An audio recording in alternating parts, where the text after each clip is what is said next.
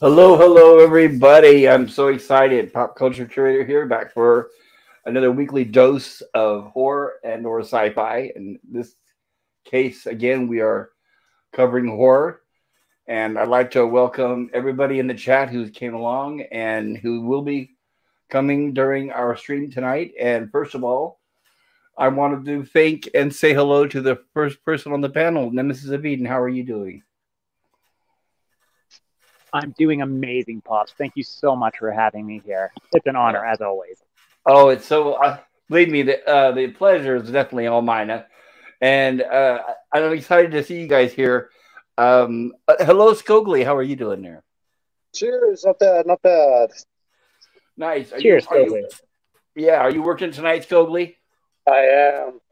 Okay. Well, I hope you can watch as much of this as possible. Hopefully, business will be dead tonight. No offense to your boss or anything, but hopefully, you can get a chance to watch some of this. Hello, Resolute Germ. Good to see you there. And it looks like we've had some people coming early. Looks like Canadian Spider-Man was here. Hail, Canadian Spider-Man. He says, hail and good evening, everybody. And Hail, Canadian Spider-Man. Yeah, and he also says 1922, back when they had to actually write good scripts. Yeah, exactly, right? Yeah, they couldn't even lean on dialogue. Right, no CGI here, folks. No woke, none of that stuff. And Gorilla's Random Thoughts is here. It says, hey, everybody. Hello, Gorilla. Gorilla's Random Thoughts. Hey, I do not have the patience this week to read this. I mean, watch it. And Scully says cheers. And Resolute Germ says hello. And that's another thing, too. I need to get my stuff in order and get your guys' channels listed so I can put the links in the chat. I don't know if I've made you guys... let me see if I've made you guys wrenches. I'm going to make you guys wrenches real quick if that's okay, so you guys can add your... Okay, looks like Skogly's already a moderator. Skogly, if you'd like to drop your link to your channel in the chat, please feel free to do so. And Nemesis of Eden, can you say something in the chat so I can make you a moderator so you can plug your channel if you'd like? And hello, Hungry Boy. So good to see you there. Same thing with Hungry Boy. Cheers, Hungry. Always a pleasure. Yeah, absolutely. Hungry Boy loves horror, and him and I talk about it all the time. Hungry Boy, I just made you a moderator. If you'd like to, please drop a link to your channel if you have one. Feel free to do so. And thanks. Hey, Hungry. Oh, looks like we have a new subscriber, Scotty R37. Welcome, Scotty. Let's see here. All right. Hey, Scotty. And I know I've said it before, and there you go. There's a link in the chat to Skogly's. Let's see if I can pull it up so everybody can see it. There you go. There's the link in the chat, everybody. If you'll please subscribe to Skogly's channel. The guy's an awesome guitar player, among other things, and very entertaining channel. Please check it out. And Hungry Boy says, oh, okay, LOL, will do. Yeah, I want to give everybody a chance to plug your channel. I have a Streambox element, but I don't quite have the link to everyone's channels yet. I need to add everybody so that I can do that for you. That way you can just sit back and enjoy the show without having to do any work. So there you are. Okay, Hungry, I made you there. I made you a moderator so you can feel free to drop the link at any time. There it is. Let me show that up on screen here. And everybody, there is a link to Hungry Boy's channel. Please check that out when you get a chance. Another fantastic channel with a person ran by a person with many interests, especially in a lot of the things that we'll be talking about tonight. I know this is an older movie, but I did put a poll in my community tab last week asking people to vote on which movies they wanted to see next. And I'm only given 4 options, so I put 4 movies in there, and Nosferatu here seemed to get the most votes, so I figured why not? We'll cover this one next. That does not necessarily mean we will not be showing the other movies, the other 3 that I showed eventually. We will. So when you vote for a movie, if it's not picked for that week, please don't be disappointed thinking that it's not going to be picked, because that means we will. If you see it listed as one of the poll requests or polls to vote on. That means it is in line to be on one of our streams in the future. It's on the list. And as deep as a cut as Nosferatu sounds, it really isn't. No, it's not. And I hope you guys have had a chance to watch it. Yeah. I hadn't seen it since, I remember 1986 was the last time I saw it. And watching it now, I had a whole fresh eye and a completely different outlook. So I'm so glad I watched it ahead of time.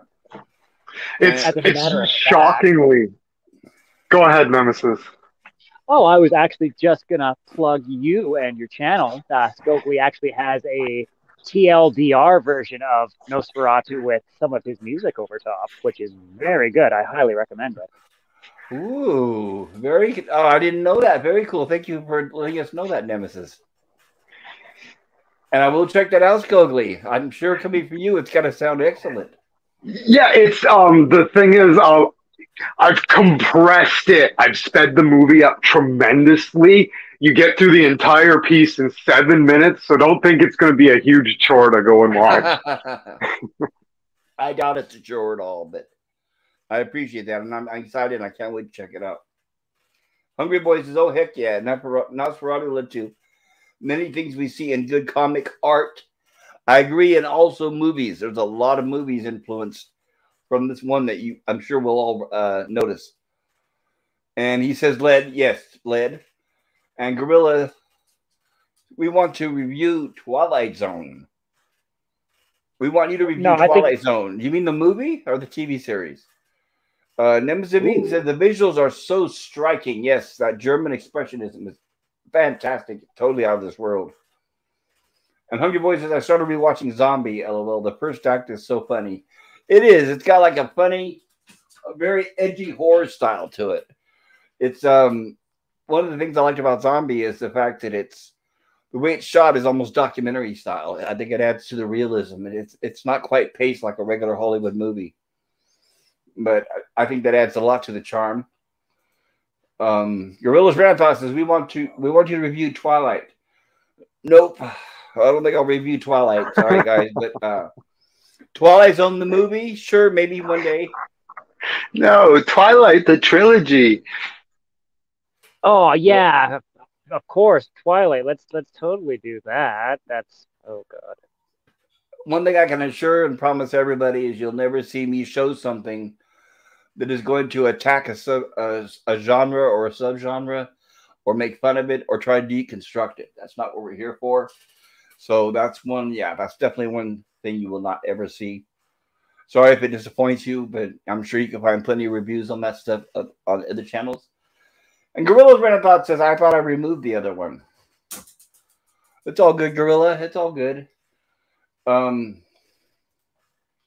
right, so Nosferatu, as we all know, is now officially 101 years old. And the exciting thing is, let me see if I can cover all this here, is I was looking, and I don't know if you guys are aware, but a lot of the shooting locations are still standing. Let me pull some of them up here. I'm going to share, I'm going to share my screen. Now, this is going to be kind of rough because I'm going through Google, so please bear with me. Oh, let me cover this real quick. Resolute Germ says this movie was likely great 100 years ago, but after seeing the Hammer films, it seems obsolete. I don't know. I still think there's definitely a place for this, and I do agree. I love the Hammer horror. Christopher Lee is my favorite Dracula of all time, but this place still has a place in it in horror history. It reminds me of Metropolis, which we'll be covering one of these days. I think it's very, very influential for future movies. In fact, upon rewatching Nosferatu, I saw a lot of things that Hammer kind of took from it. So it's really surprising how good it actually is, and it's actually very, very faithful to the book. Right, it's very close to the book, obviously, which is why the director was sued. And in fact, what happened originally, when I'm sure a lot of you guys already know this, but I'll go ahead and repeat it. But when this movie came out in 1922, the widow of Bram Stoker was still alive because the original Dracula was written in 1892. So we're talking 30 years later, and Bram Stoker was dead, but his wife got wind of this movie and saw it, she sued successfully and won for copyright infringement because, yeah, this is not called Dracula, but it's almost beat for beat. The characters. But she won successfully, and part of the lawsuit was for them to destroy every single copy of this movie.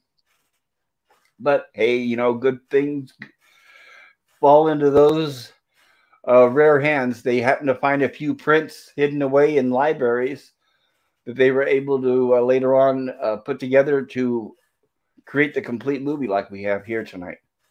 There are a few scenes. Awesome. Yeah, it is totally awesome. We're very lucky for such an old movie. There were so many movies lost to time. They either disappeared or they used to actually just throw them all in landfills. And I don't know, it's terrible because unless it's something that really stands out, it's really noticeable. Like, for example, like Charlie Chaplin, a lot of his movies survived. But there's a lot of silent stuff that never did because they just threw it in the landfills. They actually used to use it in Hollywood when they were building houses, like in Beverly Hills and all that. And they were when they were digging the holes for the swimming pool, they were throwing a lot of the nitrite, the old film stock, down below to cushion the swimming pool. Unfortunately, underneath. So that's why we lost. Yeah, we lost a lot of movies for that reason, sadly. And but we were lucky. For example, a couple 2 or 3 years ago, somebody found a complete working copy of Metropolis. Yeah, that wasn't that long ago. Yeah, it wasn't that long ago, and we were very lucky because up to that point, we'd only seen butchered edits from different countries pieced together, and so it was just the last few years that they finally put most of it together into a comprehensible. Now it's over 2 hours, like it should be. I haven't seen it yet. Oh man! Well, I recommend it, and we will be covering it here because it's also it's like this movie here. It's in fact, Metropolis. When you look at it, you're gonna think, "Wow, it's hard to believe they did all this in 1922," or 1926 or 27, because back then the technology with special effects was actually a lot better than what you'd expect. A lot of people looking back think, well, they probably were probably primitive and crude with their filming techniques. Well, it's like, well, yeah, they were, but they were also very innovative and they had a lot of ingenuity, and they knew how to make it look good with what they had. Yes, and a lot of the effects they had to do on camera, because obviously they didn't have a lot of the post-production tricks that we have now. Hungry Boy says, "You want me to come on the stream? Are you guys fine with the trio?" Yeah, come on up here, Hungry Boy. That'd be great. Gorilla's Random Thought says, "You should do, I think it's called The Black Stork. It was so dark they burned every copy and only 2 episodes exist. One is in the university and one of the Carolinas, and the other is in the Blaze Media Museum." Gorilla, remind me of that tomorrow when we do our Grilling Island stream, and I'll look it up and see if I'm able to locate it. And I got to keep my phone quiet if I'm able to. Of course, every time I start a stream is when my phone starts buzzing. Oh, that's how it always goes. I'm just replying real quick, trying to get them to maybe that person. I can have them join us and enjoy. Of course. But right. So I'll quickly finish. I was talking about the movies that are hard for them to locate. The number one sought after movie that was made, and all the copies have disappeared, and yet to this day we're not able to find a complete copy. Sad to say, is the fantastic London After Midnight starring Lon Chaney Sr. It's one of those that it's a vampire movie where he's kind of like a detective, and there's famous still shots of it. It was just as he was starting to get into sound is when it was made. It's a silent movie, but it was right before the sound movies were starting. And sad to say that to this date, we've still not found a copy, but we're hoping to. But it's the number one sought after movie that's been lost, and that's London After Midnight. I wish we could cover that on this channel someday if they ever find it and piece it together. And hello, Hungry Boy. Welcome. How are you doing there? Hi. London After Midnight. Great to hear. Yeah, good to see you, Hungry Boy. I'm glad you're here. Yeah, cheers. I'll tell you how I'm doing. I'm still 40. I'm still nearly 40 years later into my life, pissed off that. I'm glad you're here. Oh, hello. Yeah, cheers. I'm still 40. I think you got your sound on for YouTube. Oh, it's off now. It's off now. Okay. I'm still pissed off about London After Midnight 40 years later. Why did you find out about it 40 years ago? Oh yeah, I used to read Famous Monsters, Filmland. Same here. As a kid, and they did a story about it, and they had these beautiful shots that I don't even think are available on the internet anymore. With Lon Chaney showing those teeth, and they were actually this is just, you know, an artist thing. I'll apologize. I'll be handling the art side of things today, if that's okay, folks. You guys handle the rest. But absolutely. But Basil Gogos, who did some of the best painted covers, all by hand, no digital, for Famous Monsters, did this fantastic picture of Lon Chaney Sr. as the pseudo-vampire in London After Midnight. And it's a haunting painting. It's a beautiful painting. And that's the thing about Nosferatu that really gets to me is later on, you guys can talk about the technical stuff.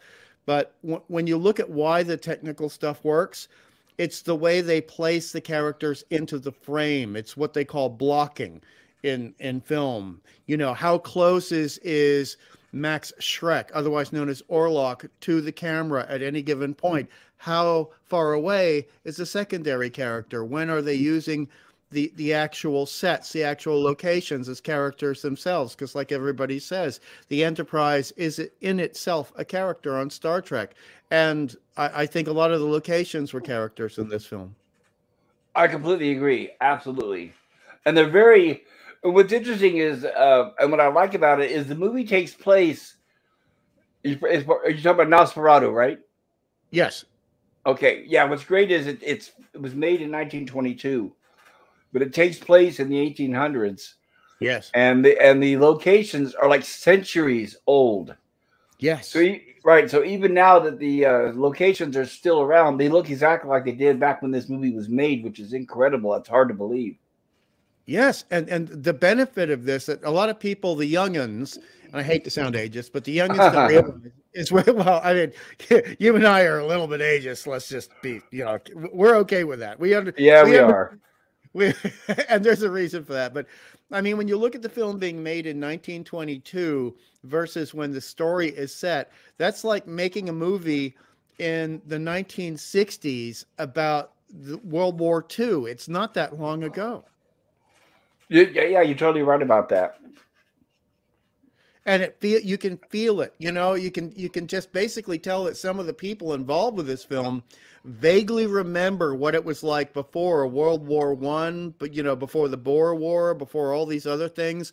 And so they're able to bring that late 1800s dark, magical nightmare lyricism to it. And one of the things that's going to be my keyword for the rest of the evening is lyricism. This is a horror film, one of the first horror films, but it has some of the most lyricism, the most visual poetry you will find in anything.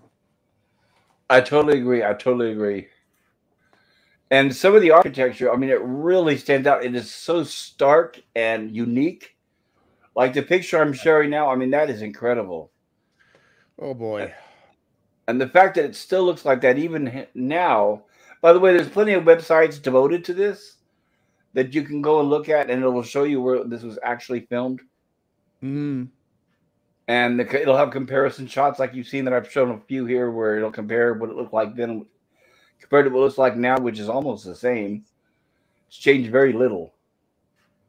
And this movie, what's interesting too is it added a lot to the vampire lore and canon. Yeah, that wasn't in the original book. So let me. It kept a lot of the original book that a lot of later movies threw out. Yes, you're right about that. Yep. And Hail Herc 130, good to see you there. I'm glad you can make it. Let me try to get caught up on that here. And Edge of Time, ahoy, Edge of Time. So glad you're here. Wow, everybody's starting to come in. I'm excited. I think you guys are going to have a great time tonight. Herc 130 says, NOS stuck with me for years. For a 15-year-old kid to see this movie, it leaves a mark, LOL. You're absolutely right. That's another thing about movies that were made back then. When you see them, you remember them for a lifetime. It's not like the modern like Marvel stuff, for example, where you see it and then, you know, a month later you don't even remember what the movie was about. As our generation said, because we learned it from our grandparents, Pop, in one ear and out the other. Right, exactly.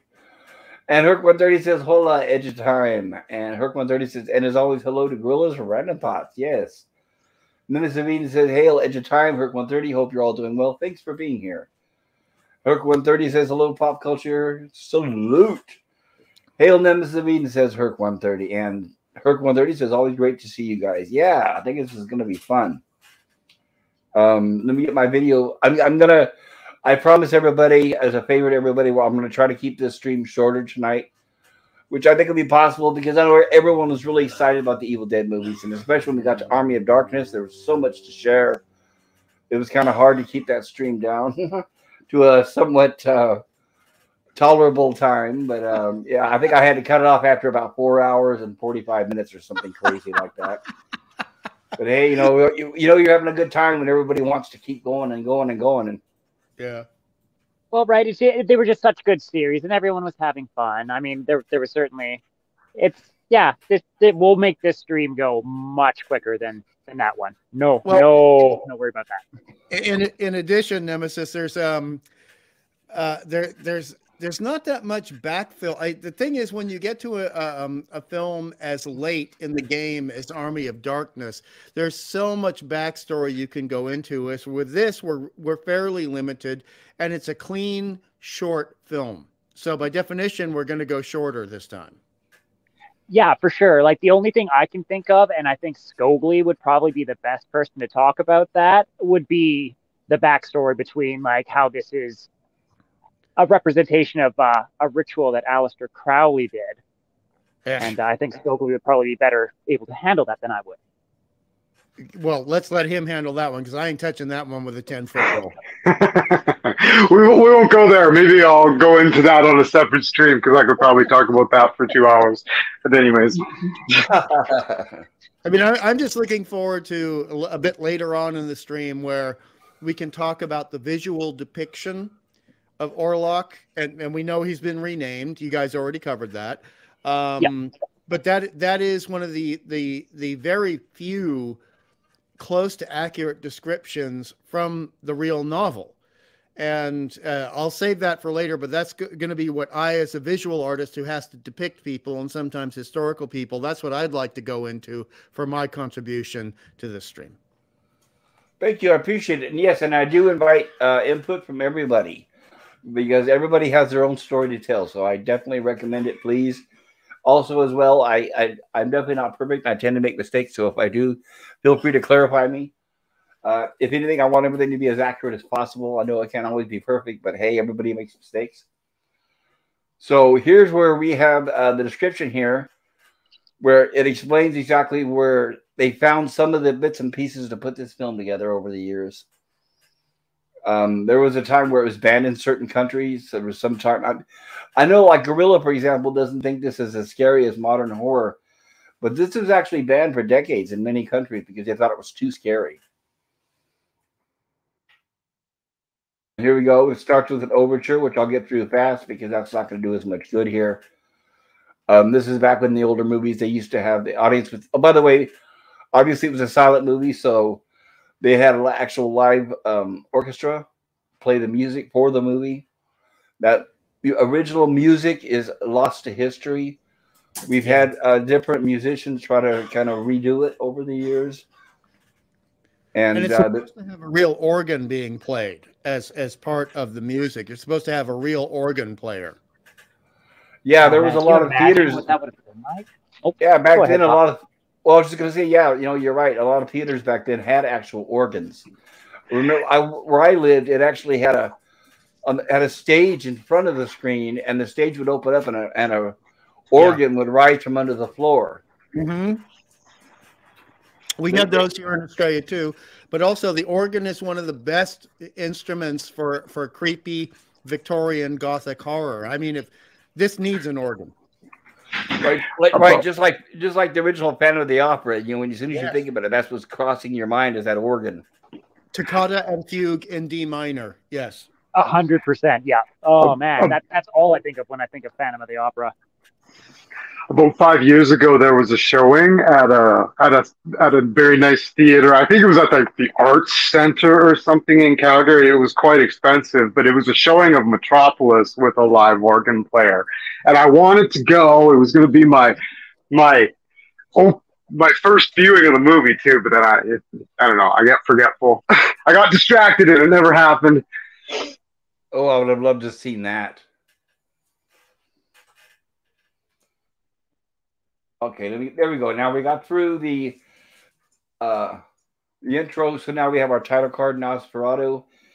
I'm hoping that the text is readable. Are you guys able to read it from where you're sitting? I can see it fine. Yes. Okay, good. I had to kind of play with the colors. And as you can see, this will be our first week where we're not using Gilligan's Island font. I hope that's all right. Very upsetting. I might have to leave. This font is actually called Nosferatu. I was able to find it, so I'm very excited. So it actually will fit the movie to a T. Then I retract my statement. I have to stay.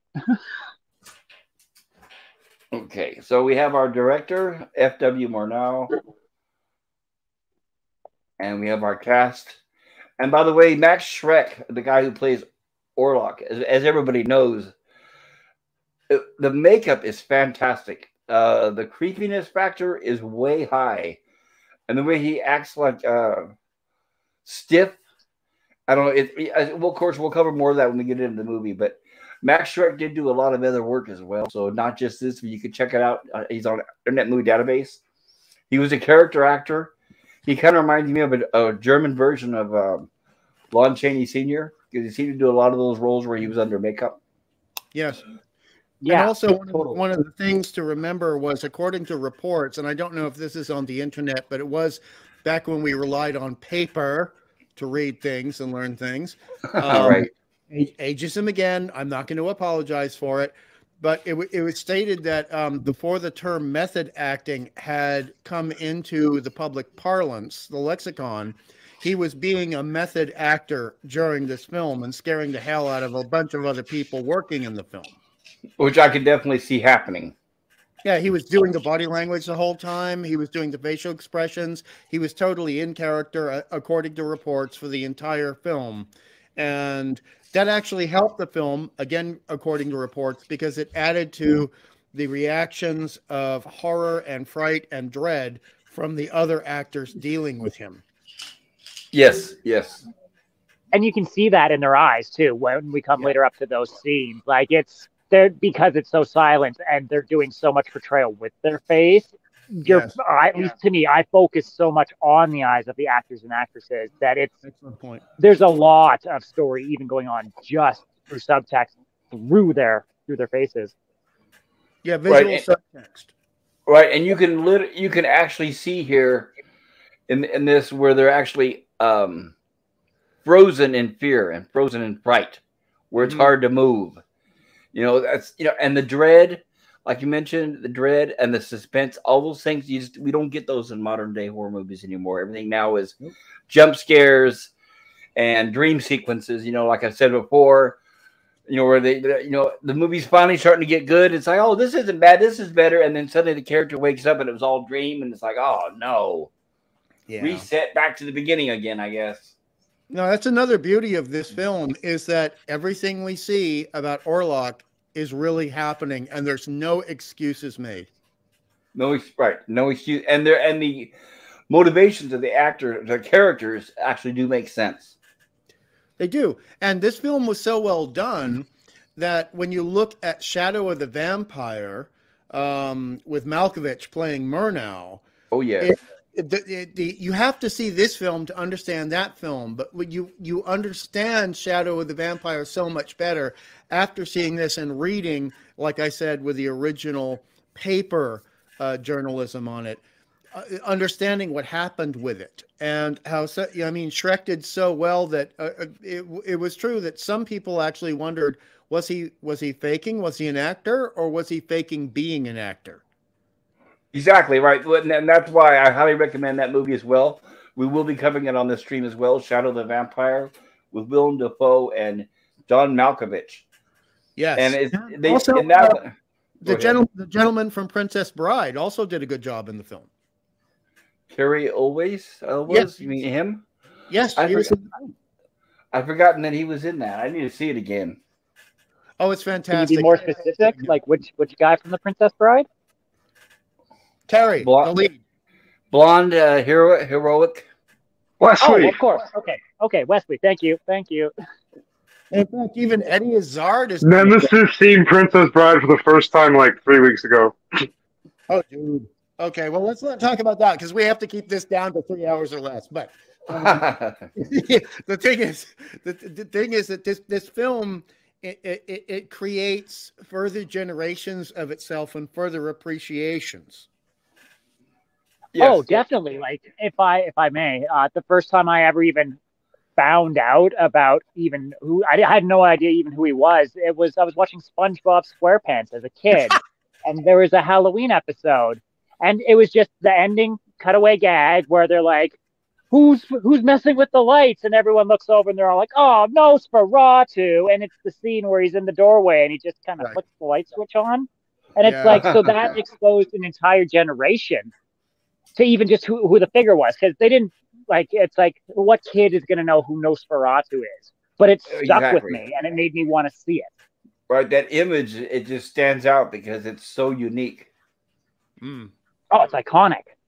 Oh, there are so many, we'll get to them, but there are so many images that are so unique here that required physical labor to make happen and understanding of how light hit a glass in a camera that was being cranked by hand. And a lot of people don't appreciate this. Zoomers don't. I mean, Zoomers understand it, but millennials don't, because Zoomers are oddly getting back into physical media, whereas you had to use your arm and be almost an athlete to keep your arm at a steady rate so the speed of the image when it was portrayed to the audience would be consistent. Right, exactly, because sometimes I remember years ago I used to really comb through a lot of silent movies, and you could see them speed up and slow down when they just didn't get the pacing right. Exactly. And well, it was there you go. True cinematography back then was an art. Like there were no not autocorrecting, but like auto leveling and like there was no manipulation. Well, I mean, there was. You could cut the frames up and whatnot, but like it was just the mark of a good cinematographer to be able to have that smooth level and the ability to pull off those shots. Right, to think that the camera actually did not even have a motor in it. You had to actually hand crank that camera. I mean, and that's something that constant. Keep the speed utterly constant. Yes, and I had to before we get too much into this, I have to mention that Robert Eggers, the guy who did the movie The Witch, and he also did The Lighthouse. Right. Supposedly he's been trying to get a remake off the ground for years of this, and supposedly he's working on it now. And if anybody is to tackle that job, I think he's the only one qualified because he actually, knowing him, he'll probably use the original locations. And he even uses usually the original style cameras. When he made The Lighthouse, he actually used an old crank style camera. Yeah. It's one of the few films I'm looking forward to. I'm going to shut up now and you guys talk. And by the way, hello, Captain Infinity. Stop making me laugh when I'm trying to talk. Oh, easy for you to say. Right back at you, hungry. Down, boy. Hello, Pop. Hey, Captain. Good to see you. I hope you weathered the storm okay. I think we've come out the other side of it. We're still trying to get internet and power and such like. But the actual weather, it's quite sunny now, thanks. What an inconvenience. That's not good. Oh, it's all right. In Captain World, there are no inconveniences. There are merely challenges and puzzles to solve. I've created internet using just a garage full of spare parts, and I'm with the A-team and MacGyver right now. Well, I advise you to add maybe a couple coconuts, and it might improve your signal. Oh, it's pretty. Oh, I think we are quite happy down here, Dr. Jones. So anyway, Nosferatu. Let's not get off track. I like the 1978 version, but I like this one because it came first. Mm-hmm. We will be covering the 78 version with Klaus Kinski as well. Oh, brilliant. I like a bit of Klaus Kinski. Yes. Kinski. And Natasha as well, of course. Oh, Natasha Kinski. Ding dong. And and I will try to, like I've said before, I will try to cover as much chat as possible. I don't want anyone to feel ignored. Herc We're nothing 130 says without the always. chat. You know that. Absolutely. That's what we're here for. 100%. Gorilla's Ramthon says, hey, Herc. And Nemesis Beats says, always good to see you, Herc. Herc, And Gorilla Nemesis. says, we demand the Gilligan's Island font. Well, maybe I'll consider that next time, Gorilla. Nemesis Beats says, haha, definitely on the next one, Gorilla. Captain Infinity says, cheers. And haha, pull off. And Captain Infinity. Hey, Captain Infinity says, Herc 130. Hail, All Herc right. 130. And before we go further, I want to mention here, we're getting our cast here, our cast list. And below you'll see where it says knock, a property agent, Alexander Grenache. Now, the reason why I want to mention that is because that's the driving force of the plot, is that Nosferatu is looking to buy property. And we'll kind of get into this a little more, but what I want to mention is knock was the original, it was Renfield. If anybody has read about Renfield or seen, we'll cover this in the movie when we get to knock. Because he's in the cartoon Renfield and Stimpy. But apparently a knock, a real estate salesperson, upon selling property to Nosferatu, apparently that alone drove him insane, which they'll show more in the movie here. But I just wanted to highlight that out. And the reason why I'm pointing it out is because of that trailer for that movie Renfield, which I'm not a fan of. I don't want to get into that now, but it's really horrible what they're doing to the properties these days. And if you've seen the trailer or if you're going to see the movie, I'll just say that that's not Renfield. But oh well, that's a discussion for another day. So there we go. Now we're covering the sailors aboard the boat. And here's our first title card here. Or actually of our script. Chronicle of the Great Death in Wisburg. And by the way, I'm sure you guys have all heard too, a lot of the old vampire tales came from the days of the Black Death and the Black Plague and things like that, because so many people were dying, they thought there was monsters and demons going around killing people. So that's what inspired a lot of myths and legends. And it's also covered in this movie. They're technically not wrong either, because the Black Death came from fleas, which are bloodsuckers and vampires. So, right. Ooh. And Black Plague, which we currently have thriving well and fine in San Francisco, is brought on by the rats. And also, which is brought on by the fleas. Yes, this film, let us remember, was made very, very shortly after the conclusion of World War I, when there were bodies in the streets, there were bodies in the fields, and nobody had any way to compensate for them. So there was rot, there was poisoning of the waters, there were people... Well, not to mention Spanish flu, which killed more people than World War I. I was going to say, 1918, yes. Exactly, so... it didn't come from Spain, by the way, Ron. No, it didn't. No offense to Spain. No offense to Spain. Yeah, it was reported in Spain because they were neutral during World War I, so they didn't have the censorship, you see. And the king got the plague. But, you know, the entire point is that the audience of this film is going to have very fresh in their memories the visions of what true dead bodies look like, what true disease looks like. So this film was very gutsy in the way it was handling things. Yes, absolutely. Yeah, there's an honesty to it. It's like the Japanese in Godzilla. They just, because these people... 54, yes. Totally. Because these people have experienced true horror, they can portray it to us way better than I think I personally could. Yeah. I completely agree. Yes. The way they handle it too, it's especially now because we just basically went through our own little lockdowns and viruses and things, that the way we see them react in this movie, I never thought that I would live through the days where we're acting the same way with the quarantines. They do this. We'll cover that here in the movie. But if nothing has changed when it comes to that. Nothing has changed. The quarantines, the fear, the mongering, the division of the people, it's all the same. Mm-hmm. So here we have the text here. Does this word not sound to you like the midnight cry of the death bird? Westlife's images fade into shadows and ghostly dreams rise from. By the way, this movie is in the public domain, obviously, because it's over 100 years. So in a normal circumstances, I could show it, but even on YouTube, you could show things that are in the public domain and still get a copyright warning from somebody. I found that out when I was doing a video for Star Trek, and I used Gustav Holst's The Planets, and it's public domain, but I got a warning. So I said, okay, then. I know, yeah. There's always somebody out there that's going to complain. You got a copyright strike from John Williams. Right, from John Williams. Believe it or not, and pop culture is going to laugh at this. You can show sequences from Plan 9 from outer space and get a copyright strike. I am not from surprised. Ryan Johnson.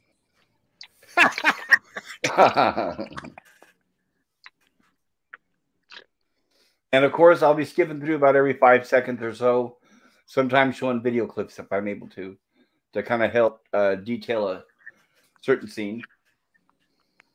But I can't read all the text or I'll get a copyright claim. So that's why I'll pause on the text to give you a chance to read them. I want the movie to make sense if you have not seen it. The Great Death in my hometown of Wisburg. Here's where they're talking about the plague. Oh, I thought you were going to read it in the original German.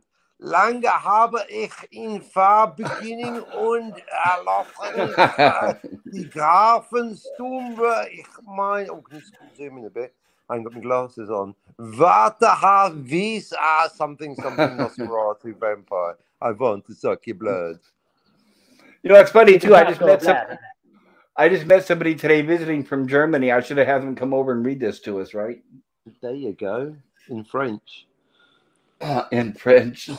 Everything is always here in German. There lived in Wisburg Hutter and his young wife Ellen, who, of course, that's our version of the Harkers. Anybody who knows the Dracula book, it was Jonathan and Nina Harker. Oh, yes, the Harkers. And here we have our opening shots. And they are actually moving, as you can see here. So it's going to look like this. There we go. There's our young Hutter, our hero. And what's great about this, it is tinted, as you guys will see, of course.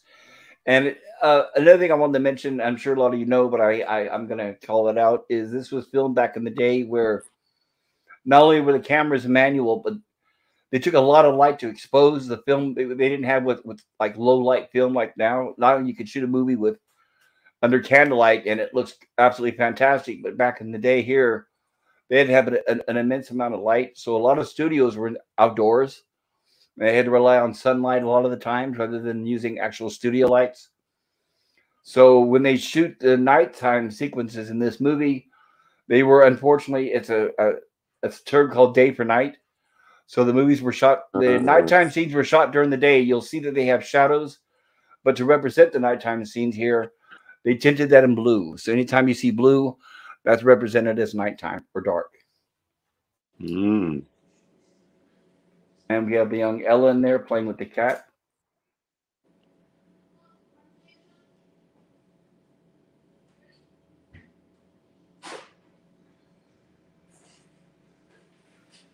And here we have Hutter getting ready to take a trip.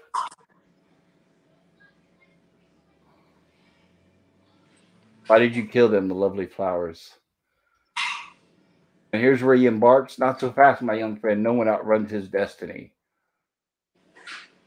And here we're starting to meet our characters. One thing was certain, he paid his people well. That just looks okay. It looks like it's written by a madman. Looks like a doctor's note. It looks like a page from the Necronomicon. It does. It does. And here's we're introduced to Knock, the real estate salesman, who is their rendition of Renfield.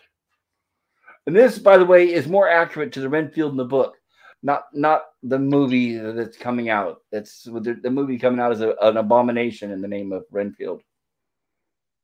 Look at that face. Oh my gosh. That was just once again, the facial expressions in this movie, amazing. It is, totally. That's just it too, right? Since they didn't have dialogue, they really had to act with their faces. And they had to sort of overreact. similar to like an actor on a stage has to do. They have to overact their body movements, their exaggerations, their expressions, so that people across the room can actually see them from a distance. So sometimes when you have an actor or an actress that are used to acting on a stage, and then they get a job as a movie star, a lot of times they have to tone their acting way down because it's over exaggerated, it's too loud, and all these other things. So looking at you, Meryl Streep, calm it down, will you? I don't know why, but I don't know any man that likes Meryl Streep. She seems, I mean, no offense to anybody, but it just seems to be something she appeals only to women. Yeah, that's just my opinion. I'm not knocking her acting ability. It's just that I don't know. I'm not a fan. So here we are, real estate agent's office, knock, and we have Hutter here. And he's got the deed. Count Orlok, his lordship from Transylvania, is interested basically, which is to acquire a beautiful home in our little town. Now remember, he's calling it a beautiful home. And we'll get a good look at that here eventually. And he's telling Hutter that he could earn a little bit of money in commission if he helps him sell the property. Doer upper, magnificent views, definitely needs a lick of paint.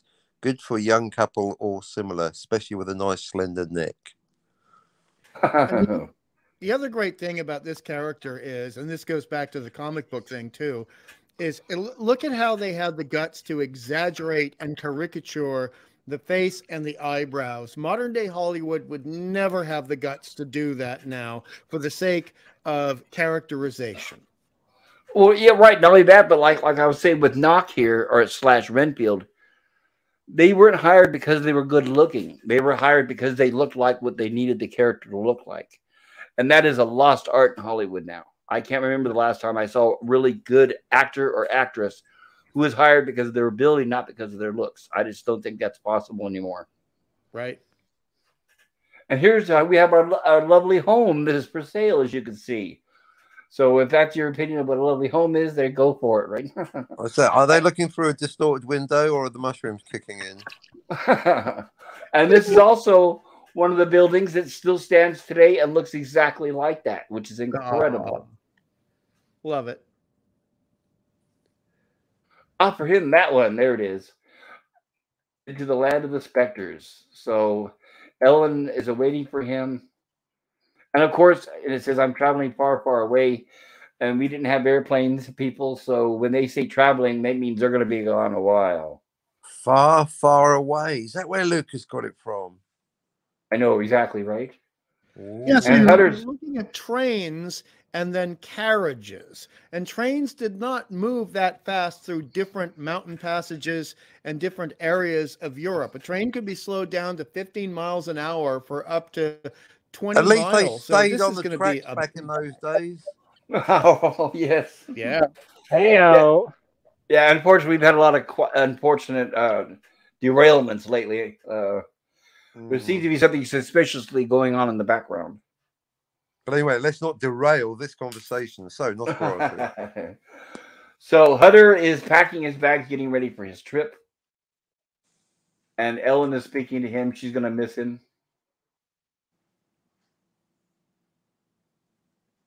One thing definite for sure with these movies is they weren't big on exposition with dialogue like they are now, right? The rich ship owner, Harding, and his sister. There's a scene, just that previous scene there, when he walks away from her. He's like, yeah, I'm going, and it like holds on her for about 5 seconds, and you watch a piece of her die. She's like, he's not coming back. She's like absolutely horrified that he goes. Unless this is a different version than the one I watched earlier today. It is. There's a scene missing there. I hope you got that. I hope he has a complete. Is there a Nosferatu director's cut? Hang on a minute.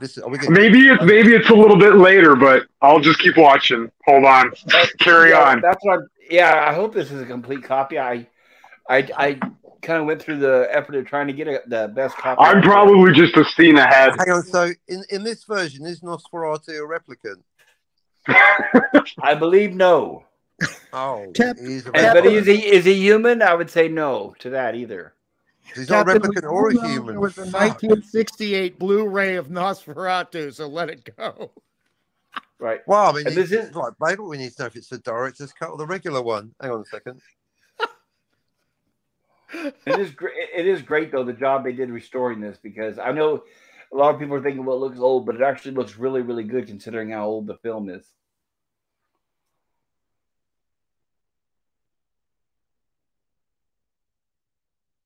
And that building still stands, look exactly the same today. And young Hunter traveled many dusty roads. And see, that's another thing too, like what you said, Hungry. Back then, when people left to go on a trip, you didn't know how long they were going to be gone.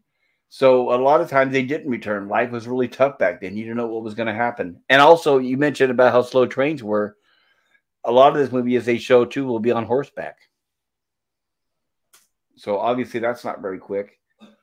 And people then had a different scope on speed. So here we'll be in a car going 70 miles an hour, and we're thinking, wow, I need to get there faster. I need to get there faster. But people back then never would imagine going 70 miles an hour. So if they're in a horse and buggy and they're trotting along at 5 or 10 miles an hour, I'm sure to them that was keeping up the pace.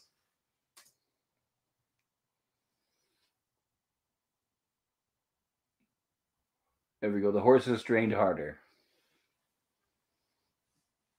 And we open up to our countryside, which still looks exactly the same. I think I can get us through faster if I show clips like this. But I'll try to keep them less than 15 seconds so we don't get too many complaints. This scene right here reminds me straight out of the Invisible Man, the Hammer Invisible Man, Universal Invisible Man, as well as Dracula, because you have the inn where you have our hero who visits the inn before heading up to the castle. They also redid this scene, I'm sure you guys noticed, in the Hammer movies. And it also reminds me, yeah. Right. And he's all excited. He sits down for a drink, and then he demands food because he's hungry. And here's where he says, quickly, something to eat. I have to get to the Count Orlok Castle. And of course, if this was a sound movie, this is where you would hear the record scratch. Because immediately when he says the Orlok's Castle, you get the response of everybody right here. A record scratch or a handmaid dropping a plate to the ground and having it shatter. Right. Like one of the people working there dropped something. And this also it reminds me, reminiscent of another movie we'll be covering is American Werewolf in London. Oh yeah. Oh, I'm brilliant. excited for Rick that. Mail. Slaughtered lamb. And he's still laughing. Lamb. Right. He doesn't quite understand why they're looking like this. Fortunately, the innkeeper comes along and warns him and tells him that it's best because it's late and to not travel by night, that maybe he should just get a good night's sleep and leave in the morning.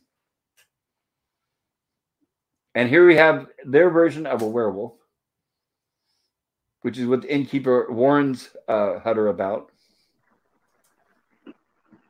So werewolves and vampires in the same movie long before Twilight. Long before Twilight. And here they actually meant business. Look at the size of that room, how small it is.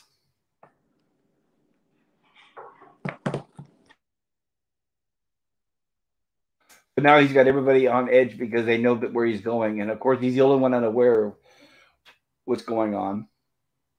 But man, you can feel the dust in that room, can't you? You can, exactly, you can.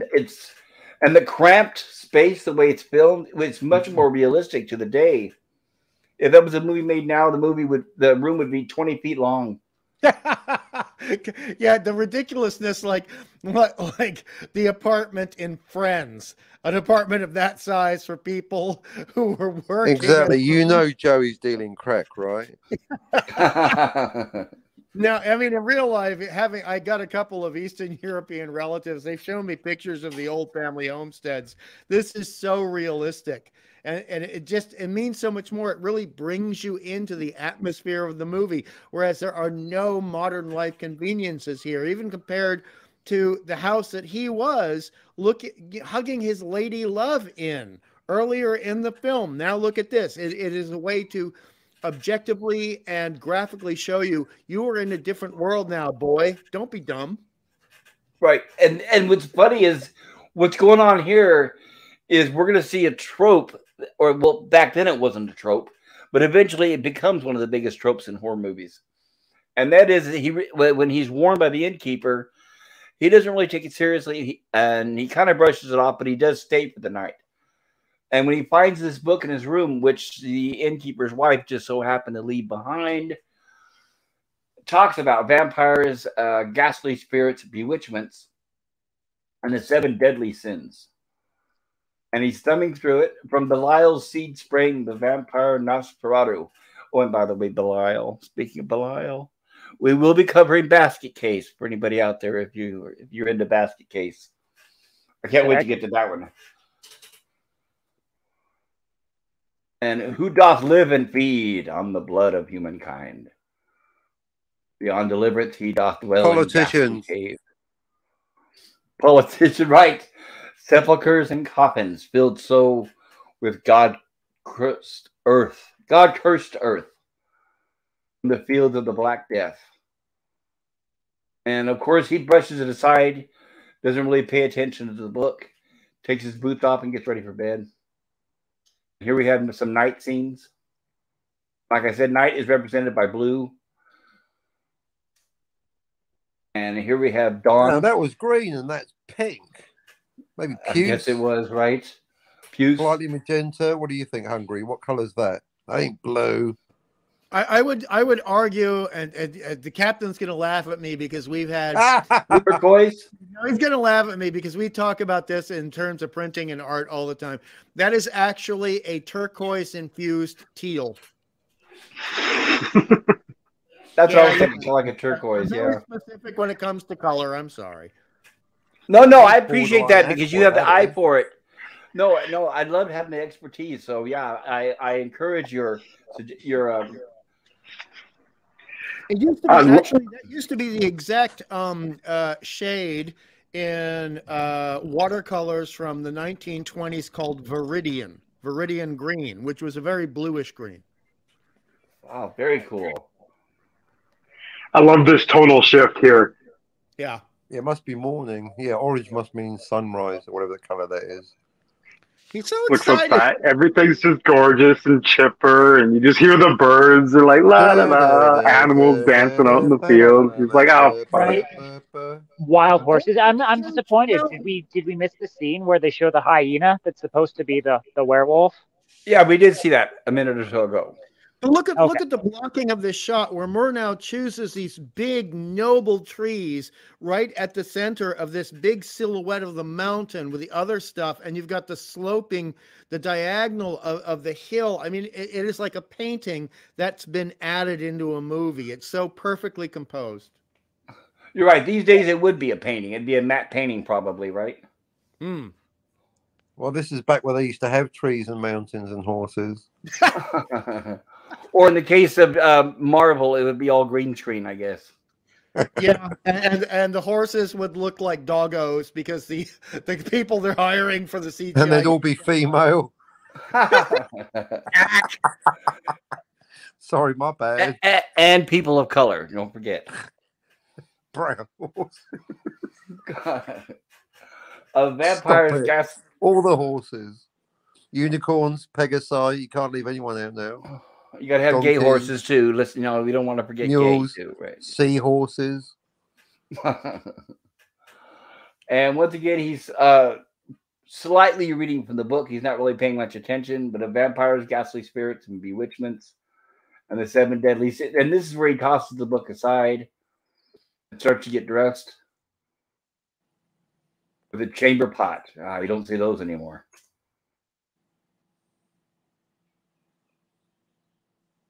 Here we are with his horse and buggy getting ready. There are so many things that happen in this movie that they take it outright for so many movies that have just copied this.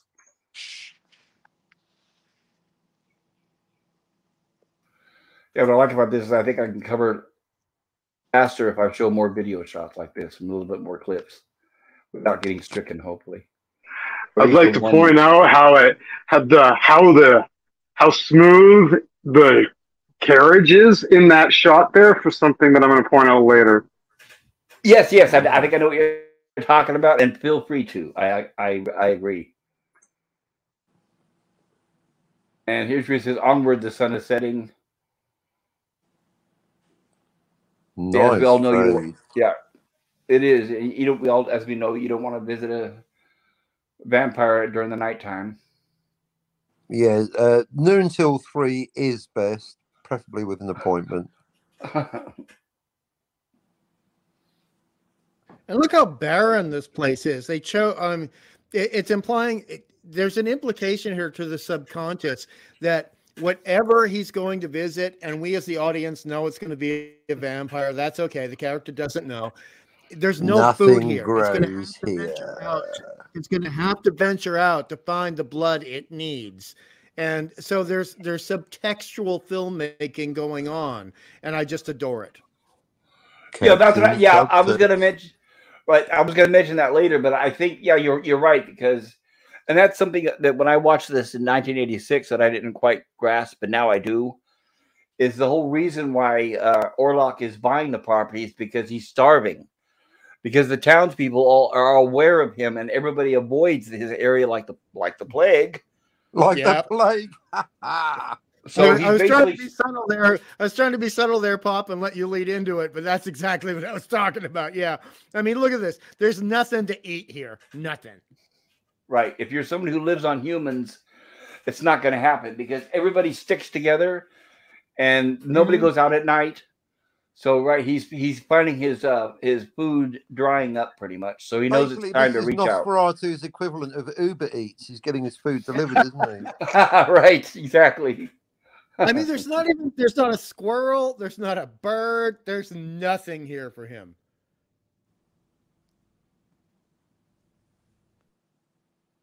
And I like that too, the fact that it's barren of wildlife, because that leads you to think, well, is he killing the wildlife, or is that part of the plague? Which adds to the mystery. Scared of him, right? Which is probably the case as well, right? So many implications. And here's where the horse and buggy have stopped and say, just like we've seen in so many future movies, we won't go on. It's frightening beyond the past. They even did that in the original version of The Haunting, and I wish they did not include it in that shitty, horrible, execrable remake of The Haunting in the 90s, you know, but there's a point where nobody is going to go past the marker, and there's a clear marker. Oh, right. That's the one with Liam Neeson, am I right? I despise that movie. No, the original one is great. The 63 Haunting, I recommend. The original was good, but I think the new one I didn't like either. Yeah. Oh my God. Well, I mean, the one with Liam Neeson also had Owen effing Wilson. Oh, the guy with the putty nose. Yes. No. Wow. Oh, dude, the ghosts are so scary. Like, wow. At least he gets his head ripped off by like a lion pendulum. That was pretty sweet. That was the only part of the film. Yeah, at least there's one bright spot. Back to Nosferatu. So meanwhile, we're back with Knock, the real estate agent, on top of this roof. I think he might be kind of losing his marbles gradually, but here's how he watches the townspeople. I thought it was a reference to Once Upon a Time in Hollywood and Cliff Booth as played these by shots are so Brad delicious. Pitt. I mean, to film this looking down and then to cut to this, and film editing was so hard. You had to slice everything with a scalpel or a razor blade and get it together. And for folks that might not know, back in 1922, they had almost no CGI. Almost. Almost. Programming. Right. And here's Ellen doing some stitching here. Oh, she's so adorable. I love those little curls, those Goldilocks curls. They're so sweet. It is. And for those of you that are not in the know, I know most of you guys here on the panel are in the know, but the reason why their faces are so white here is because they put white face makeup on their faces so that it would photograph correctly. Mm-hmm. That's why you'll notice that their hands maybe and their necks are a little darker. But back then, because like I said, the film, it just for lighting it, it really had to bring their face out, so that a lot of them have white paint. So it's not because they're vampires. Does that mean for Nosferatu they went super, super white? I believe so. Yeah, they were the first goths, you know, the first white face. Like That Well, was the there's a physical. reason why they chose certain somehow I shooting. got you. Oh, sorry. It's also a reason why they chose certain high contrast for the costume. So you look at there's like a dead gray, 50% gray for the coat. Then you're going to have a really dark black underneath for the shirt, and then you're going to have the white pants, and it's going to really stand out when it films. Actually, you can see if you read the subtitles, these guys are location scouts for Susie and the Banshees that want to make a new music video. Oh, Jesus. This is the scene you were talking about, right? Yeah. When he gets picked up by the other Right, the second coach. the second wagon. So here's where they leave without, because I want to apologize. When we saw the scene with Knock on the Roof, somehow my mouse had actually skipped to later on in the movie. So I'm back to where we left off, to where Hutter is dropped off. They refuse to go further, and he sets out on foot. Look at all those rocks, man. What? He's got to carry his own bag?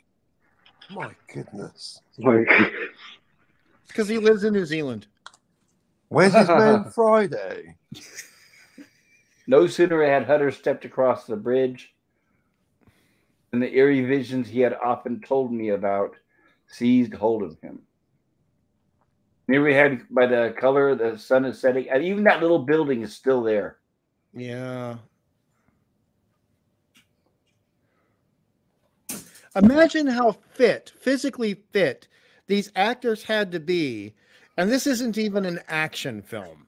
Look at all the walking they have to do, the getting up and getting down, the climbing on rooftops. And let's face it, we didn't have, I mean, correct me if I'm wrong. These days, they just cover him in light bulbs and fix it all in post. But I mean, we didn't have people saying, okay, let's get the stunt double in. Right, so stunt double. On the rooftops. Yeah, Nope. Right. Tom's too busy to walk. Let's get someone else in. Get the stunt walker in. No stunts, no unions. And here's where he hears the sound of oncoming carriage. The rule of thirds. Look at the placement down at the bottom. look at her. That is a jaunty hat. Look at that thing. That wagon came down there fast. Well, here's what's interesting is I'm sure you guys have known, if you guys remembered it from the Hammer horror movies, that Dracula had his own coach, and it was always driving extremely fast, just like this. That's in the novel when he's in the wagon and they're going and it's all looks jaunty. It's like they're filming it faster, like they're ripping. He's like, holy shit. Exactly, Scogli. This is supposed to try to visually encompass an accuracy towards what was described in the novel. It's supposed to be almost a supernatural or preternatural speed that should not be happening. Like demon horses, like yes, kind of deal. Crazy horses. I mean, this whole sequence is just a goth song from 1988 that should have happened. Exactly right. But I think that the reason why that he drives the coach with the speed that he does, I think he's afraid to be out. Yes, I exactly. should be playing The Cure, A Forest. Look how long the shadows are. No, to be backing up pop culture, again, the film is trusting in the intelligence of the viewer, unlike anything made for the past 15 years. Look at the shadows. So now the audience knows, oh, it's going to be dusk soon. You know, or it's dusk now, so he's safe, one or the other. The implication is he's got to do this really quickly. Yes. And right, and the reason why I want to point another detail, which I don't want to spoil the end of the movie, but hello everybody, it's 100 years old. But in the book, Dracula in the book, sun would weaken him. It wouldn't destroy him. This is the first time we see on film where Dracula is destroyed by the sun. And that trope, or I guess you can call it a trope, was later added to the canon. Now it is part of the vampire canon where the sun destroys a vampire. And we see it here for the very first time. Well, at least they did, at least this is a joke for you, Pop, specifically because we've seen so many of the same films. At least we never in this film got the notion that a silver bullet can kill a vampire. Right, No, exactly right. One of these days I will cover the episode Mummy Daddy. I will cover that on here. And it's a great episode of Amazing Stories. Yes, it is. Yes, it is. Probably the best. Definitely. So the reason Nosferatu, but at this point, us the audience, we don't know who is driving the coach. But the reason the way it's sped up is because they overcrank the camera at this time, because that's how they get that camera. That's why it looks a little herky jerky. I'll go back here. When it comes around the bend, you can see where Hutter stops, because they overcrank the camera to make it look like the buggy's going a lot faster than it actually is. Yeah, you can tell if you watch his cloak. It's Yes, because you can see the way it moves, a little unnatural. But then when they cut to the close-ups, here we are back to a standard cranking, and we have our first appearance of Nosferatu. Hello. Pointing at him with a whip. That's so delicious. Oh my God. And the shadows on the eyes. Everything covered in black. He even has his horses covered in black. Almost like they would be exposed to the sun as well. That is your favorite goth girlfriend right there. If only that carriage was ridden by Beatrice, Darlin, Feruza, Balk. Hey, hungry.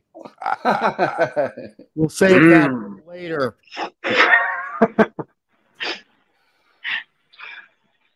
This right here, this scene looks just magnificent. Yeah, that's an early use of the polarization technique, which was very difficult to achieve. And maybe we'll go into that later. But because the trees are inverted, so it's a double exposure. Oh, that's the almost no CGI. That's the CGI right there. They've inverted half the frame. The first great special effects in film right there, and it's not given credit. And a lot of people think that people started using it in the 1950s for like Angry Red Planet, which used polarization a lot. But this is where it started, and respect must be given. I think they were using Charles Babbage's difference engine in a very early version of Photoshop.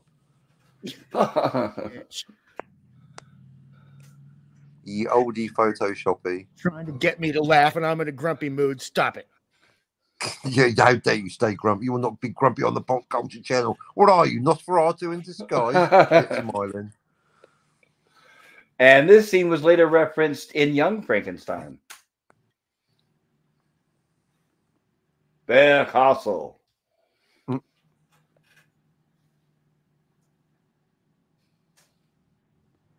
Now notice that he just got out of the buggy. He turns around.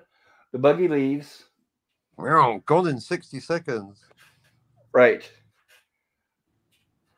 Door opens on its own. Of course, there's nothing, no red flags there, right?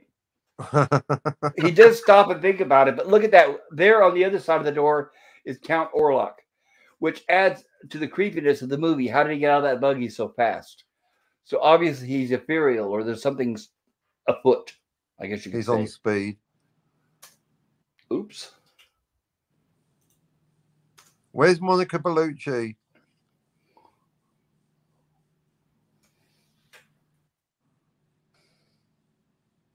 And the doors close by themselves. Slam. And look at all those water stains on the stone. You're right. Years and years and years of erosion.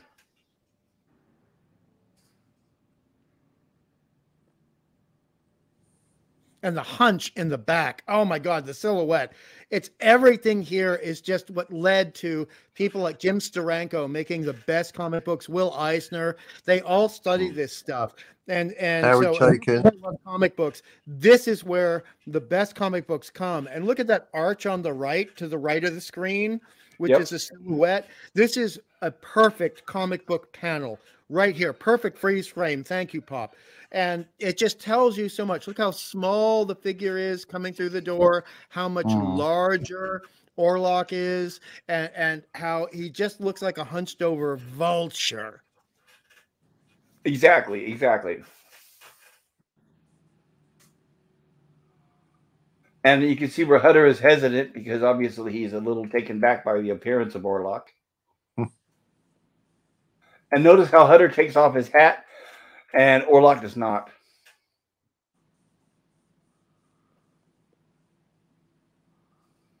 Of course, he keeps his hat on because he's bald, like George Costanza.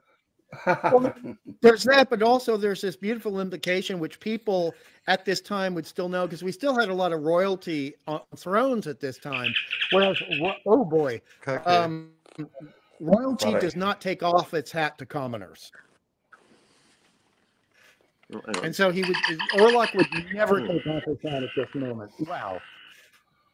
You know, and oops, not me. Sorry. You know, and you're totally right about that. You're totally right about that. It reminds me of when I was in the military, where basically by rule, if somebody salute you, you salute back, and vice versa. But many, many, many times we'd have a like a colonel or a general coming through, and everybody salutes him, and he's like, and he just keeps on going. So so you do not have to salute somebody below you, but somebody who's equal or above you, absolutely. Above you. Absolutely, lots of trouble. You will get in a lot of trouble if you don't. Yeah, all you lieutenants out there on YouTube, you better motherfucking salute me the moment I show up on panel.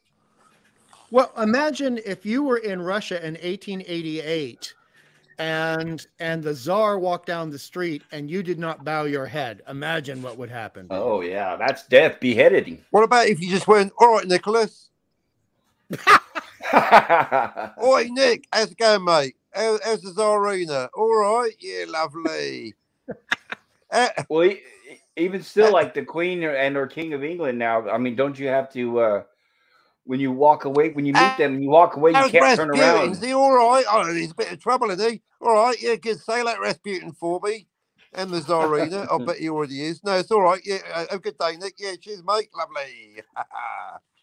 No, he's a lovely bloke, the Tsar. He's a great guy. I love him. I think with royalty, no, I think with royalty, like the British royalty, when you meet them and you're walking away, you're not allowed to turn around and walk away from them. That's disrespectful. You have to walk backwards away from them. And you cannot flip him the bird. Yeah, that might not be. And don't fart in their face and crap in your pants, Biden. So anyway, don't soil your nappies in front of a royal. Come on. All right. They frown down on that. They tend to sometimes. You have kept me waiting too long. Of course, I got it. Orlok is very anxious and hungry. Kun ist es gleich Nacht. And of course, Orlok tells him now it is nearly midnight. The servants are sleeping. And you're thinking, okay, servants? What servants? Die Diener schlafen. That's Monica Bellucci, right? So, yeah, and my question for you guys is, because you guys have seen this movie, they don't actually show any servants, do they?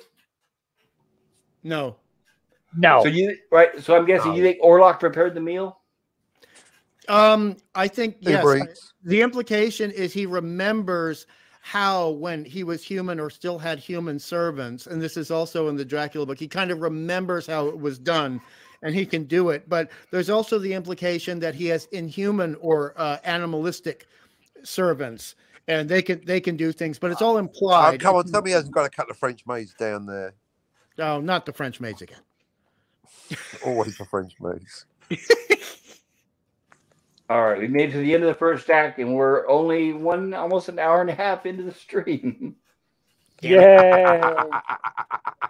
4 acts in this movie, if I remember right. So we're now at the beginning of our second act. And look at the size we're introduced to now compared to previously. The scope, the scale of the sets. It is, absolutely. Now at this big, huge castle. Yeah, this is like Elstree Studios kind of size. Yeah, this is where a lot of Hammer got its first 3 Dracula films from, because those sets were magnificent. Even the floors, I think they had the checkered floors the same. Yes, and this is more Hammer. I think Hammer took more from this film than the 1931 Universal Dracula did, where they were going more with the German expressionist stuff. Whereas, ironically, even though this is a German film, it's not very German expressionist in the shapes and the construction of the sets, the design. That's true. Yes, I agree. Here we have Hutter eating dinner, noticing that Orlok is not eating dinner, and Orlok seems to be very intent on reading the contracts of the property. Mm.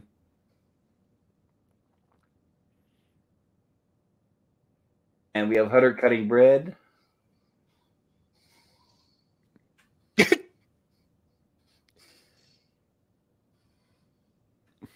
Is he going to cut himself? And we have the stroke of midnight. And here we have where, yes, he does cut himself. Oh, here we go. Allow me.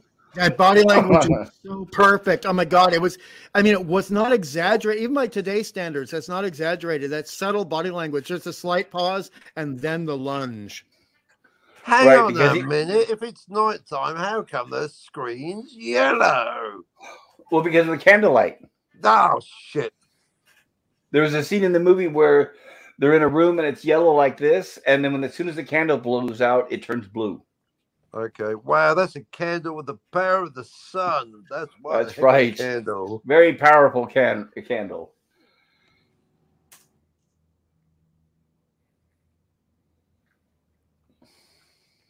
And of course, Hutter does not know what's going on. And Orlok says, "You have hurt yourself, precious blood." And you notice how, as a credit to Mr. Schreck, whenever we see him and he's being completely engaged, actually, I think almost all the time we see him, no matter how long the camera's on him, he doesn't blink. Nope. In fact, I was reading a little bit of trivia about this the other night. He only blinks once in the movie. I tried to find which spot and I wasn't able to. So I think it's much later, but look at that horror. Look at that horror, that dread. Like, oh, get away from me. Right. Ugh. This is the first point where Hutter realizes that maybe coming here wasn't such a good idea. Nice one, Pop.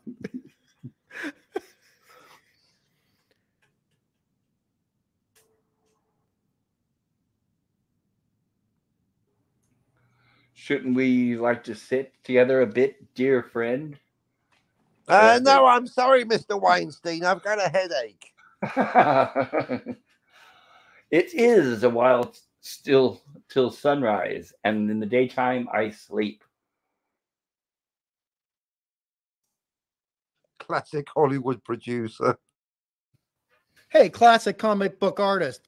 Don't, Captain. Come on. You don't sleep at all.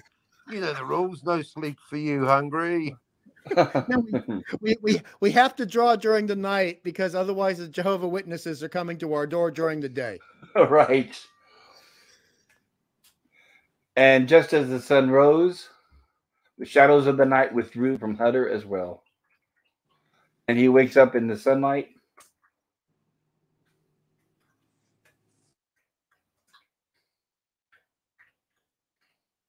And he notices that Orlok is not there. And since he slept all night in a chair, obviously he needs to stretch. Now the castle is lit by sun rather than candlelight. We're going to have to change the bulb.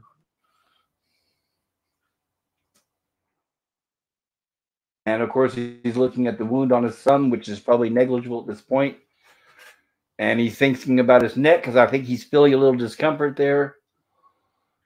And we'll notice that there are two little marks next to each other on his neck.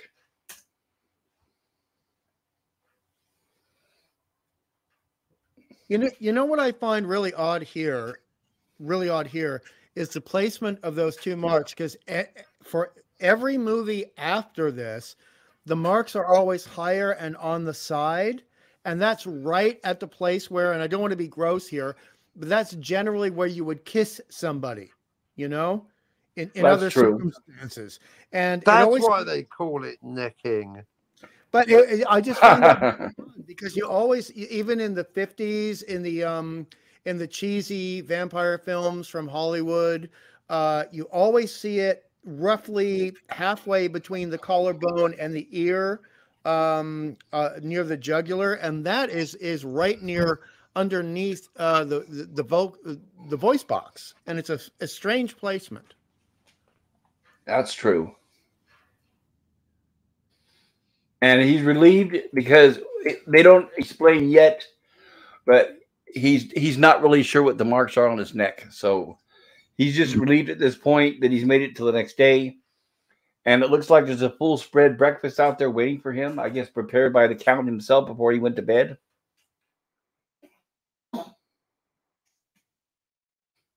And here's where he's just all happy and he digs in. He even sits in the Count's chair. Oh, no, you didn't. There's another set that's still around. All these castles they filmed this in are still exist, and it blows my mind.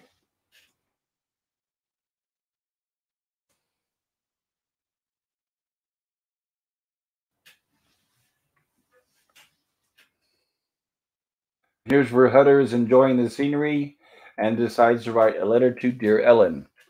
My dear, my dearest, grieve not that thy beloved is so far away. And he's being distracted by mosquitoes. I am plagued by mosquitoes, he says. One quite near the... Now he mentions the marks on his neck. One quite near the other on each side. So he thinks those marks on his neck are from mosquitoes. He got a little discomfort, but he figures he's okay. One dreams so heavily in this desolate castle. But it makes you wonder, were people aware at this point that mosquitoes were associated with disease?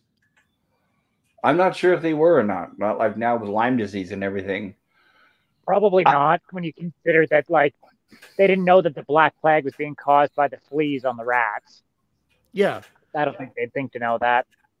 It was basically, wasn't it Louis Pasteur and knowledge of germs, which 18, like it might have been known at that point, but not widely known.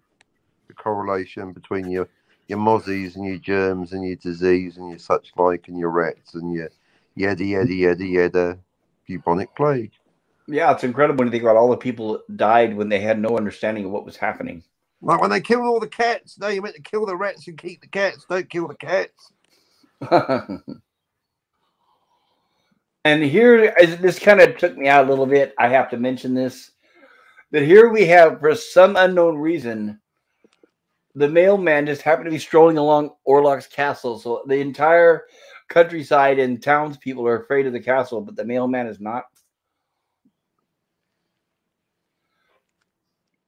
And so there's Hutter with his letter for Ellen, and he waves the gentleman down. I guess you could say messenger. I wasn't necessarily a mailman then. Kevin Costner. But see, look at that. He even rides right up to the castle. And you would think that even the messengers would be afraid of that castle. But maybe this guy doesn't know. Well, there's a logic point that I thought about a long time ago, if you don't mind, where at this point it's very clear that Orlok, aka Dracula, just like in the novel, is rather reliant on written correspondence and letters. That's how he's able to get the new real estate property. And yes. So maybe there's a reason why anyone carrying his correspondence would never be in danger, because they're useful to him. That's true, too. And obviously they only travel during the daytime, which unfortunately doesn't last for long.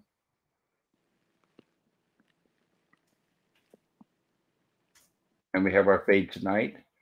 The spectral evening light seemed to revive the shadows. The castle once more. Here we are back to evening, and Orlok's up and around and going over the documents for the deed of the property. And Hutter, in his haste to show him the documents, accidentally drops the locket with a picture of Ellen in it. And as you can see, Orlok's eyes are automatically fixated on the locket, not the documents.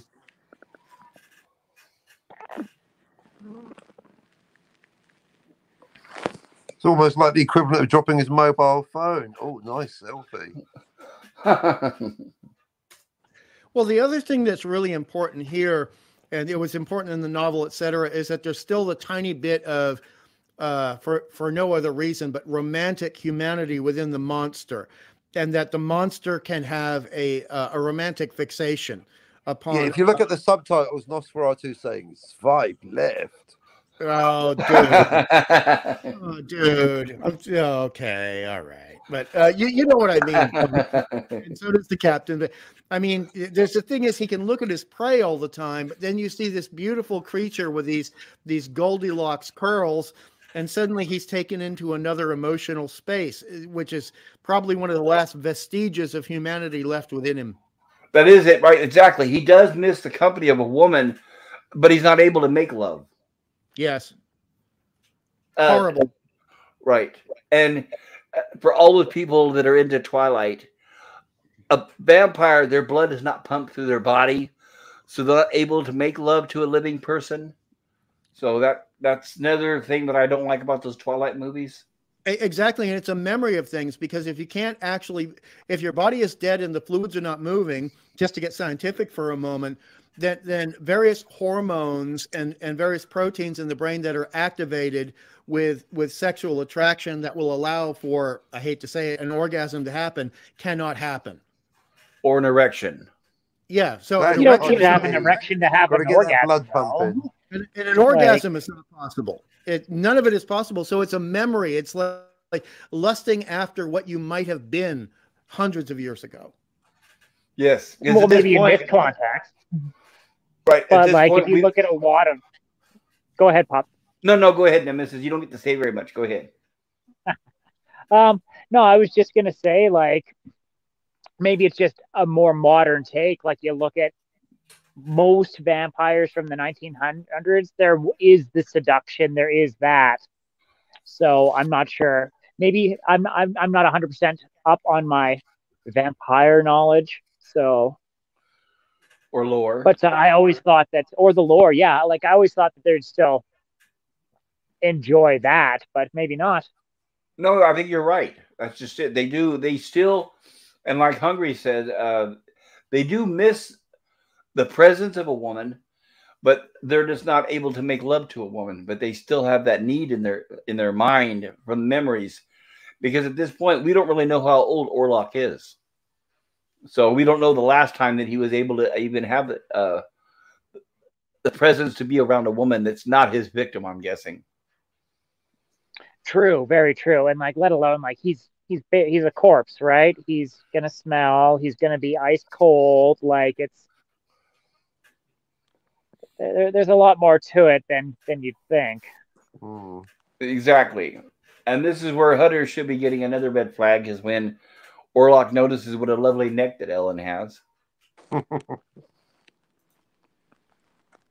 And we have Scogli has returned. Welcome back, Scogli. Hello again. Cheers, Dave. Speaking of slender necks, I saw about his guitar. So as we can see by the look on Hutter's face, he's quite concerned at this point. And especially after seeing that locket, Orlok is more than anxious to sign the deed. I shall buy the house, the fine deserted house opposite yours. This is the point where Hutter says, you know what, now that I think about it, the house is already sold. But no.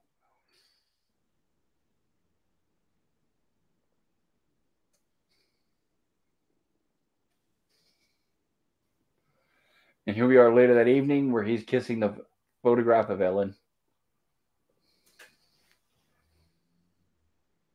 And like I said, and the reason why there's so much of these lovelorn from a distance between Hutter and Ellen and Hutter is because at this point he's probably been gone for several, maybe at least a couple weeks or a month, because they established later on that there's an ocean between them. So that explains why she misses it. And of course, they had no telephone back then. They didn't even have texting.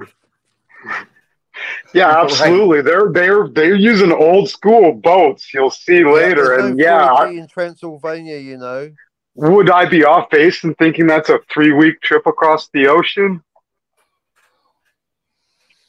Minimum. Yep. 3 weeks minimum, 4 weeks tops, plus stops. Yep. And here he has the same book that he starts to read from a little bit. At night, the same Nosferatu doth clutch his victim.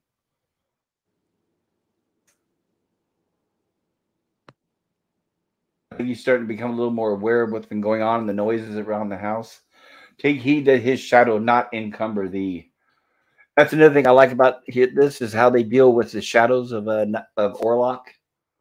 How the shadows have a character amongst of their own, like an incubus with gruesome dreams. Yes. And also the entire castle. One thing that Murnau was very careful about, and I admire very much, was that when we're seeing the scenes during the day, the lighting is very different in the sets for the castle. And then when we see them at night, they are taking on a life of their own. Yes, absolutely. I agree. Another art that is lost with color is you don't get shadows that can just portray so much of a movie and the mood and the setting like they do in black and white. Mm-hmm. And it looks like he's going to peek outside of his door. Oh, yeah. There's nothing wrong with that now, is there? Oh, it's such a juicy shot. Oh, my God. It's such a juicy shot. This is more creepy than 80% of any horror film shots that we have seen since 1956. I totally agree. Look at the hands. Look at the You just peek out the door, you just feel like, Jesus Christ. the wide unstaring, the wide unblinking eyes and the hands that are permanently in a grasp the prey position, and the rigidity of the shoulders. This was just sheer artistic brilliance at the time this was made, and I don't think it's really been reclaimed since. No, and you're right about that. This image relays more horror than half of the movies made now. You can't even get anything close to something like this. And another thing too that I think adds to this, which also made Evil Dead so well, is the isolation, because we all know that Hutter does not exactly have help right around the corner. He doesn't have help for a mile. Right, at least a mile or more. So, which adds to the fear and the dread. And can I say to all the millennials out there, creepypasta can suck it. This is real this is horror. So basically, Orlok is standing outside of his door and just waiting for him to go to sleep. Now that should be easy to go to sleep now after seeing that, right? No knob on the door.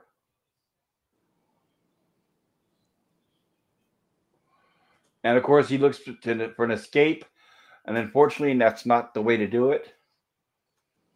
So it looks like Orlok intentionally put him in that room for that reason.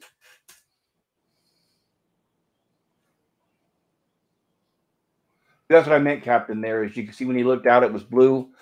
But now he's inside with the candlelight. So now that's why I think right now it's yellow. Sepia tone or yellow, Yeah. Yellow sepia. Amber sepia. Amber. And the door opens by itself. Nothing to be worried about. And here's what we're talking about. He's in absolute abject fear. And I guess I could see why. And here's what we have is dread. Something else we do not get in modern day horror. This thing, if this was a modern day movie, it would be running with the camera sped up. And it's like, oh, I hate that trope. Oh my God. That's why I hated that new movie, It. I loathed it. Oh, please, no, please don't mention that. No, it makes my gut hurt even thinking about that. Right. It makes my gut hurt. Oh, and then it started with sped up zombies in 28 days, and no. Yes. When I saw that movie 28 Days, I was like, oh no, and that's why I didn't like the Dawn of the Dead remake. It's like no. Here's where he covers his face like a child.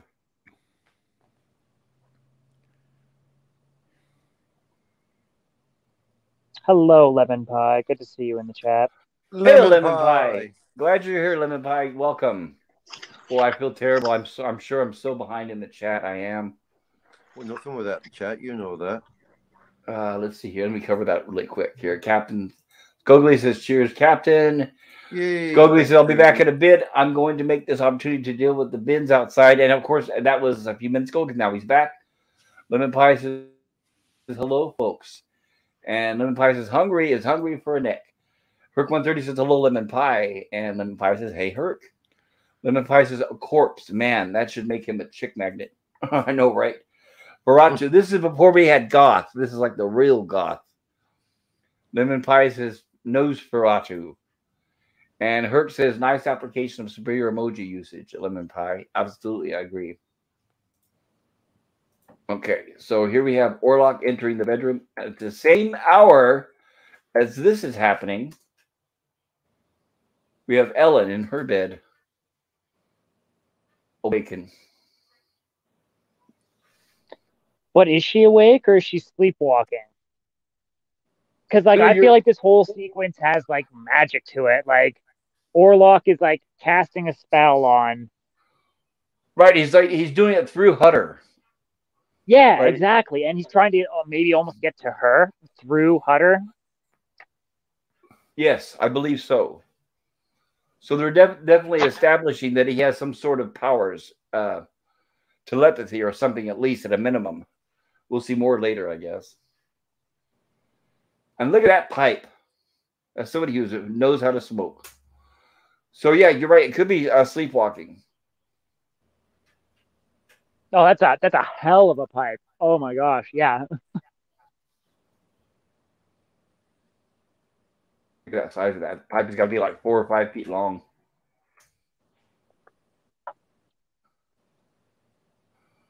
And here's where you notice that she's awake. I believe this is her father. Oh, blue again, teal, aqua. Oh God, get the stunt actress. That's scaring me. And of course, he's startled because he sees what she's doing, and that is not good. So he rushes to her aid just as she collapses. And this call a doctor back when we can get house calls. Hmm. And I don't know about where you guys live, but in this day and age, when somebody becomes ill in their home at nighttime, what that means is hours in an emergency waiting room at a hospital, hoping that you'll survive until the doctor finally decides to see you. Yep, I had to do 7 hours once. I know what you mean. Right, that's why they know that. So a lot of times it's like, oh, I just cut my toe off. Well, I don't know if I want to wait in a waiting room or not. I'll just live with it. So a lot of times, a lot of ailments people just decide to live with because it's such a horrendous experience in the waiting room. You still broadcast? Yes. Excellent shadow play here. Have any of you guys seen Francis Ford Coppola's Dracula with Gary Oldman? Oh, hell yes.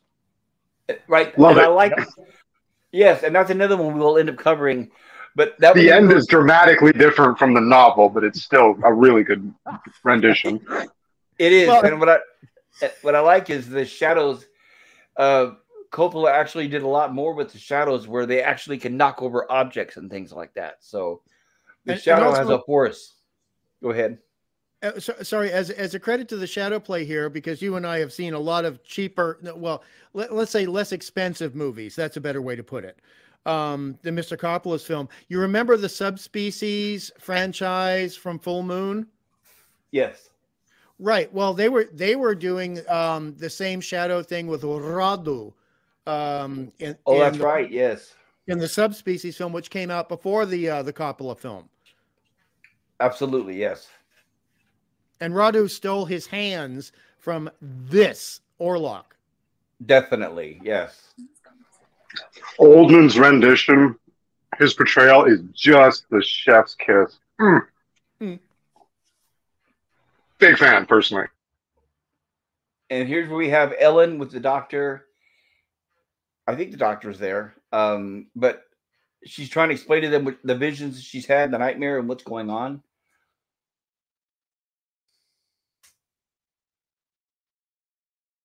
And she knows that Hutter's in danger.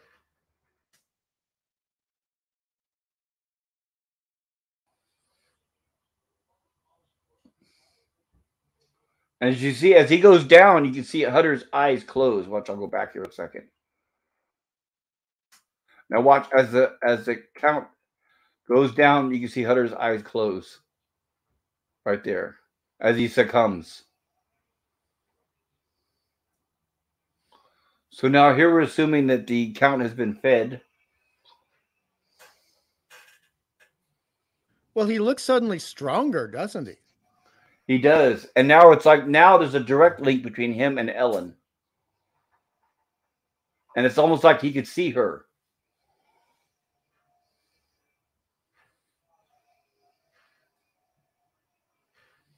No need to get the door.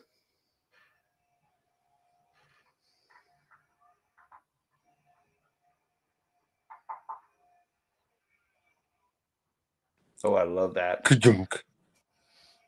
You know what? And I can't think of an earlier movie that had the doors open and close automatically to give you the effect that there's something surreal going on. But that is used so much in later movies, TV shows. Like Star Trek. I know it's kind of different. I didn't have the sound, right? And this is too much, and Ellen has succumbed and passed out. Oh, no, she's still awake. Why is Phoebe Waller-Bridge on the left? Yeah, yeah. Droid right. Right, Fleabag, right. I don't know, this one, if that's Fleabag, this one has a lot bigger breasts than Fleabag does.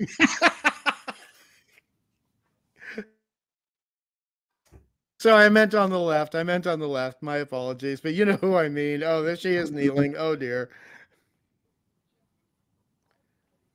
Right, there's the doctor. Harmless congestions in the blood. Oh, yeah, nothing. It's just a blood clot. She'll be fine in the morning.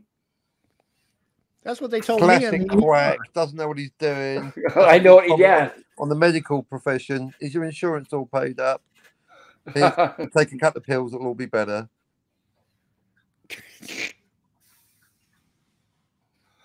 The doctor related Ellen's distress to me as an unknown flu or illness. I know, however, that her soul that night caught the cry of the death bird.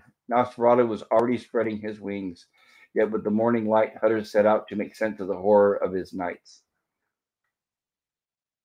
And we have the next day. As you can see, he's waking. Morning. Shepherd's warning. Right. And relieved to still be alive. And of course, he grasped his neck.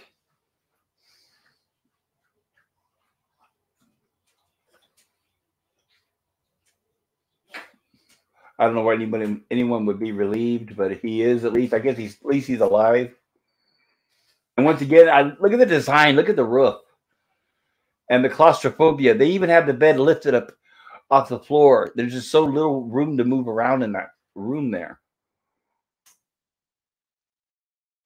And the sun's up, and Orlok is nowhere to be seen. So he decides to investigate the castle. Perfect shot. The angle of that, looking up as he's coming down with the stairs and all the dying stone. My God. Yes.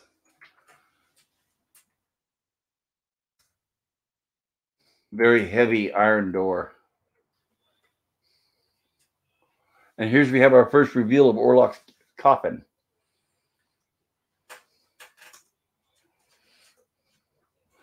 By the way, I have to mention, I've been to more than a few funerals. And it's always funny to see the look on people's faces when you refer to the coffin. Oh, no, that's a casket. I said, it's a coffin. They're like, so it's people just, they don't like to hear the word coffin at a funeral for some reason. You know, who knows? Who would have known? I personally want to be buried in a cartouche, or no, not a cartouche.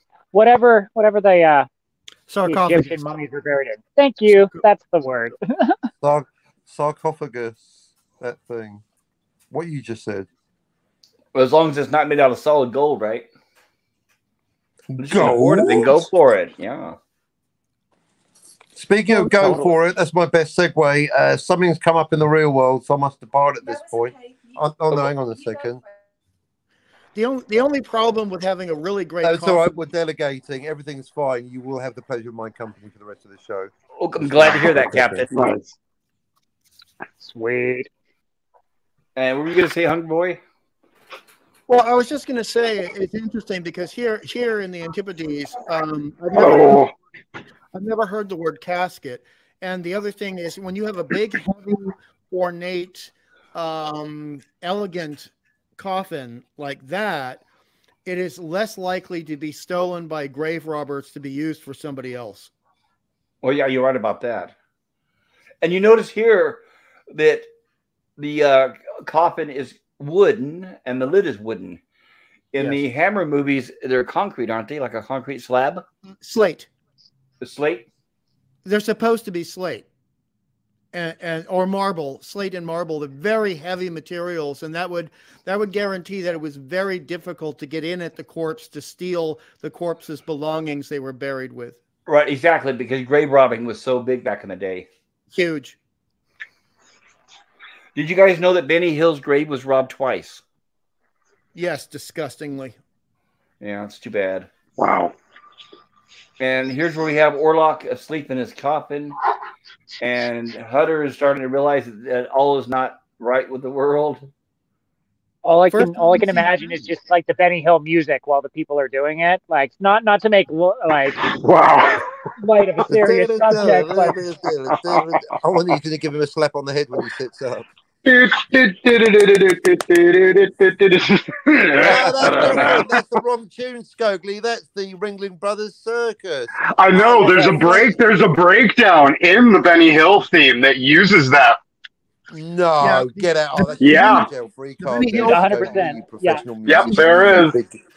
the Benny Hill theme Wow. is actually yakety sax from Yeah, the 50s. computer, bring up Yakety Sax. And the one that the Yakety captain's sax? referencing is actually called the introduction of the Gladiators, which is now known as the Circus Clown theme. Are you sure they're conflating with Flight of the Valkyries? No,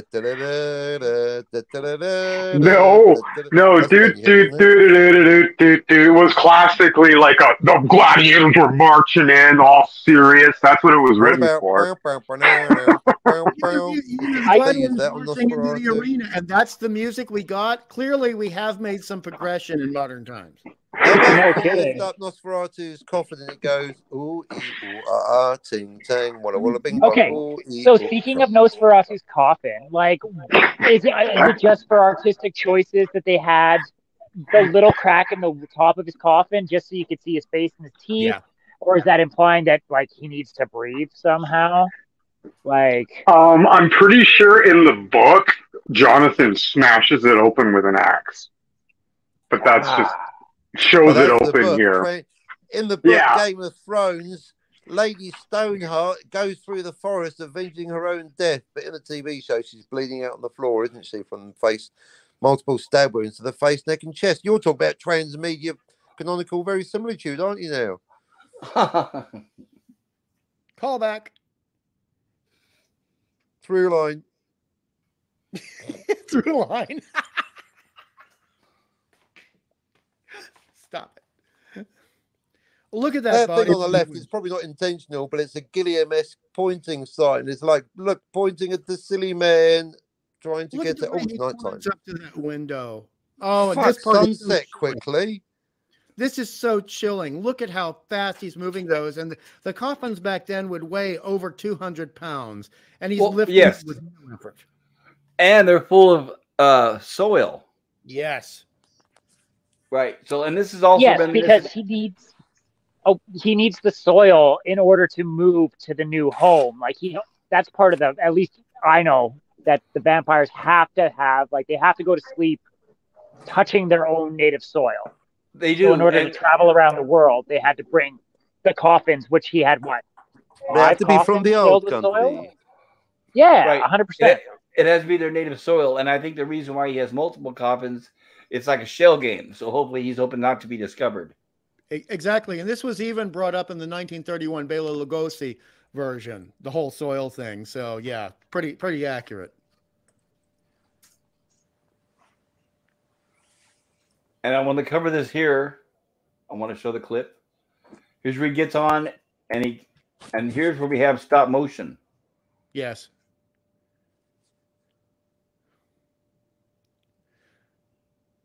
Which they did a pretty good job considering the location, and that was an actual. It wasn't a miniature, so that I'm glad they did the stop motion that way. And this was So the now start of the idea of vampiric telekinesis. As I was going to say, now we've established not only does he have telepathic capabilities, but as well as telekinetic ones. And here's you like, oh no! Obviously, he knows where he's headed.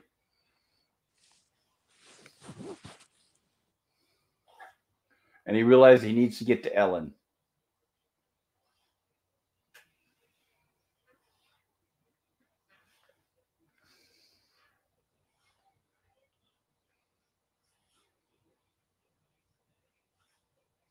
And there we are.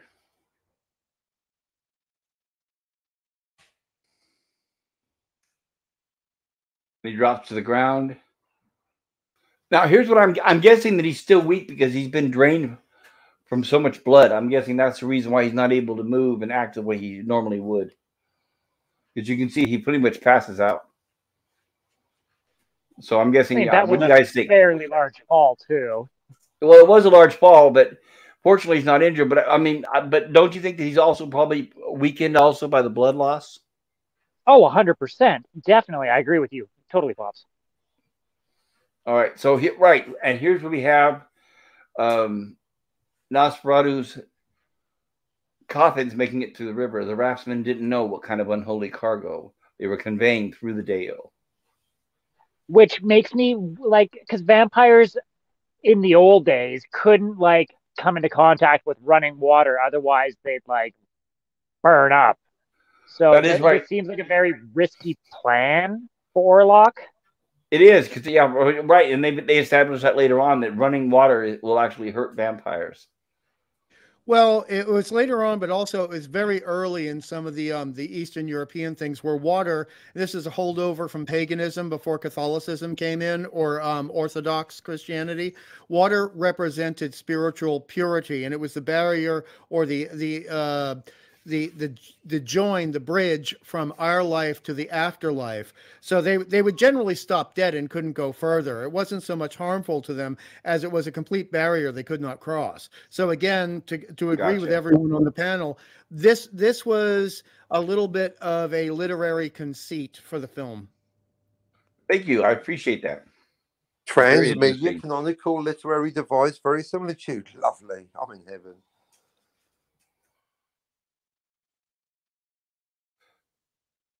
And here we are. They're explaining that he was brought to the hospital yesterday by some farmers. He said he must have fallen. He's still feverish. So here we have Hutter in the hospital.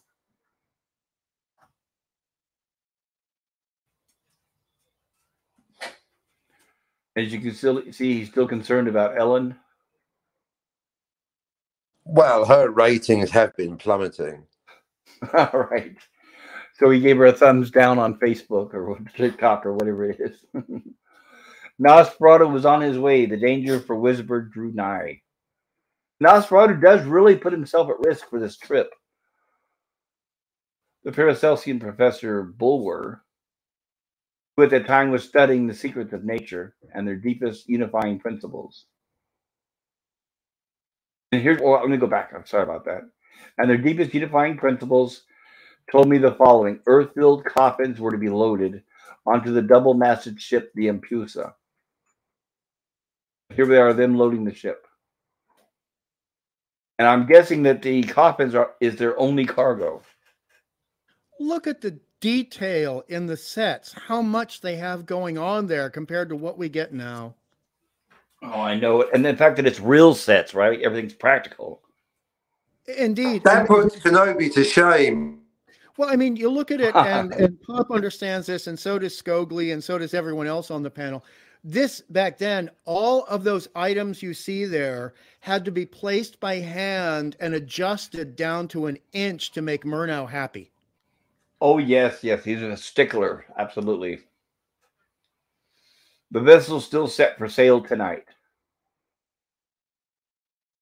Here they are expecting the bill of lading.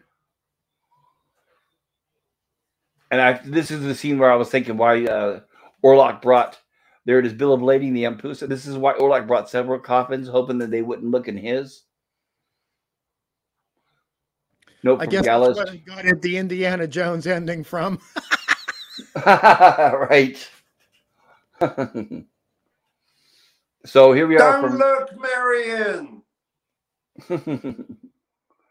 6 crates of earth. And they're like, okay, they're not really sure why they're moving dirt, but whatever pays the job. And here they are inspecting one of the boxes.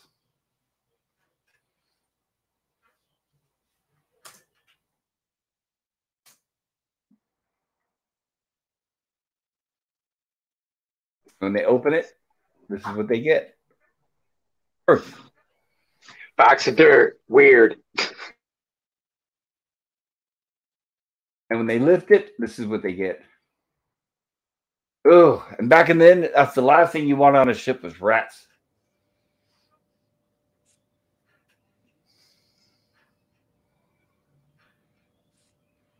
Well, and also the rats eat a lot of the food that would be meant for the sailors, and Well, they would. So yeah, rats were bloody terrible. They were, well, not to mention the disease, right? The food, the rations, everything. So many diseases were transported from country to country from rats in those days. And unlike today, a lot of people back in the 20s, they had to suffer rats in their homes. Some of the people going to see this film in New York would have had rats in their homes and would have been disgusted by this. Yes. Yeah, I totally agree. In those days, I should note, Professor Bulwer was explaining to his students the cruel habits of carnivorous plants. He observed in horror nature's mysterious ways.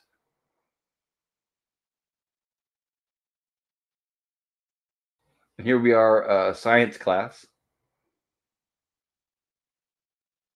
And a Venus flytrap.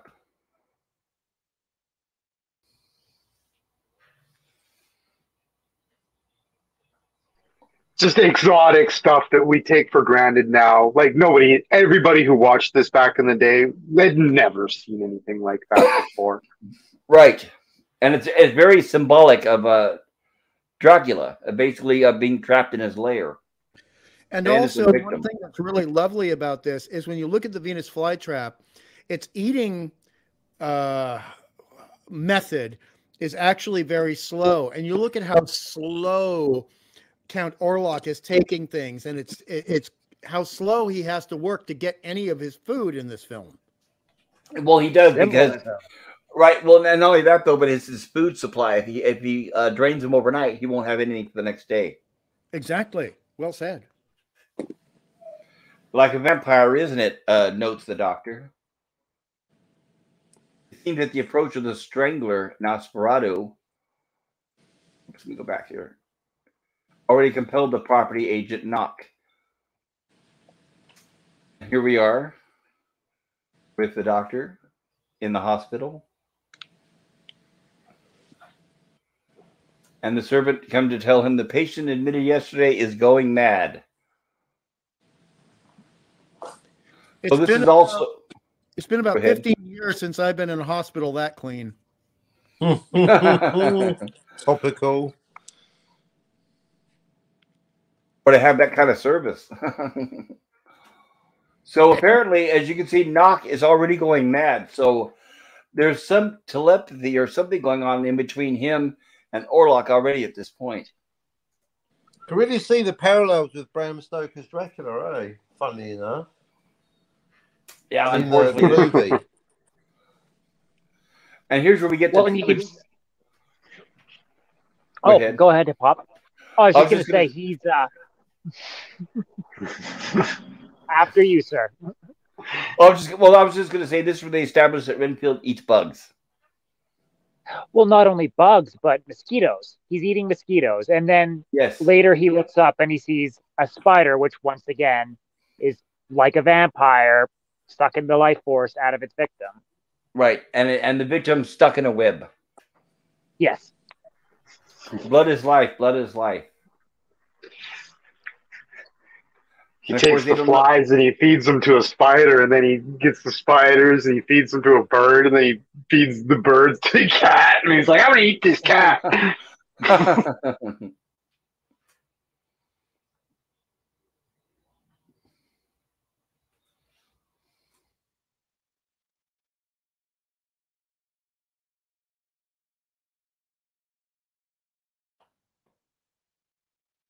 Another thing this reminds me of also, if you guys remember back in the day, this is what led a lot of people to believe that people were possessed by demons, was this sort of way he's acting. There we go. And now we're back to the class. A polyp with tentacles. All these different expressions simulating what like a vampire. It's very cool. Transparent, almost incorporeal. Almost but a phantom. But of course, they didn't really understand it very much back then.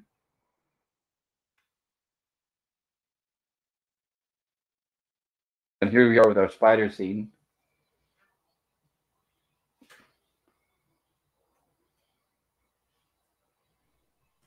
Right, and each one of these critters are symbolically a different representation of Count Orlok's feeding methods, right? Like he's a phantom. He catches them in a web. It's a slow close, and once you're in there, it's a slow feed. Like these are all beautiful little interpretations. Right, as you can see with the spider up there on the top left, is it's hapless victim for later meals. They'll wrap them up in their web, and then that's when they go back and feed from them on a regular basis.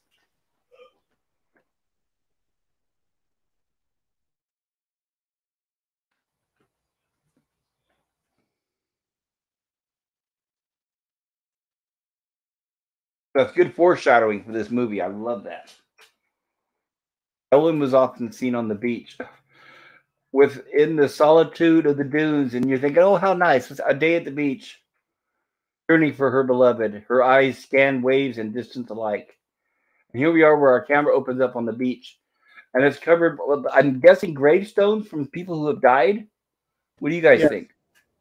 Yes, that we believe it or not, Pop. Not to get a bit too grim here, but where I live, we actually have grave markers from several shipwrecks that go back to the 1800s.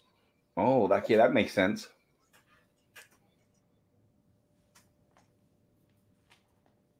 This just seems like a strange place to get solace next to all the graves. Well, it's just basically a metaphysical respect to where they died. You know, if you take them inland, you're not really showing respect to the horror of what drowning really is. True, true.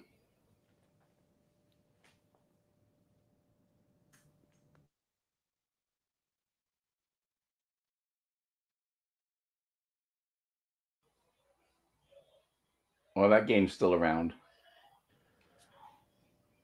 Now that I think about it, I haven't seen those for sale in the U.S. since I was a kid. I don't even think they sell those here anymore. She don't lie, she don't lie, she don't lie. It just makes me think of Heathers. Sorry, what? It makes me think of the film Heathers. Oh, okay. Yeah, I saw that once a long time ago. Who was in Dracula? It all ties in. I'm pretty sure there was a croquet scene in Pollyanna, wasn't there? And the lead actress from Heathers was also the lead actress in Coppola's Dracula. Is there a fucking echo in here? I just said the same thing, you fucking hungry tosspot. My right ear is acting up. I apologize, Captain. I've heard some fucking excuses in me. My right ear's acting up. What? I got a custard fucking dessert in me left ear. I'm a trifle dead. Pretty much.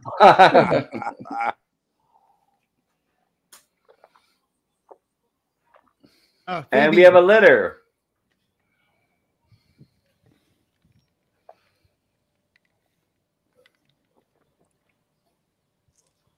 The Lives of the Rich. Do you not play croquet, pop culture on a lovely afternoon? When I was a kid, we used to play it all the time. But like I said, I don't even know if they sell those in the U.S. anymore. Some kid probably hit another kid with one of the mallets, and they probably outlawed it. That seems to be everything these days. Well, would you trust Amber Heard with a croquet mallet? I No, but wouldn't trust Amber Heard with a feather. I wouldn't trust her with a bed. I wouldn't trust her with a sheet. Would I trust my cousins with croquet mallets when they were 13? Absolutely not. Yeah.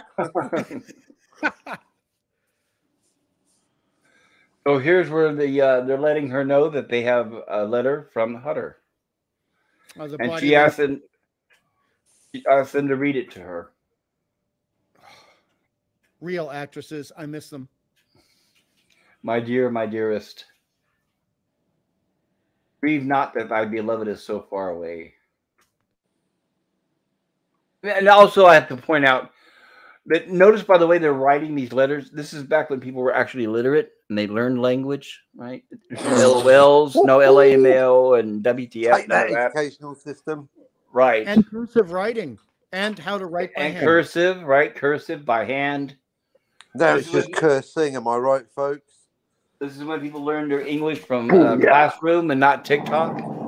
Yeah, or any There'll other be a language. 3-character text. CULTR Transylvania. And they didn't have ruled line paper. They learned to keep it parallel themselves. Look at that. That looks like something I could never have handwriting like that. It's like, my goodness. Yeah, my dad's handwriting was kind of like that. It was remarkable. Wow. And to be honest, it activated certain parts of the brain that, if you did not learn how to do this, would atrophy later in life. And we're not to get on a tangent, so I won't. But we're losing that now with people who are just tapping on keyboards. Whereas this actually facilitates a part of the brain that is necessary to evolve and to grow and to exercise. The hand-to-eye coordination with doing this kind of cursive writing is vitally important.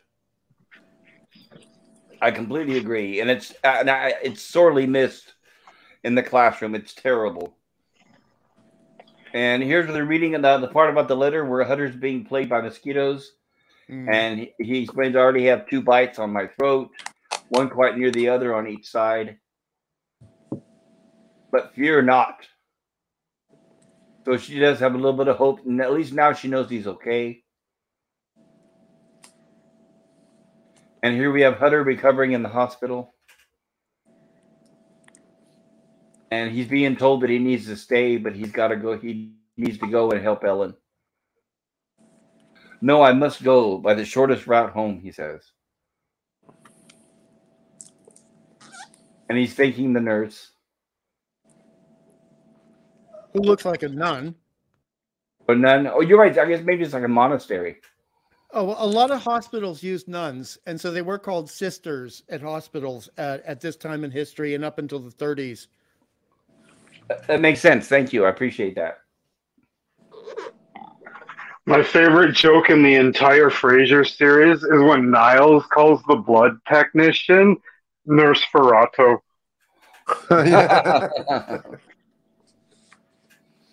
And I wanted to point out, too, I think this is an excellent, excellent shot.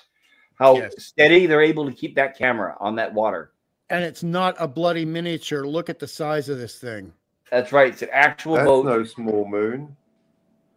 And they're able to keep that camera so steady for this entire shot. I think it's excellent. So hard to do, but they put the time and the effort and the love into this shot. Absolutely. Are you listening, J.J. Abrams? I wish J.J. Abrams would listen. His big problem is he doesn't listen. Huh? And here we have Hutter wrestling with a horse. This is just poetry. Oh, right. And he's actually having to step over the woods, the sticks. I mean, there's no trail. So he's definitely taking the shortest way possible. So here we have Hutter on land and Nosferatu by sea, and they're basically competing to get to Ellen first.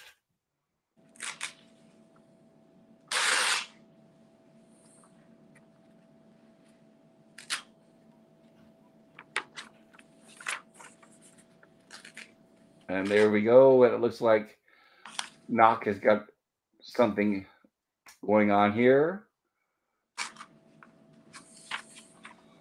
A plague epidemic has broken out in Transylvania and the Black Sea ports of Varna and Galas. Coincidentally, this plague happens to be the route where Nosferatu's been traveling, or Orlok. All victims exhibit the same peculiar stigmata on the neck, the origin of which still puzzles the doctors. The Dardanelles were closed to all ships suspected of carrying the plague. And he knows what that means. And as you can see, he's overjoyed. Mhm.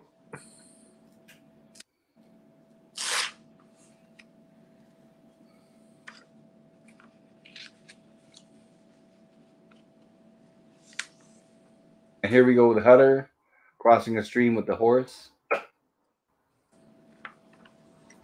And you know what later this reminds me of? Great scenes from Jeremiah Johnson with that scene with the horse crossing the stream, using nature as a character. Yeah, Jeremiah Johnson. I hadn't heard that in a long time. I remember. Yeah, I love that.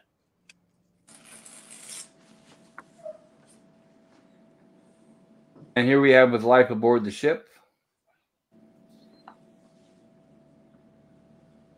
And the captain in his cabin. Captain.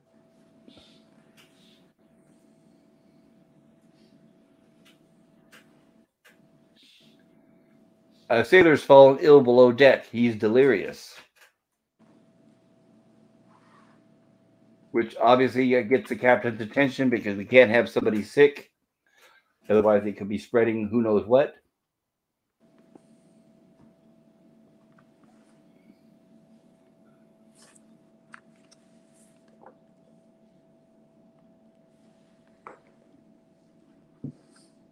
And of course, the captain, of course, the slave driver that he is, says the guy's totally fine. How dare you? Give him some rum. There we go. I think it's rum. It's either that or laudanum, I'm guessing. If it's the Navy, yeah, rum, sodomy, and the lash. That's the Navy for you.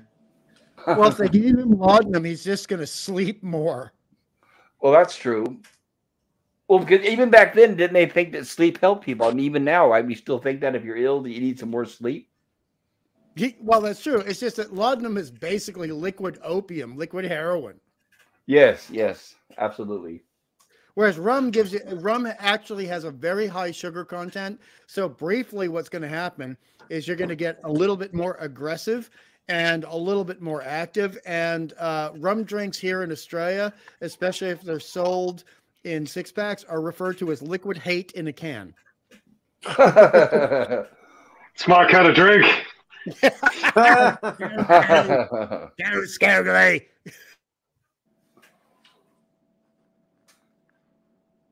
There it is. It looks like he's tucking him in. So yeah, that's what made me think it was laudanum.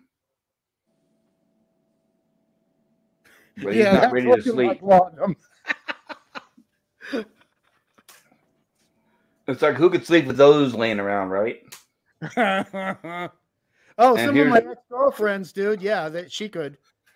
And of course, here we have double exposure. So that also existed, that old camera trip, even back then. Still looks better than CGI. Yep, by far. So that tells us already that now, us, the audience, now we know why that sailor is ill. That apparently he's already fallen prey to Orlok.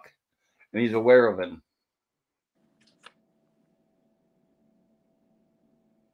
And Hutter's still making his way across the countryside. It spread through the ship like an epidemic.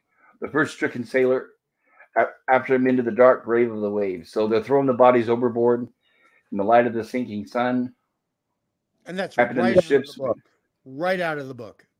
Yes. Bid farewell to the last of their comrades. So all that's left now is the captain and the first mate. And the first mate looks just a little bit tad concerned.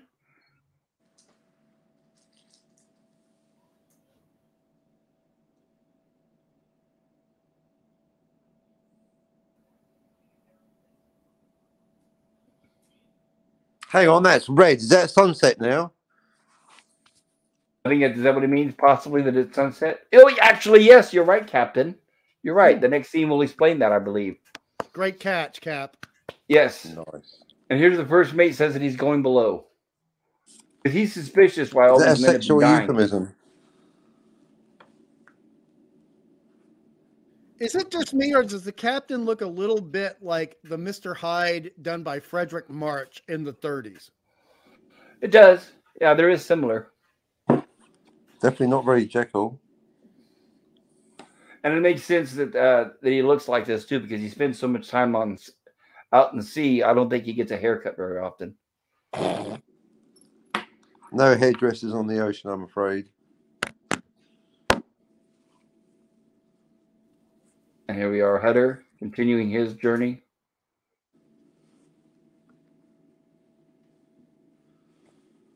Here we have the first mate down below, and you can see it's blue. And he begins to attack the coffin with the axe and open it. Rats.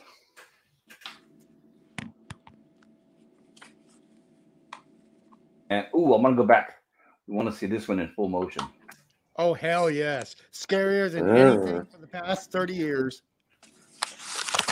Imagine being in a small, cramped boat and you see this and you're the only one down there with it. So iconic, that right there. And obviously, as we all know, that has been redone many, many times after this. Good morning, Mr. President. Do I have to do a press conference now? Yeah, I'd say it might be time you might want to step out. Come to me for your vaccination. Come to me. I want to smell your hair. It's kind of like Fauci. And here he is in total fright. No gain of function, promise. And it's it's really too bad. You're thinking as an audience member or as watching this, it's too bad he's so frightened he's unable to convey to the captain what happened, and he's just backing out of there because he wants to get as far away from it as possible. So he doesn't really know what he's doing. So he accidentally falls off the boat. I don't think it was intentional, but that's an opinion, I guess. And here's where the captain realizes he's the only one left, and he doesn't want to be the next one to jump overboard. So he ties himself down. Oh, another iconic shot. Look at those hands. This was really one of the first movies to use dramatic upshots, which later on became part and parcel of good comic book art. Yes, you're totally right about that.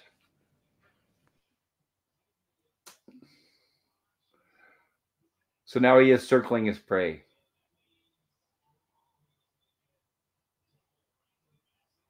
And here's where the captain first sees him.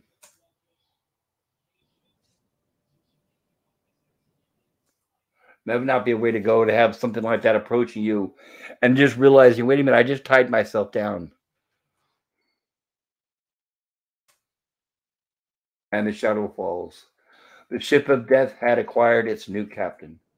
Well, also, we got to remember that even back then in 1922, but especially corresponding to a story from the late 1800s, there was the captain's sense of loyalty to the ship. And he's not only protecting himself, but if he can lash himself to the wheel and stop the ship from crashing, he's protecting the ship. I agree. I agree totally. It's quite difficult to say how, despite his depleted strength, young Hutter succeeded in surmounting the obstacles on his voyage home. Meanwhile, Nosferatu's deadly breath swelled the sails of the ship, which flew on toward its destination with ghostly haste. Gentlemen, at this point, I'm going to depart. I ain't going to lie, got the opportunity for a walk on the beach. So, oh, nice, Captain. Well, thank you for stopping by, Captain, and visiting us for a while. I appreciate it. Thanks for having me. It's been real fun, and I'll be in and out of the chat also. So keep up the good work. It's a great show, and yeah, it's making me want to dig out Nosferatu for a rewatch. Well, I highly recommend it. Thanks, All right. Cap. Thanks very much, guys. Catch you in the chat. Take care. Take care, Cap. Cheers. Until next time. And let's see, how far am I? Oh, I guess I'm not too far behind in the chat. Okay. I don't know if we have anybody here. We have 4 watchers or viewers. I don't know if that's true, but let's continue. Here we go. And we have Ellen once again on the balcony.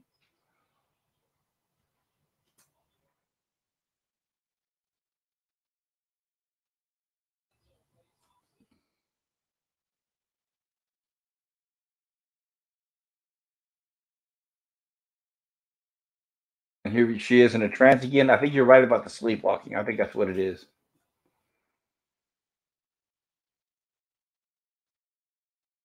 And in a way, when we see the prow of that ship, it's almost like the first proto version of a point of view shot.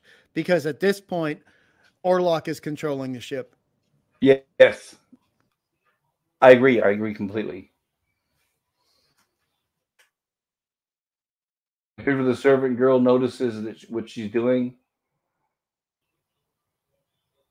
I must go to him. He's coming, she says. So he's already, Orlok has already pretty much set his sights on her, and he's mentally locked with her.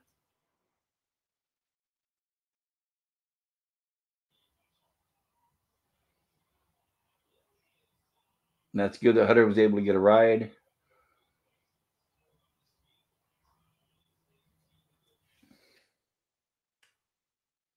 And the boat continues.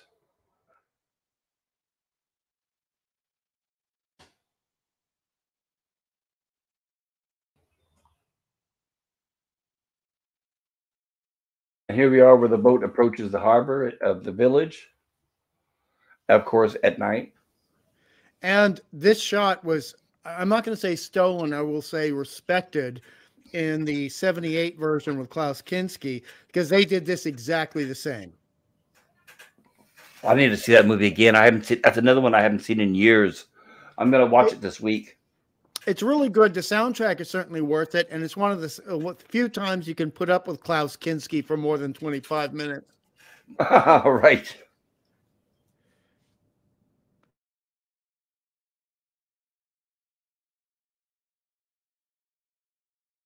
Excuse me. Okay.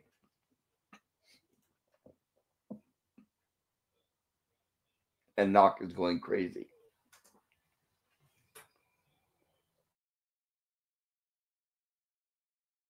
The master is near. The master is near.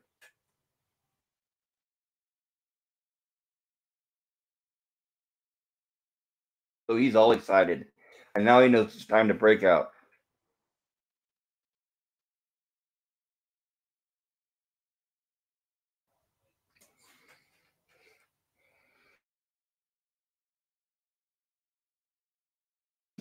And here we are with some more stop motion.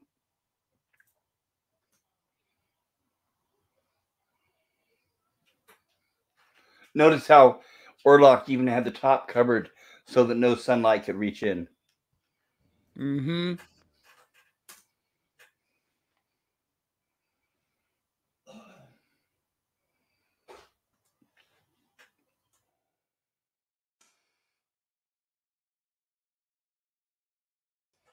And while the town sleeps, he arises.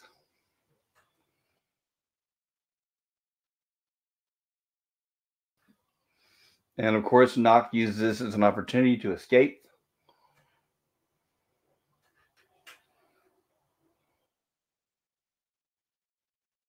Long have I pondered why Nosferatu was said to have traveled with earth-filled coffins. I found it recorded that vampires could only draw their shadowy strength from the accursed earth in which they were buried. Yes, so exactly. That explains what we were talking about earlier. It has to be earth and soil from where they were buried.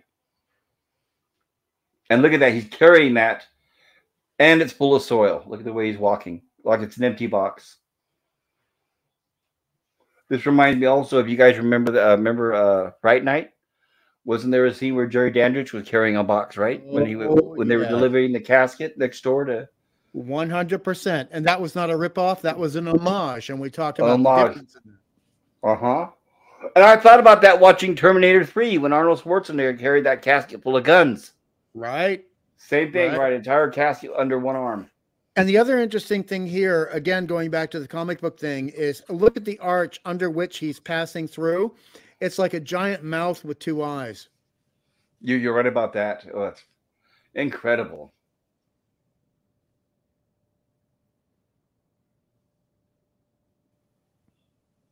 And even the rats.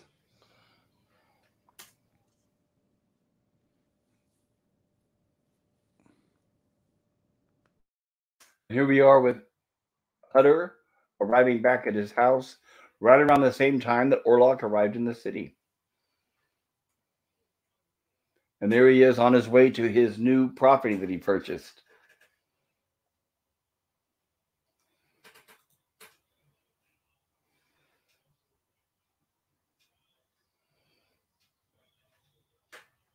And that house looks exactly the same today. It's incredible.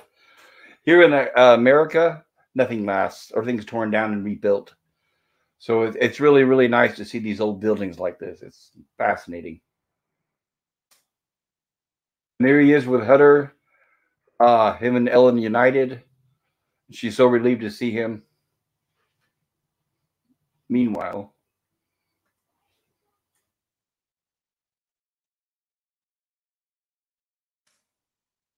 and she collapses. And of course, she's still mentally linked with Orlok, but she's still happy to see Hutter return. And there's Hutter right outside their house. I'm sorry, Orlok right outside their house. And he knows they're in there. And he realizes Hutter has returned. And now he hastily makes his way over to his new house that he purchased. Thank God you're safe. All's well now, says Hutter. If he only knew.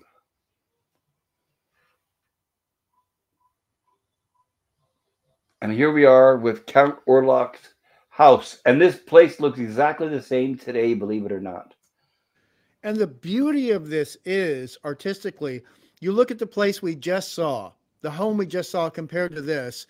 Yes. This is dilapidated, but it's still standing. It's still effectual. Just like a vampire. The body is dilapidated and dead, but it's still effectual.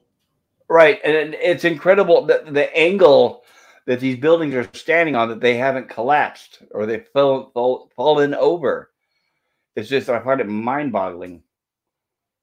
And of course, no propulsion on the boat. It just goes.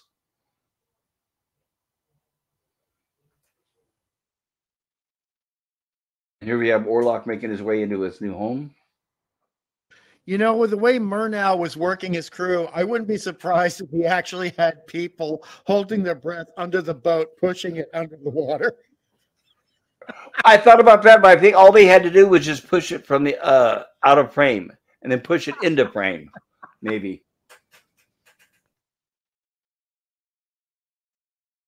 Of course, Orlok's looking at that like, oh, perfect. Yes, this is just what I like. So he can also disappear. Transubstantiate. Cheers, Cam. Good to see you, bud. Hey, Cam. Thanks for stopping by. I appreciate it. Good to see you. Here we are back at the boat where they find it the next morning. Hey, Cam. Good to see you, buddy. And here's where they find the captain with bites on his neck. And the captain's not looking so good. Now, in that scene, his eyes were open, but in the next scene, his eyes will be closed, so he is dead. Because I remember when I saw this, I was like, is he alive or no? But he is officially dead. Here's where he's being examined. And they realize that he's dead, and he's also tied to the wheel.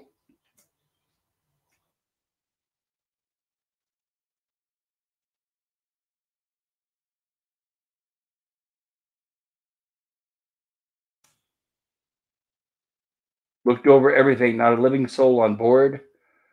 With the ghost ship, pretty much. And we have a new visitor. Hello, PvP. Good to see you. Hi, guys. I just thought I'd pop on for a while since you're talking about this very interesting horror film. Well, I'm glad you came by. Thank you. Yeah, well, I got home from hi. Yeah, I got home from work a little later today, and I actually just spent the last little while watching the last part of the film because I started watching it the other night, but I didn't get through all the way, so I wanted to watch the entire film before popping on here. So yeah, Nice. and I have had, since it's a silent, I've been watching one screen with the sound off of the film and listening to your commentary while I'm watching the film. So that was interesting because I figured there'd be a lot of interesting comments like there always are though. So Hey, It is. This is really fun. yeah, it's Picker, does this movie make you want to paint something or what? oh geez, yeah, maybe it would be something pretty dark. I have a feeling though, something expressionistic. Captain Vinny says, "Yay, thank you, Cam Cam. Hello, everyone been watching. Love this film. It's a real gem. Yes, Cam Cam, I agree. Good to see all of you. Some great commentary and facts. Well, thank you, Cam Cam, and I'm glad you could join us." Yeah, I haven't seen this film in years, so I had to rewatch. And yeah, it's a pretty amazing film for 1922. It is. It still holds up. Yeah, yeah, it is good. Here's where they're checking out the captain's cabin. They realize everybody's gone, and only the captain is the only one remaining, and he's dead. And here they are sifting through his notes. They've got his log.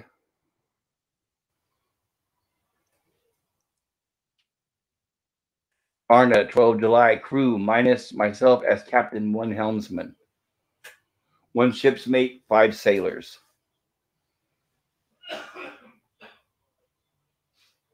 He looks like Rowan Atkinson. It does a bit. Years And with a before this, mustache.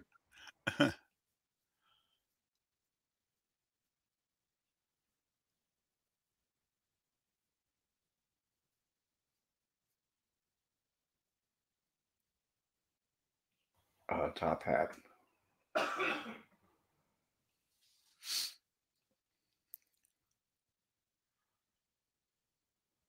Here they are with the.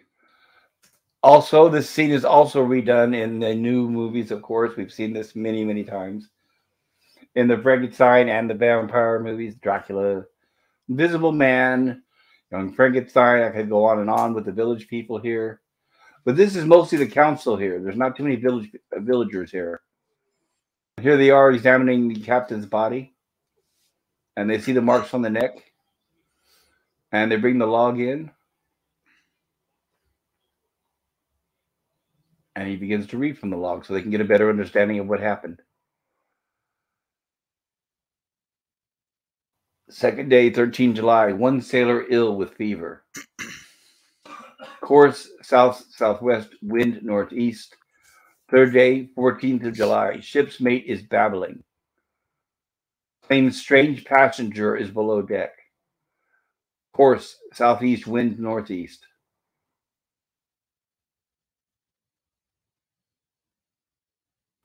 Which they can't seem to make sense of that. 10th day, 22nd of July. Rats in ship's hold, danger of plague.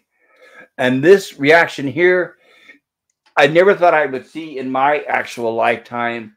But this is what happens now. Like I said, I live in California. I could be standing in line for like a soda or hot dog or hamburger. Try coughing now. And this is the reaction you see in California. So as soon as they see the word plague, and of course he wants to make sure, am I reading that plague? Danger of plague, go home. And notice, shut all windows and doors.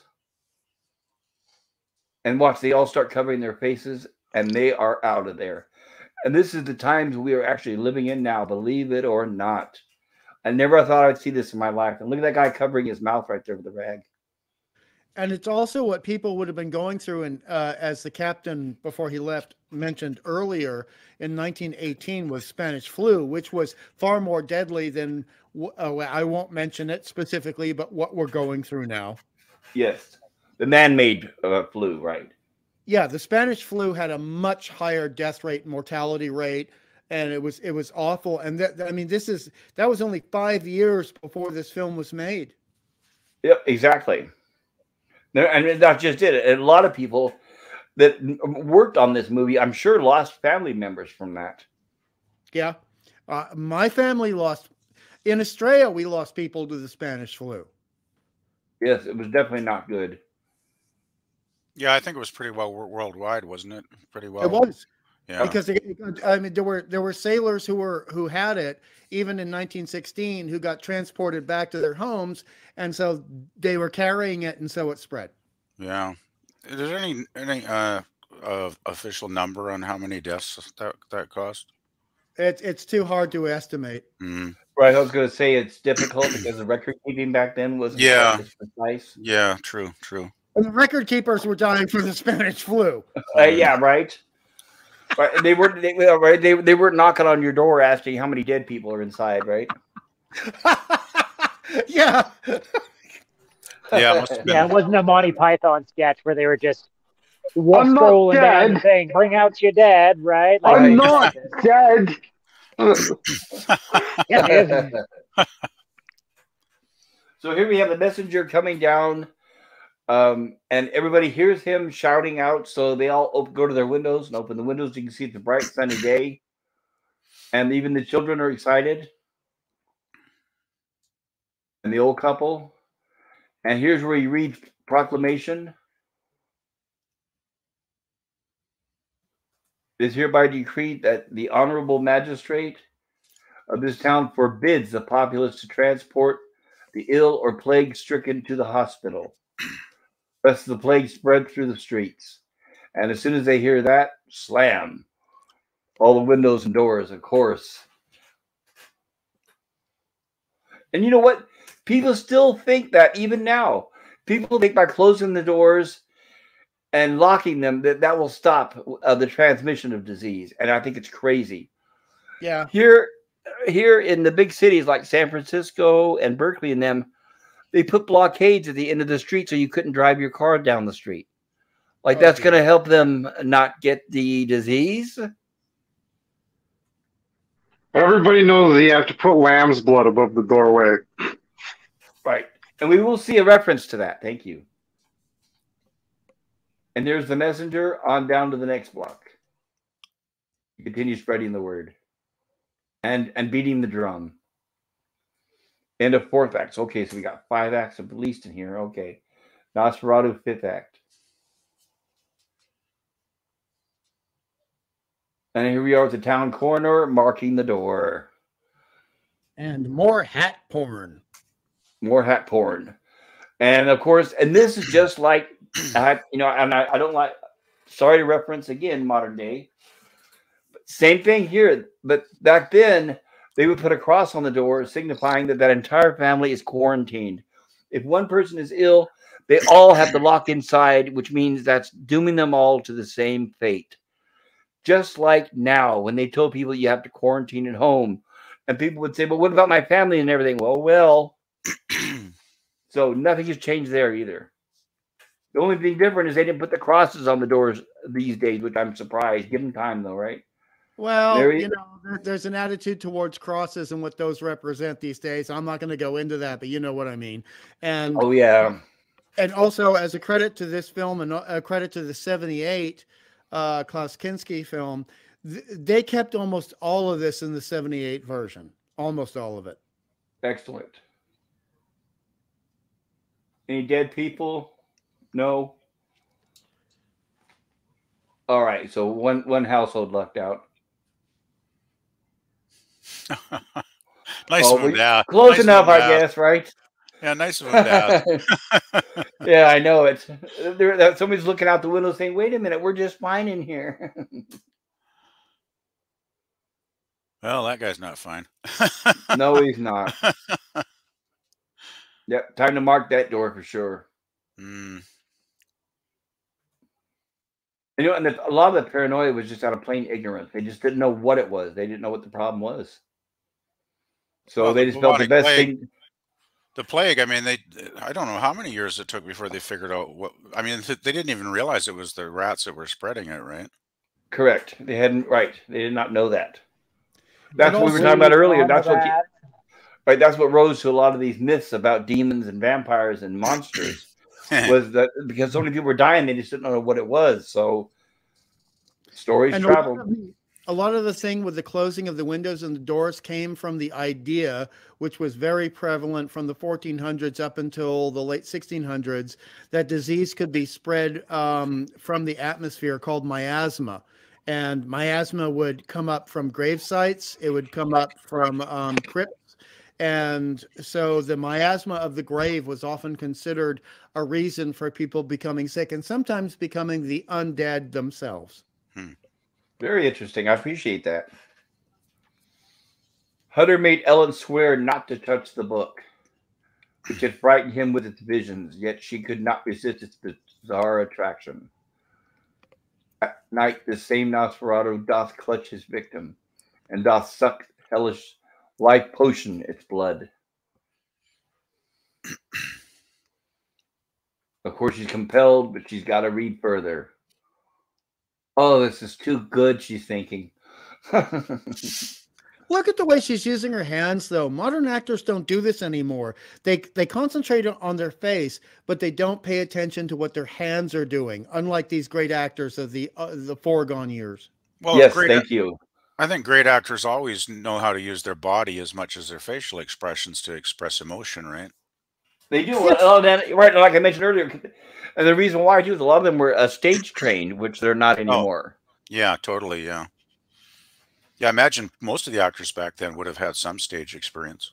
Mm-hmm. They were most often hired from the stage. Exactly right. Take heed that his shadow not encumber thee. We can go back there a little bit. Like an incubus with gruesome dreams, wherefore no other salvation is possible, but that a maiden holy without sin, in other words, a virgin, that is. Funny how virgin, I guess automatically it's sin if you're not. Maketh the vampire forget the first crow of the cock. Would that she give freely of her blood. Now, the thing is, though, she would have to be a virgin, wouldn't she? Yes.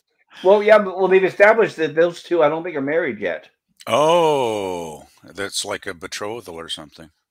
Right. Well, back then, because obviously, I mean, now people sleep together all the time before they're married, and then or they sleep together and never get married. But yeah, it was definitely a taboo back then. Oh yeah, it was a totally different world. Yeah, totally.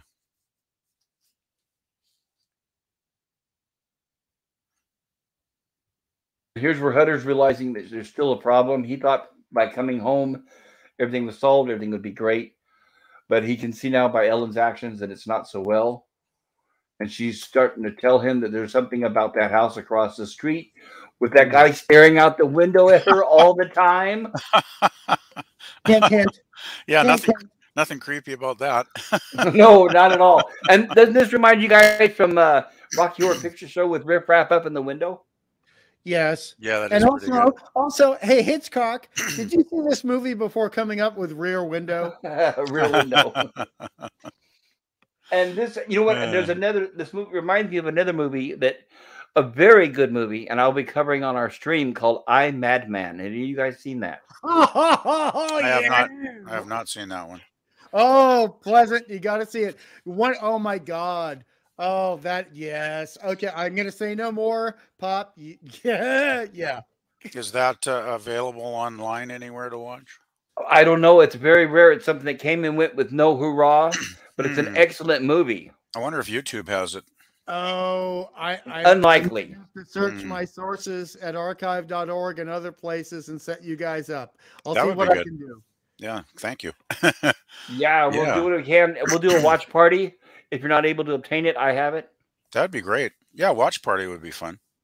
Yeah. Very, very good. And you're talking about the one with Christopher Lee, right? No. Oh, was that Jack Palance? Nope. Oh, actually, shit. No, the one I'm talking about, let me look it up really quick. Give me a second here. It's an unknown. Here we go. Jenny Wright, Clayton Rohner, 1989. Here, I'm going to share this. This one. I have seen this one, right. Sorry. Let me. Oh no need to apologize. Let me move my tab over. I just want to make sure I got. Really like this one though.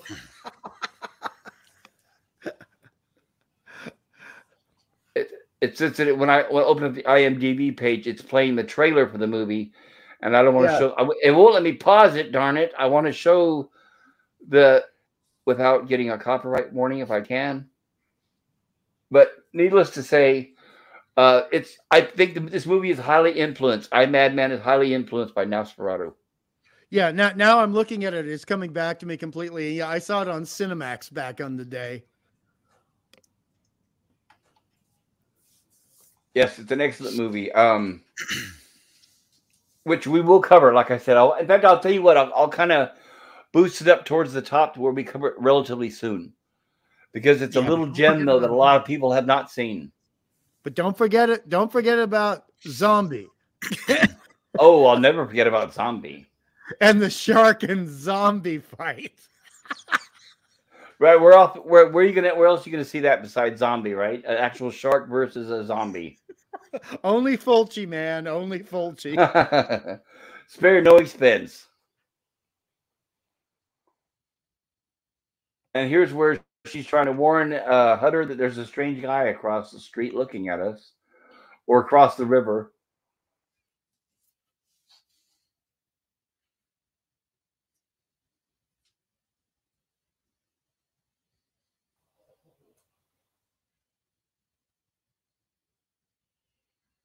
And here's where you realize that they're both still in danger.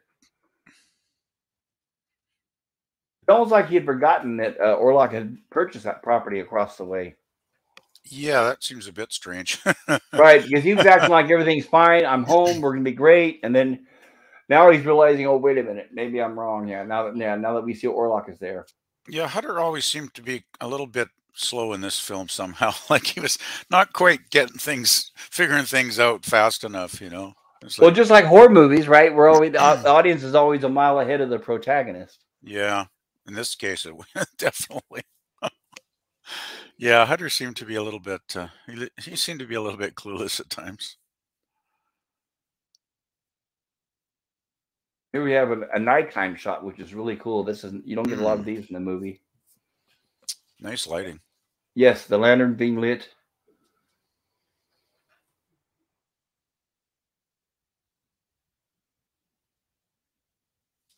Fear lurked in every corner of the town. Who was still well, who already ill. And there it is, just for the suspicions start going around town about who's dead and who's spreading the plague. It's so bad. It's sad these days. I'm afraid to use the word virus because I don't know what YouTube is going to do, and that's terrible. The censorship is way out of control. Definitely. I'll run over there quickly. I'll fetch Severs. Up you get the doctor. And here's where the scene that I mentioned to the captain earlier, where the candle is burning. Let me go catch it there. Candle's burning, so you can see that it's sepia tone or amber or yellow. And as soon as the candle blows out, it turns blue, signifying a darkness and nighttime. There we go.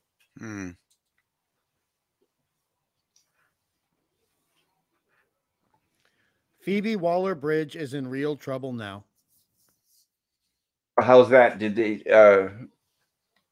somebody actually walk up to her and look close in her face, or what? I was just commenting on the similarity in the facial structure and the hair of the actress that we just saw. Well, that's right. The servant girl, right? Her. Yeah, there's Phoebe. Yeah, definitely. And of course, she tries to ring the bell for the servant, and the servant is dead asleep. You know, and it's weird to realize that rich people in their big mansions still have servants for every little detail, and I can't believe that that's still a thing. But you know, Nancy Pelosi's not going to wear or wash her own dirty drawers, right? Well, Or Schwarzenegger. I guess in Exactly. general, a lot of rich people take advantage of their wealth, and Well, that's you who know, that's who was buying the slaves. So they think that part of their lifestyle is they have to own slaves. Over the decades and over the years, they call them different things, but when it comes down to it, they're still slaves. yeah. So, Well, money always so takes advantage, I guess. right, and slavery is still alive and well. Yeah, actually, real slavery is probably alive and well in some parts of the world still. Actually, right now, there's more slaves in the world than there has ever been. That is an absolute fact. Yeah, it is. It's called minimum wage. Oh, I'm not even talking about that. I'm talking about the actual, like, old school definition of real slavery. I'm not even talking about metaphorically, like, I'm a slave. No, no, no. Like, actual slaves right now. Yeah, I It's a think there fact. are still quite a few, yeah, in the world. Well, right, like as we all know, like the Uyghur Muslims that the Chinese are holding as slaves and inside the concentration camps. They'll point at Yeah, that, but they won't point at Nancy Pelosi and how she's got a dozen slaves in her house doing everything for her. Nobody will mention that, right? Well, there's that, and there's also we won't do anything that'll get in trouble with YouTube, but you invite someone over for what seems to be a $20 an hour job, and you say, we just have to examine your passport, and then they take away the passport and say, you're going to do what we say or you're not getting your passport back. Right, which does happen all the time. Uh-huh. And human trafficking, unfortunately, is another horrible thing that's still around. Yeah, that's what I was thinking of. Yeah, yeah. And here we have the scene reminiscent of somebody mentioned earlier with Monty Python, where it's "Bring Out Your Dead." So the coffins are going down the streets. Yeah, that's got to be something gruesome and grisly to look at if you're living in one of those houses there.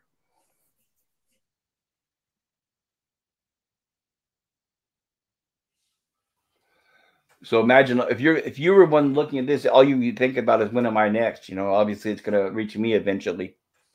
And that previous shot showed that they were coming from across town. So that shows you intuitively that this is spread throughout town. Right. They think, right, you're right. And what's interesting too is they think this is a plague because they know from history what plagues have done and what they are, but they don't realize that this is not a plague at all. This is Orlok. Because that's why he moved here, is he's now feeding off the town. And that lets us, the audience, be more terrified. Exactly. Well, the thing is, we don't know how many people's minds are being controlled by Orlok at this point. It could be a lot of people in the town. Right, we do not know the limits of his powers, right? Yeah, exactly. Wherefore no other salvation is possible, that a maiden holy without sin maketh the vampire forget the first crow of the cock that she give freely of her blood. The panic-stricken town was looking for a victim. It was Knock. Yeah, that was pretty funny when they were chasing Knock around. I know, right? Someone saw him. He ran outside. Here's where they are, panicking, looking for Knock. He strangled the custodian.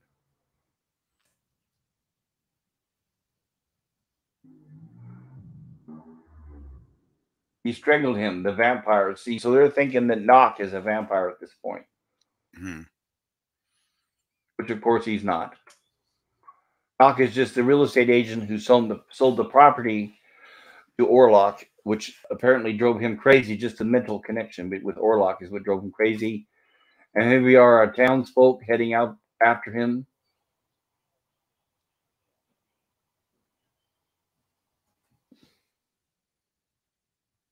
And here's where they spot him sitting up on top of the roof, looking crazy as a loon. That was funny when they started throwing the rocks at him. I know, and he was loving it. He was laughing, and the rocks are hitting him in the head. Yeah, he's just like totally crazy. There they are, right there. Boom. This guy's a pretty outrageous actor. What a performance. Stunt actors? We don't need no stinking stunt actors. Oh, no. We don't need no stinking badges either. Right. Union? What's that?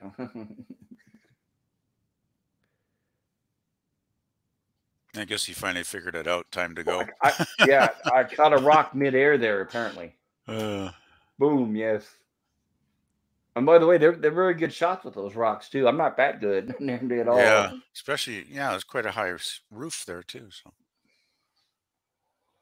Oh, look at the gymnastics this guy's doing.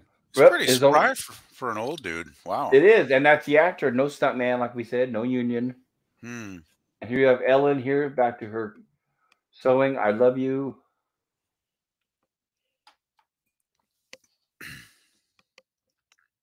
But I think she's weary. I'm guessing maybe due to lack of sleep.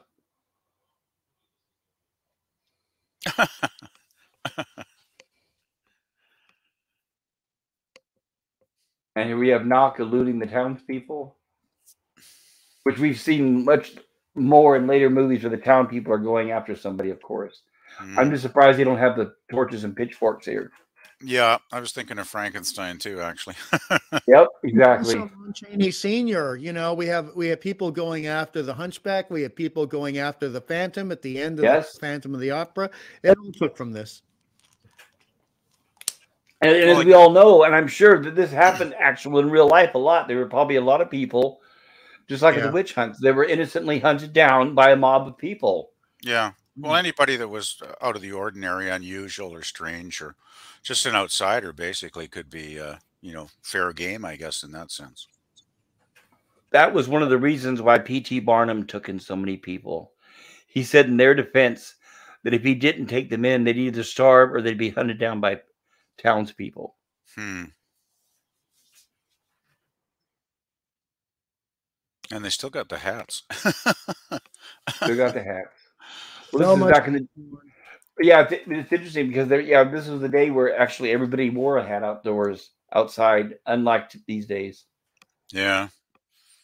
Well, in my grandfather's day, if you did not wear a hat outside until you came inside, you were considered ungentlemanly and untoward. Oh, yes.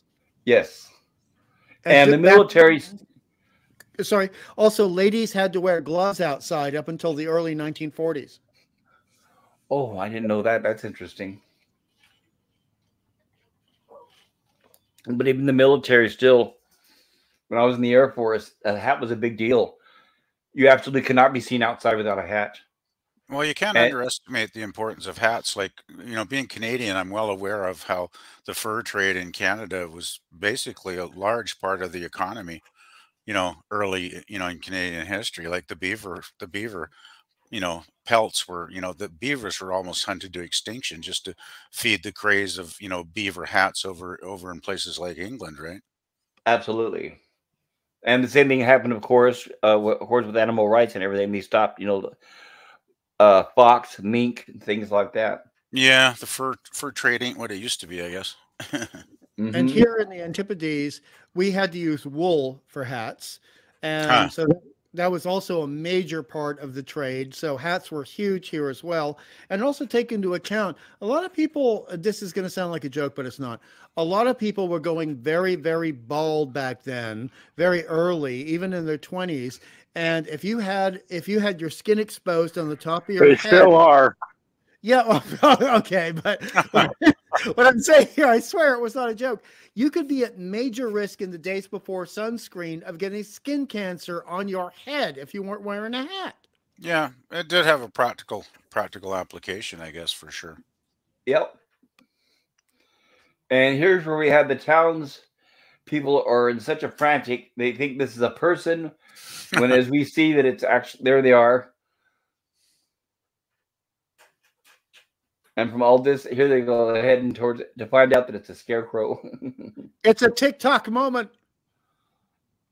And they still beat the crap out of it. Right, they still beat the crap out of it, even though they realize it's just a dummy.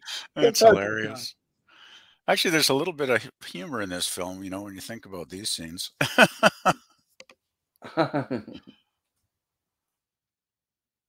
Oh, that's a nice shot. Oh, that's like a watercolor from the 1700s. That's gorgeous. Right, and they really had it sped up there for that scene. Yeah. And here we have another iconic moment. Man, Schreck Max Schreck certainly is creepy in this film. Very, very imposing. He's just frightening. He's And of course, scary as right, hell. right, and that's enough to wake her up. And she's looking at the window. It's like, oh no, you don't want to wake up to see that. I think I would get some curtains if that was I know, or close close those, the right, blinds. Yeah. right. But fortunately, here, what's good about here is she does have the common sense to wake up Hutter. Yeah.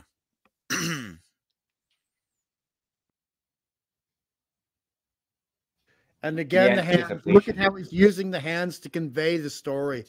Yes, absolutely. Actually, I have a question about the hands. Were there any appliances on the fingertips at all? Like his Yes. hands are so long. Yes, they did. They had artificial fingertips. Okay, I kind of figured, yeah, because his hands run naturally lengthy. Well, also in the days of print, Pleasant Valley, it was extended, but it was noticed that and noted that one of the reasons Schreck was absolutely welcomed by Murnau was his hands by themselves were preternaturally long in terms of the finger to hand bone ratio, which is something you really notice in artwork, you know. So you could say he had violinist hands or pianist hands. Oh, okay. And so there were extensions, but they were very long in and of themselves. Right, and you can see the hands are very skinny and long. Exactly. Yeah, I mean, his look is just so unnatural. I mean, even his face, though, it's incredibly strange. You Do know. that again, Scogli. Do that again, please. Visual reference, Scogli. Yeah, look at those. Now imagine prosthetics put on the tips of those hands. Okay, look at those fingers. Look at the length of fingers and the length of finger bones. Oh yeah, Scogli could do Nosferatu. You could do that. That's a compliment, bitches. Stop it.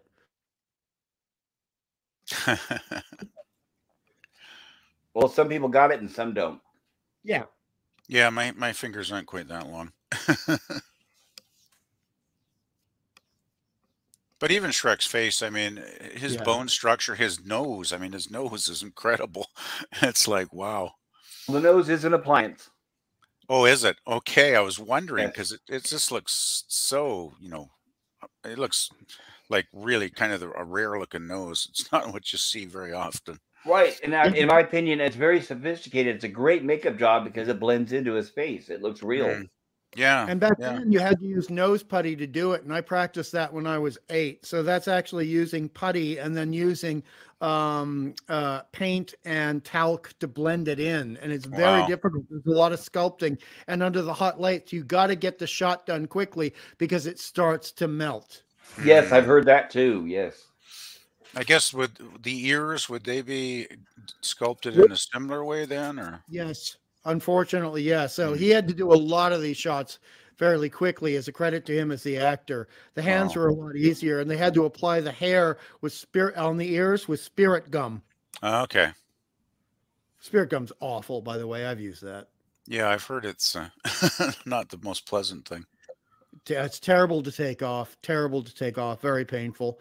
But the thing to back you up, PvP, one thing they did not change because they didn't have the ability to do it was his jawline. So Max Schreck's jawline that you see in all these Orlok shots are actually his own jawline, which is part and parcel of why his face is so frightening. Yeah, he's got a very unique face. I mean, you know, because we see him early in the film, don't we, when he's not vampirific, where he looks more human? No? Nope. Okay. No, he always looks like this. It's just that earlier in the movie, he has his face mostly covered up. Oh, okay. That's what, yeah, okay. And as we move further, they're using lighting to accentuate how horrific his face is, so it brings it out. Right. Yes, I agree. Yeah, because it didn't seem quite as extreme in the early parts of the film, but yeah, that makes sense. Right, and you're right, and like we were mentioned, like with the Coppola Dracula movie, he actually undertook a transformation. He had different looks and appearances, right? Yes. Here's where she wakes up Hutter. Look at the care he's giving her. That's a real man. It is. Bulwer, fetch Bulwer, who is the doctor. Now, does she realize at this point what she's got to do to save her husband and to free the town?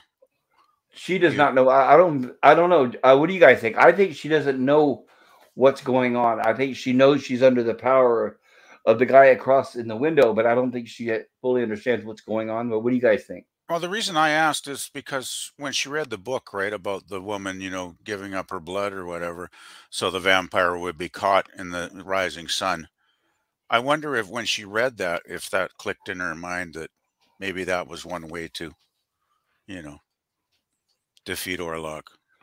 Right, to sacrifice herself for the safety of Hutter and the rest of the people, right? Yeah, that's a thought I had when I saw her reading the book, right?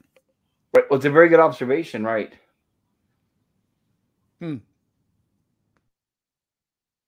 Because I mean, I always wondered if that's the reason she sent him away, to get the doctor. Right, because basically, as soon as he does, that's when Orlok makes his move, Exactly. and there she is getting up. So, like she faked passing out, Well, or she is this does. what? She Well, doesn't that's just really it. wake, yeah. Or is mirror. this something? What I'm wondering, or is this something that Orlok is controlling her to act like this? I don't Hmm. know. Yeah, Hard to say. that's a good point too. Yeah, it could be. But we see her in the mirror, implying that visually there's the her that's real, and then there's the her that is the reflection, and that there's two sides of her at this moment in the film, symbolically. Right, and I don't think they've established at this point that vampires cannot be seen in mirrors, right? No, this is foreshadowing. This is foreshadowing, cinematically Right. speaking. Yes, I agree. So here's where she, I'm guessing, lured. And here's what she sees.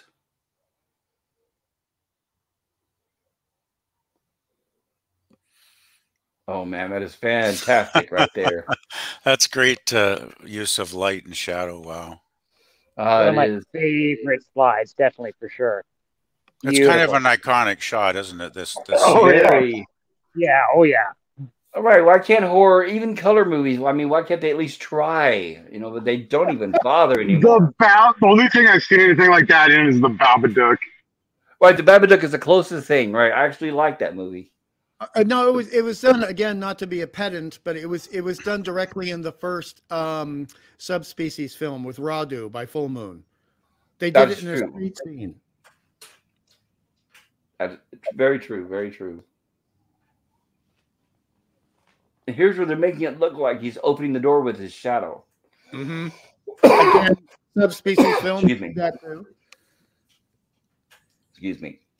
Go Sorry. ahead. No, I was just saying it was done long before the Babadook. It was done long before Coppola. It was done here first, but then other films did use it. It's just the provenance of films, the evolution, the family line of films is very long for this stuff. I agree. Okay, here we go. And I think she's a little bit taken back because this is her first time actually seeing him in person. Really, I think she's realizing he's not as handsome as she was led to believe.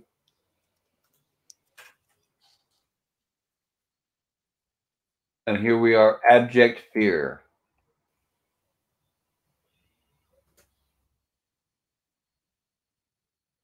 And I love the way his hand reaches up and clutches her heart. Mm. And here we are with Hutter trying to awaken the doctor.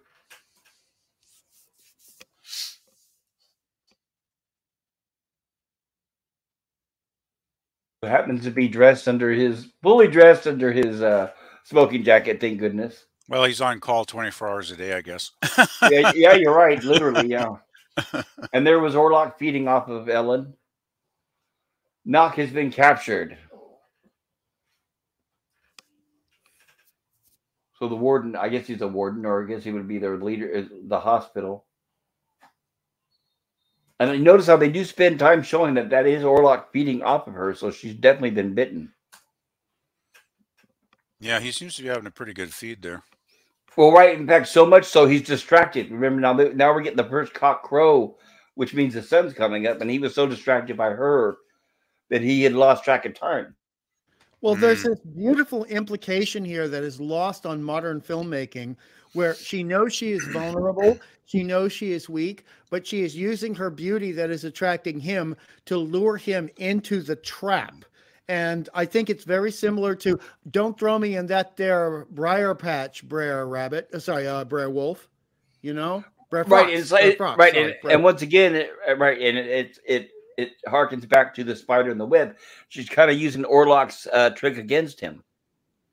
Yes. Here's where he realizes when he hears the crow. He's like, oh. Now you can see the finger extensions right there.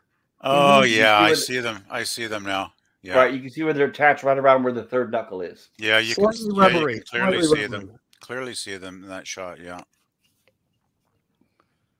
But still fantastic. I'm definitely not knocking the movie. Well, I would love to have a. I don't know if they have a mask for Halloween that looks like that. You probably have to do that by makeup, but it just looks fantastic. I'm so glad. I'm not a fan of Stephen King, but I'm glad they kept that look for Salem's Lot. And also, look at the lower right, what you got right here, the lower right hand. Look at the veins on the hand, which implies when a corpse gets desiccated and loses fluid, and the tendons show up more sharply. Yeah, that makes sense. And even though the knock has been captured, he realizes what's going on with the Count. The master. See, I had forgotten from, like I said, when the last time I saw this was 1986. So I had forgotten that Knock/Renfield actually doesn't really interact with the Count at all. And I'd forgotten about that. He does much more so in the later movies and renditions, I guess, and retellings. Here we have with Hutter and the doctor. They don't seem to be in much of a hurry, unfortunately.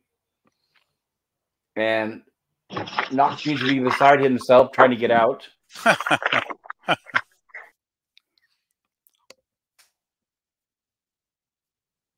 Here we are with the sun rising on the horizon. And obviously that's a miniature. That's not, I don't think that's an actual, those buildings from across the street. I think that's a miniature there outside the window, it looks like, possibly.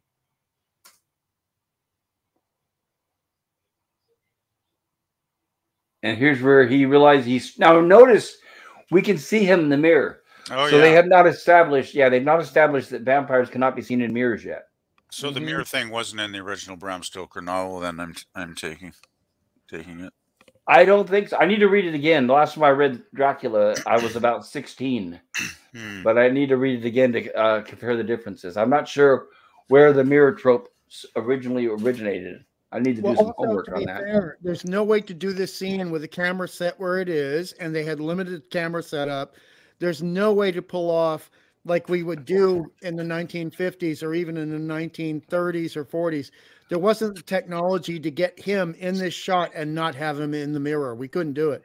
No, we couldn't. But the fact that they didn't go out of their way to try to make it appear that way, I'm guessing they weren't aware of it. Or unless they just realized, because that mirror is intentionally placed there. Yes. True. I don't know. That's just a speculation. No, I think you're right.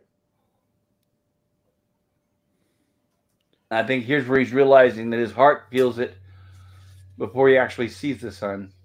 And you notice he's clutching his hand over that section of his chest exactly the way about 4 minutes ago, she was clutching her hand over her breast in the exact same way, juxtaposition.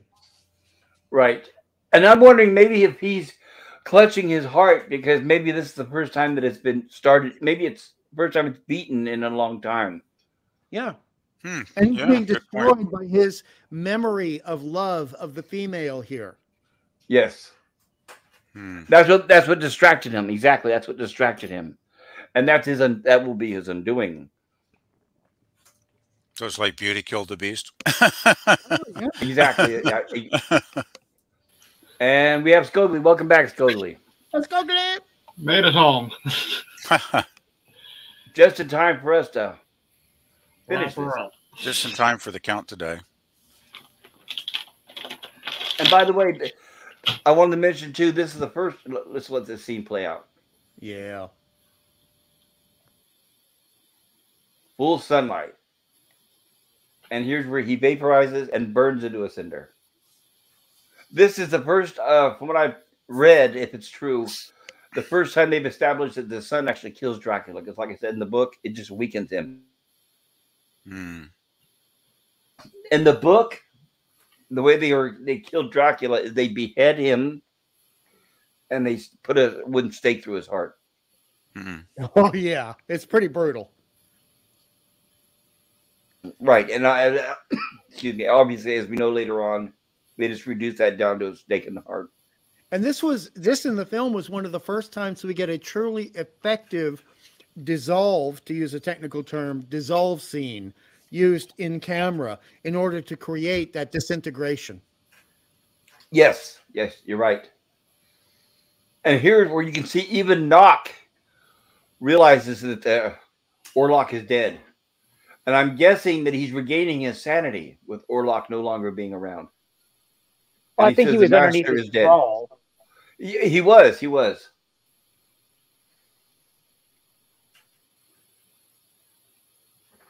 And here we have where Ellen wakes up.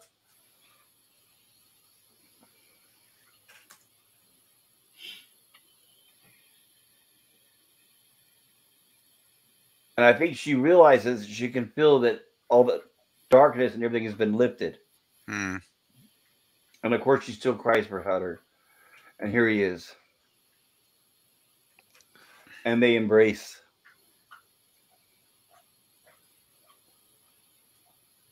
And of course, she passes out again. And she just dies anyways. No. She does die there though, doesn't she? I think she does. I think they're implying that Orlok just drained her too much blood. Yeah, well, I'm seeing the doctor's reaction too. Kind of gives me a key that she's probably deceased. Yes. And I think the doctor at this point still thinks it's the plague. Possibly, yeah.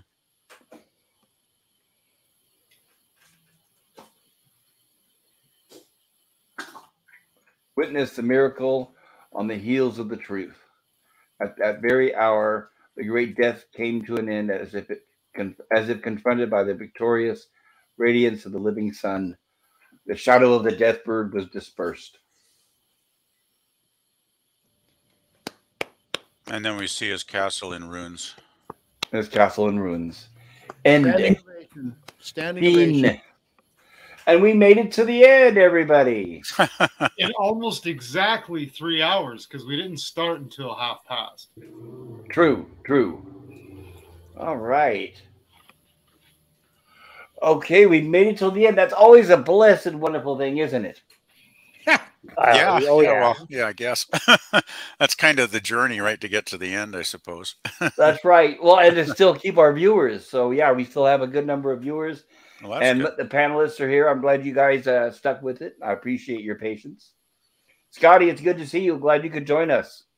There we are. There's Scotty. Hey, Scotty. Nice. Hi, Scotty.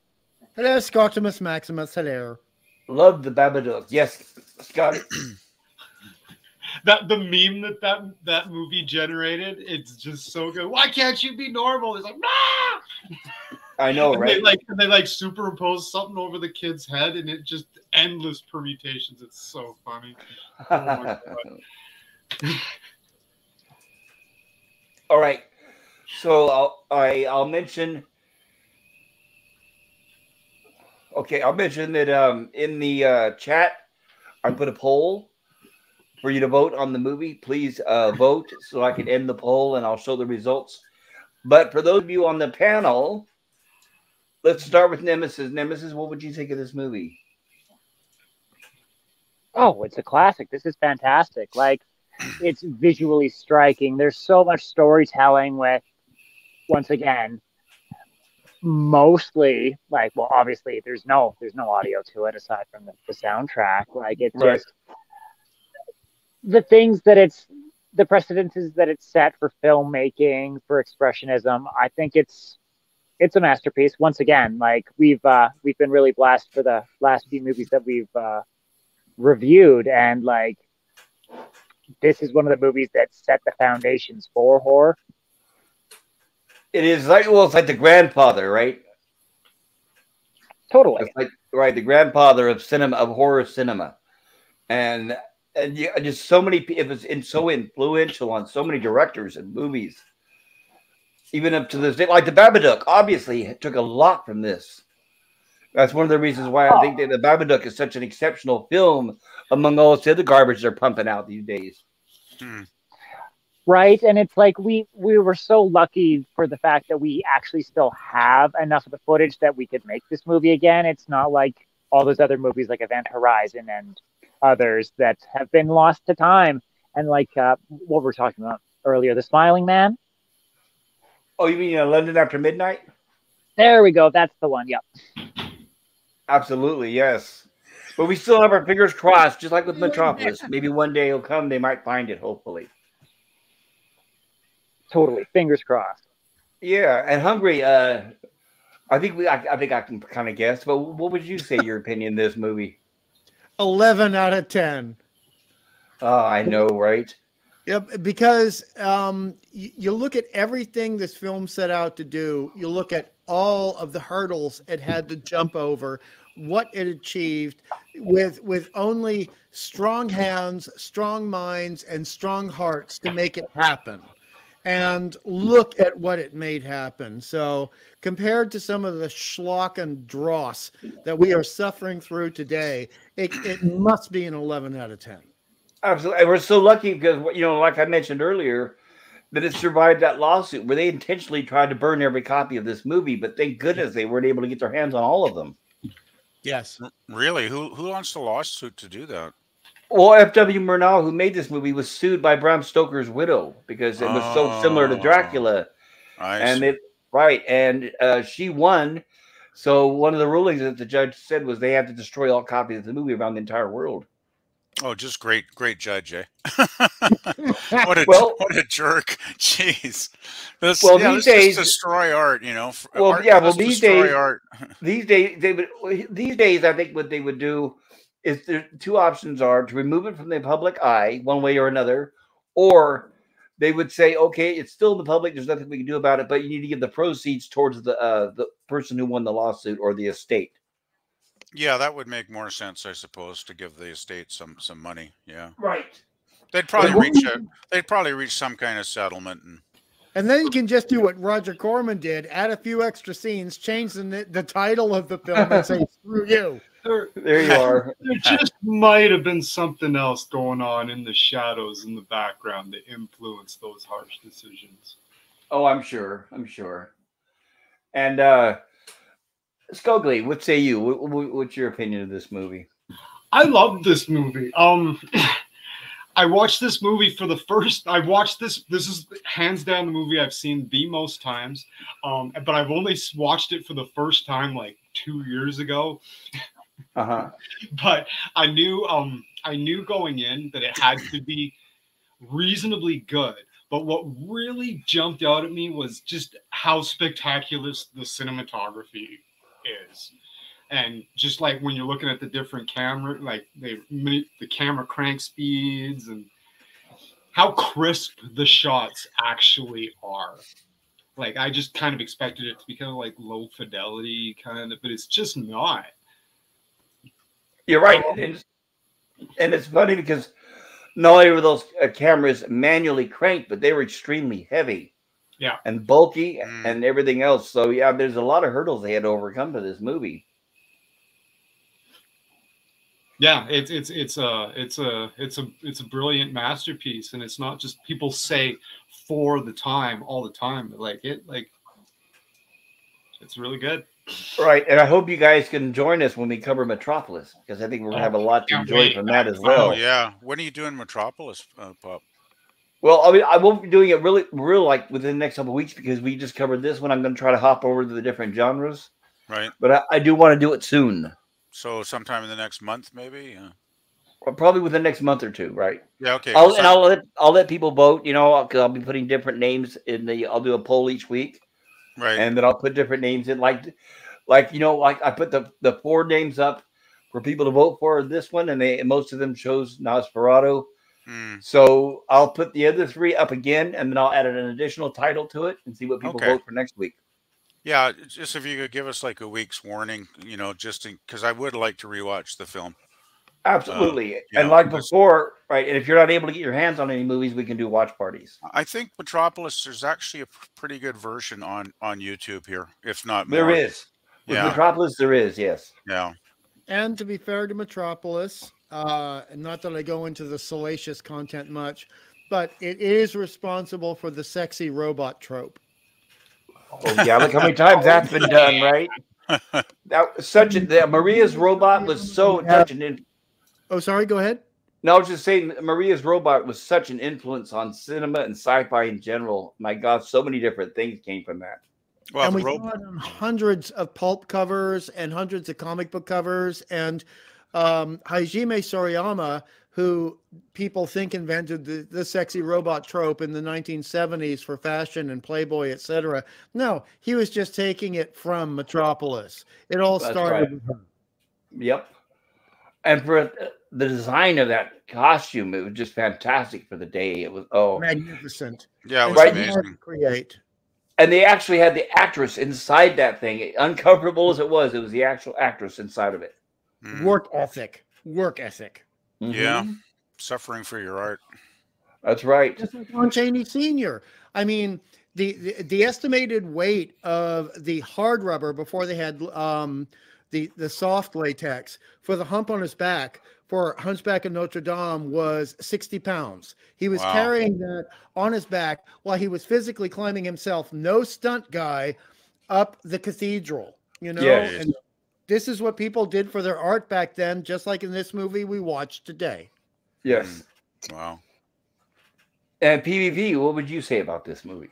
Yeah, it's a great film. I mean, it's not just the artistic quality of the film and the story that it tells, but it's just the significance of it being, I think, the first surviving vampire film, I believe.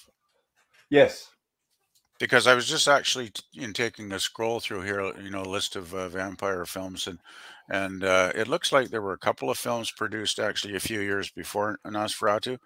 One called Dracula, made in Russia apparently, and one called Dracula's Death, made in Hungary in 1920 and 1921 respectively. But those films are both completely lost, it says here. So yes, they are.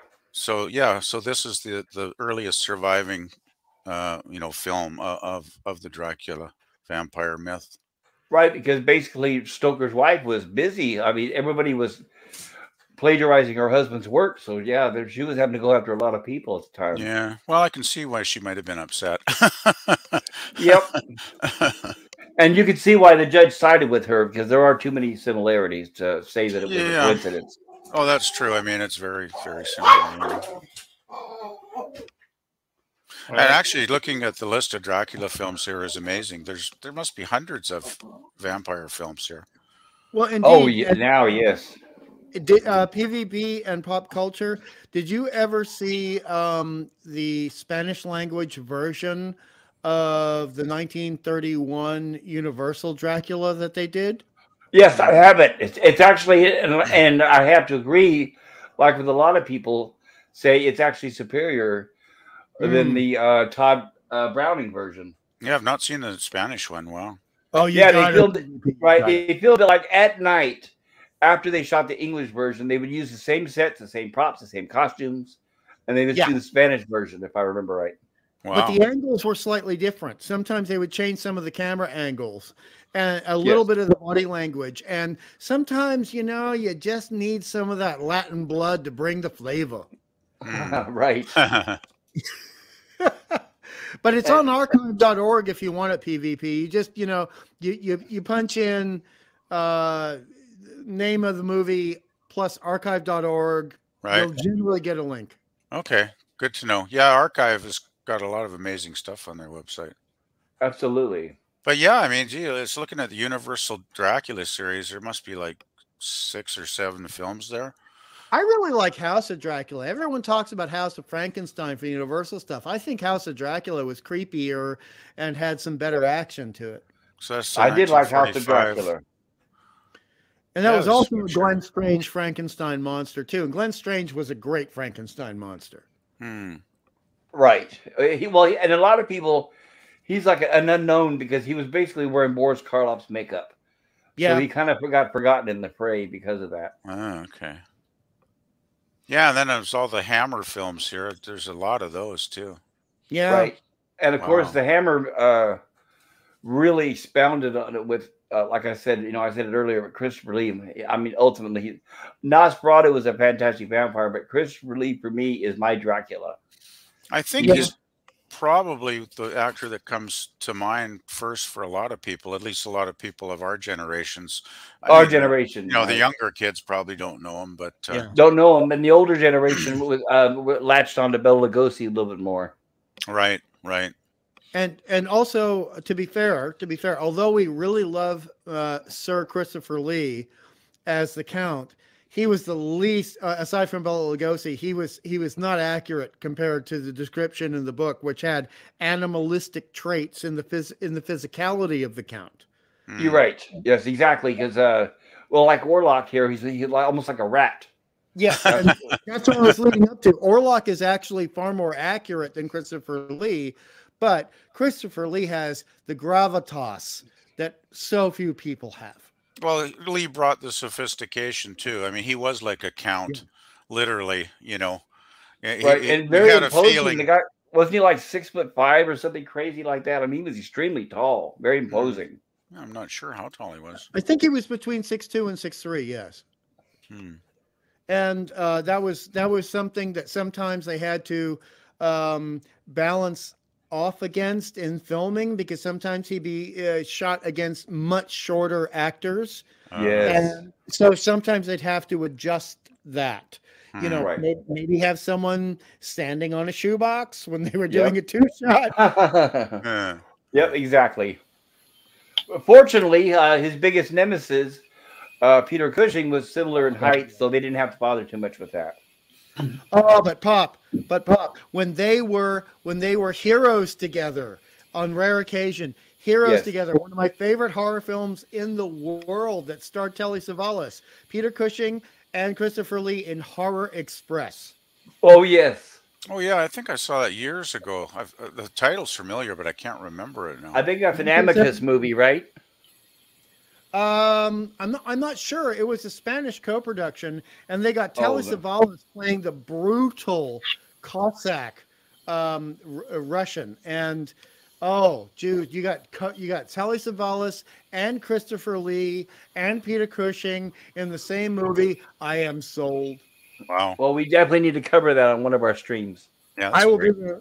I will be there. cast. And it was one of the original early, before John Carpenter. It was actually with, how we're saying right now that Nosferatu was Dracula without being Dracula to get around copyright. Right. So Horror Express was actually a Gothic era or Edwardian era version of Who Goes There? The Thing. Oh, nice. Okay. Oh, wow. So you're looking at alien organisms being found frozen in ice that then are unearthed, and then bad things happen. Bad things happen, right? Never thaw out something that you find in the ice.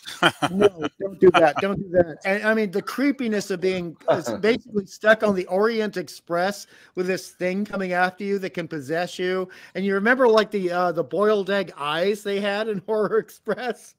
Oh, yes. It was funny you mentioned that because, right, like with Lon Chaney Sr., he actually used the whites from boiled eggs for his eyes because they didn't have contact lenses back then.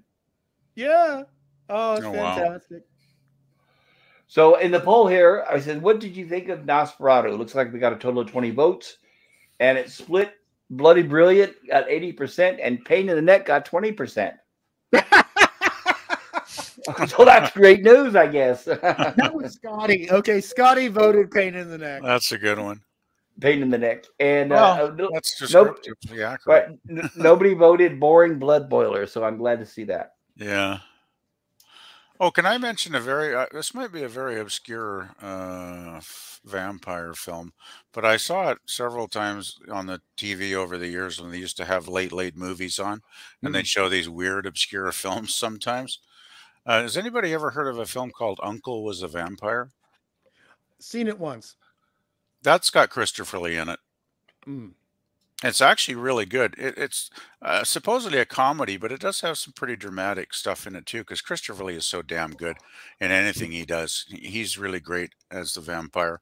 Yeah, it was an Italian film, I guess, from 1959. It says here, but yeah, I saw it years ago, and it's really worth a watch. It's quite an entertaining film. I mean, it's got a lot of goofy comedy, but Christopher Lee really does give it that that weight, you know, dramatically in the scenes he's in, because he's just always so damn good. Yeah, everything he's in. It looks like in that movie he plays Baron Roderigo de Frankerton. Something like that. It's only been shown on free-to-air television in Australia twice. Oh, cool. Yeah, I really enjoyed that film. It was a lot of fun. I mean, and I had not heard of it, so I'm going to go looking for that one immediately. I think it's on YouTube, actually, Pop. Just don't. Thank you. Please, everybody, don't watch the David Niven vampire comedy. Don't. Oh, jeez, I've never heard of that one. Don't look it up. Don't bother. I'll make it simple here. I can't think of any David movie that I like. What about Murder by Death, dude? Oh, that's right. He was a small character in that, wasn't he? But oh my God, his Pink Panther movie. Oh no.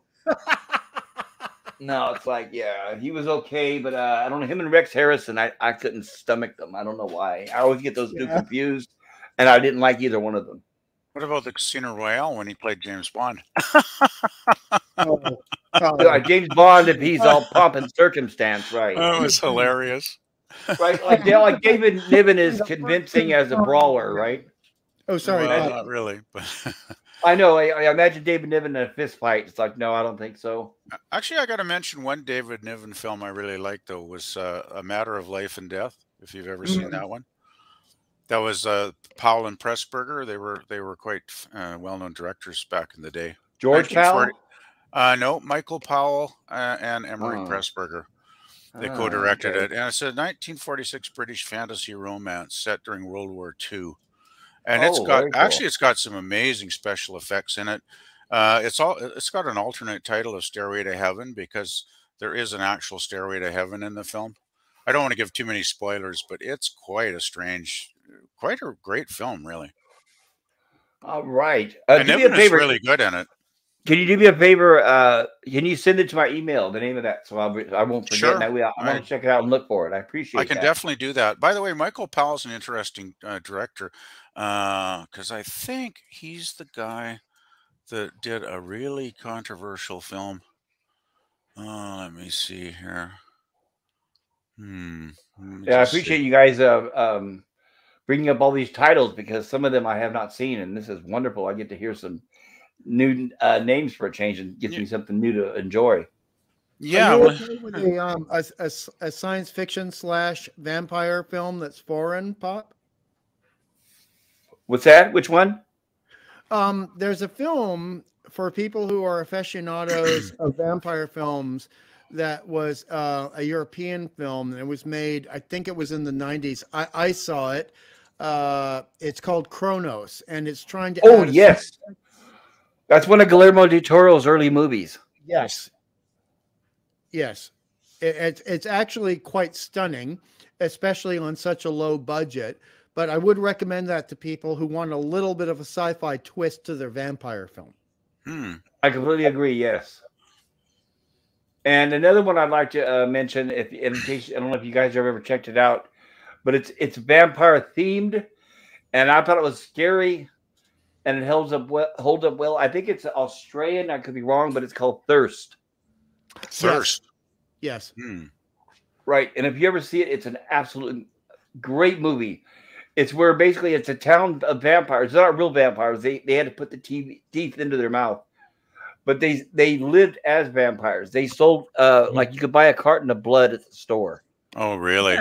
That's weird. Right. And there's a woman they kidnap, and they're trying to convert her to be a vampire. And the Wow. movie is her struggle not to.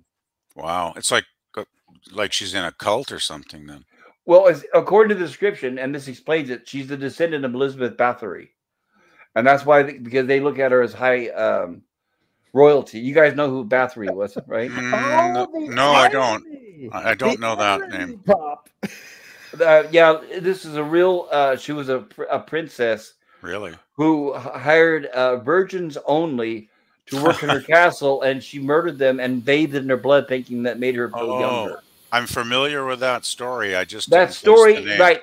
That was the origin of, and it was a real person. And now there's been many movies and stories based on that. Right. Ingrid Pitt did a Countess Bathory film. Yes, that is scary. It is, and she would put want ads pretty much for virgins to come, because she would kill them, and then she'd put more want ads out, and she'd kill more. Eventually, she was caught, and being royalty, she was never convicted. They just pretty much locked her inside of her castle for the rest of her life. Oh wow! Well, the worst part is that she actually had a very sadistic nature, and she would torture these poor girls before she got the blood. Sometimes she would flog them to death, so they would bleed to death from the wounds from the flagellation. That's just disgusting. And she was a loon. She was an absolute loon. Well, she was a psychopath. It sounds so. Like She'd be a star on TikTok today. Right? Yeah, you're right about that. Oh man. But I just wanted to mention Michael Powell again quickly before we get to the end of the stream here. There's one film he directed which kind of destroyed his career because it was so controversial when it came out. It's a film called Peeping Tom. I don't know if any of you have ever heard of that film. Yes, I have it. I'm looking at it. Yeah, from 1960. Yeah, British psychological horror thriller. It was so controversial because it basically was about a fellow who had such a traumatic childhood caused by his father that he basically became a serial killer. And the whole thing with the film was he was a professional, a cameraman, right? Yes. That would film, films and stuff, but in his off time, his hobby was, finding attractive women and basically setting up his camera, which had a spike in the tripod, and he would actually film their deaths while he was running the spike through them. Yes. It's a rather gruesome film. Not totally gory or anything, but psychologically, it's pretty frightening. And it's pretty sleazy. Oh, but it's a great film. I mean, because the thing is, the guy, the protagonist, you actually kind of feel sympathy for him because it's, as I say, a psychological horror. So you kind of get into this guy's head and you can kind of understand why he's so screwed up.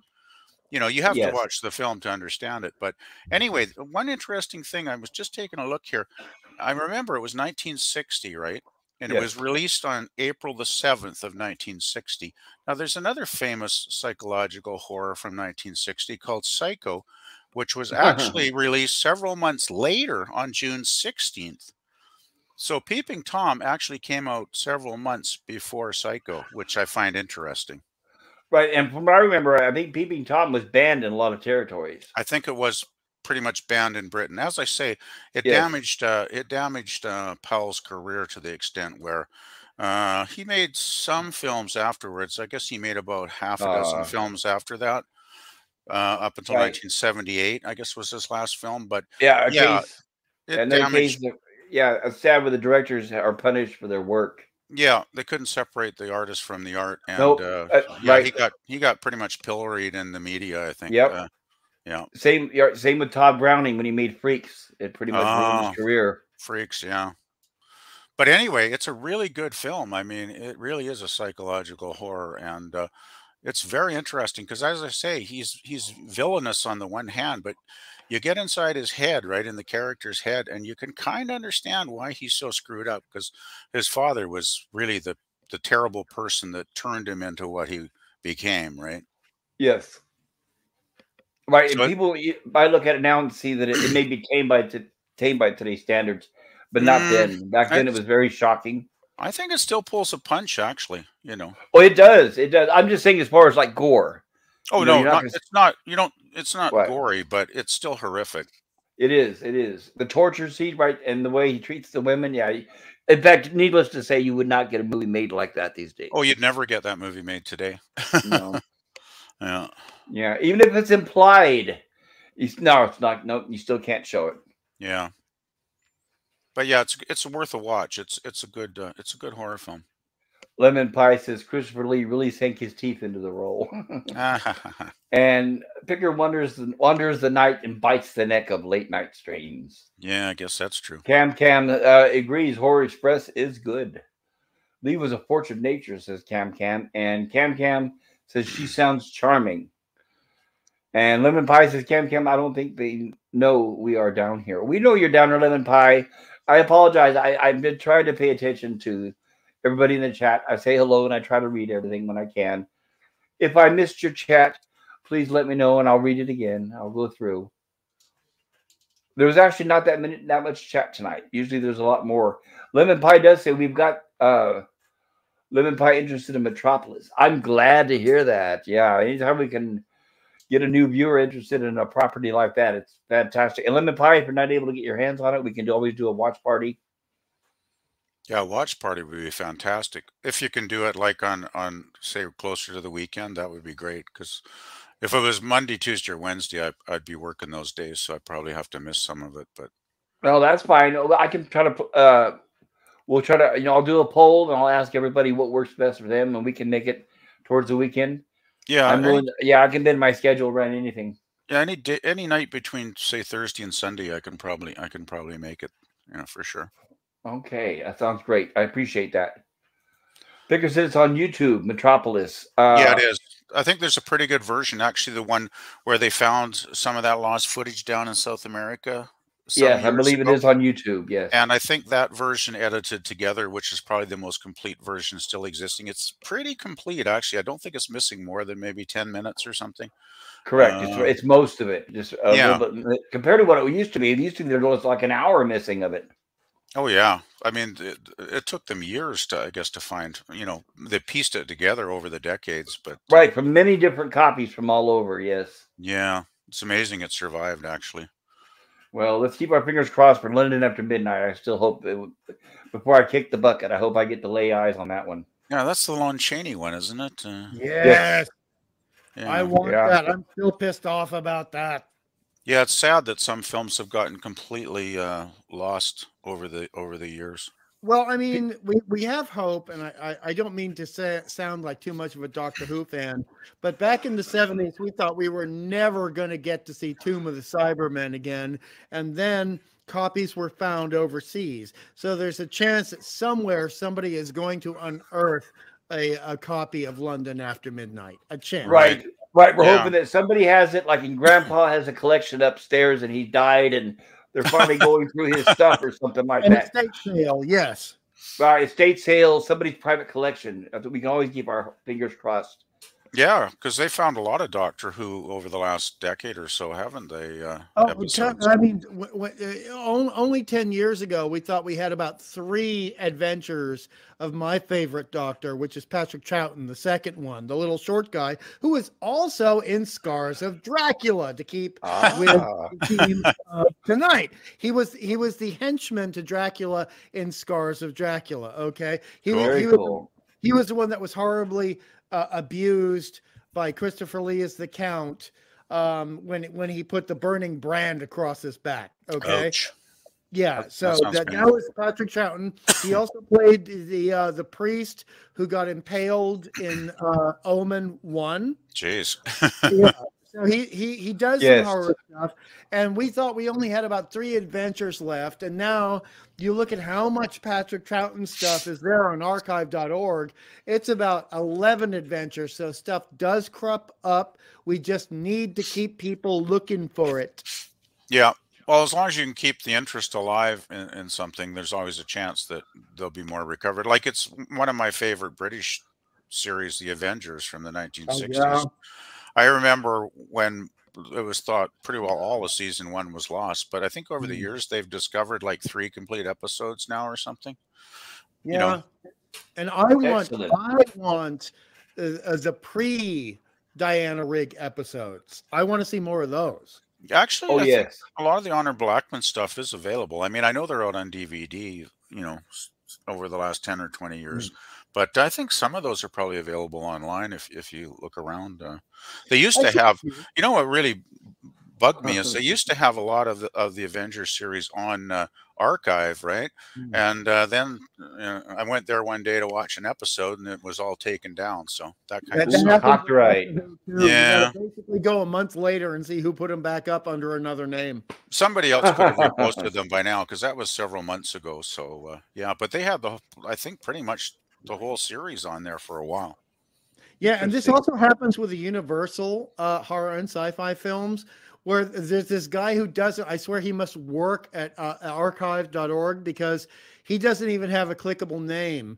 He just puts up unnamed, and he puts up all this stuff in like glorious 2 GB, 5 GB level stuff. And he puts up, it came from outer space. He puts up House of Dracula. He puts up everything, and they keep taking stuff down. He keeps putting it back up. He's got to be an insider. That's cool. He's a rebel with a cause. Right. Yeah, and that's he's pretty not good. done fighting. Right. No, he's been there for like a year and a half, and he keeps going. Well, it's amazing how much stuff you can find online at various websites if you look around. Like there's 1, 2, 3 movies I found, and they got a lot of great stuff on there. I mean, I know that a lot of these sites are kind of shady, but they come and go. But there is a lot of stuff floating around on the internet.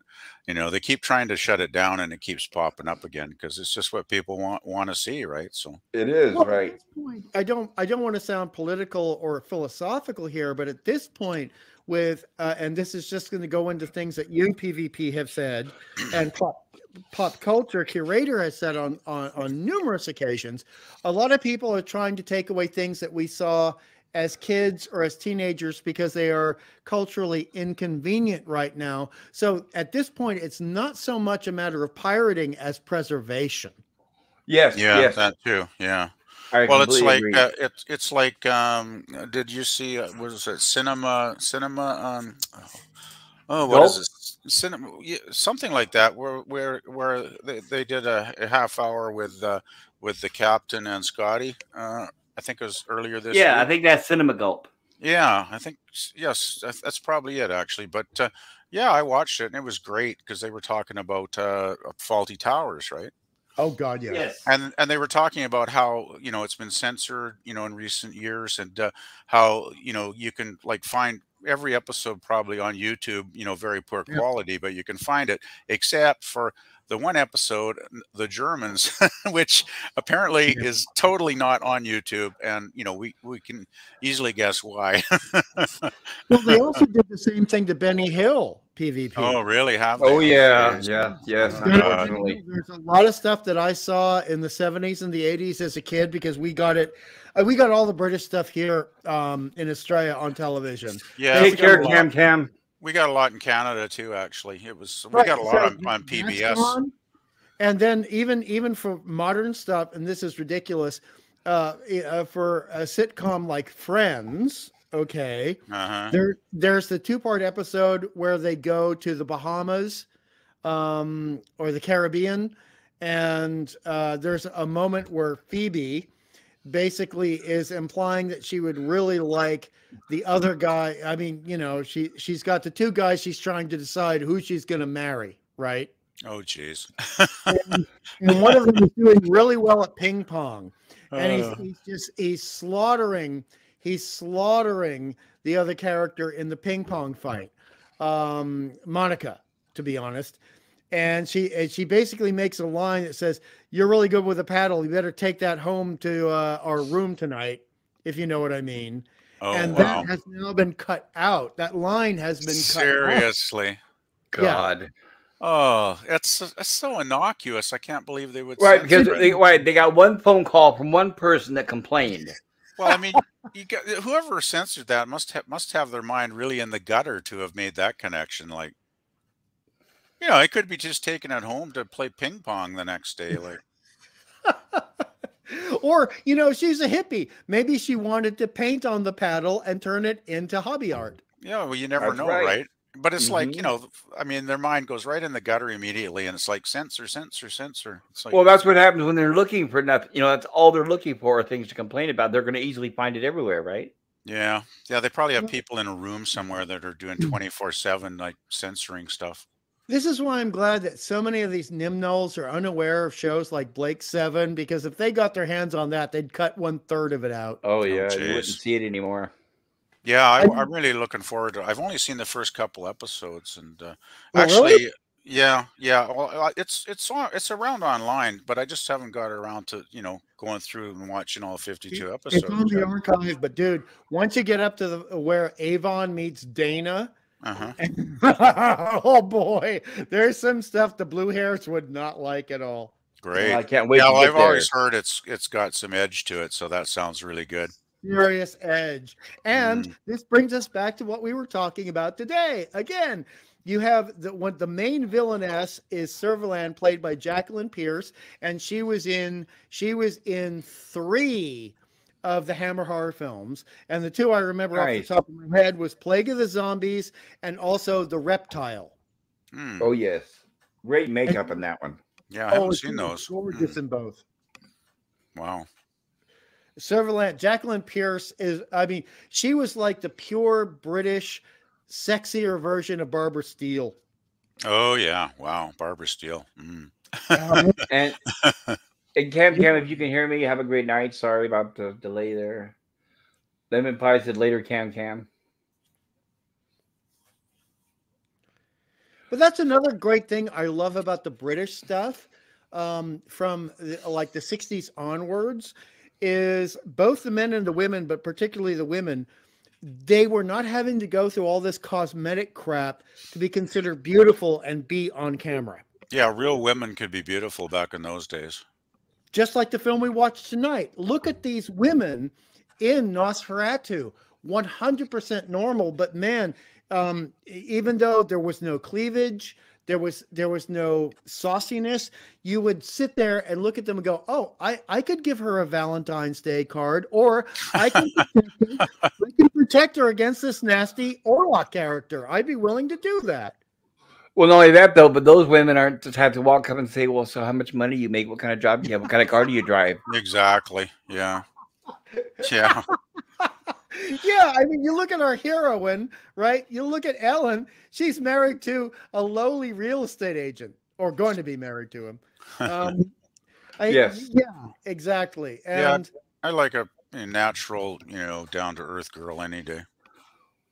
well, that was one of the. I'll warn you that she's not in it as much as she should be. But in Plague of the Zombies from Hammer Horror, Jacqueline Pierce is in it significantly, not enough, but she is winsome, she is natural, and her death scene, no spoilers, really hard to take. Even though Ouch. there's almost no gore, you think, oh, you poor lass, why did this have to happen to you? You care about the Yes. character, yeah. Okay, yeah.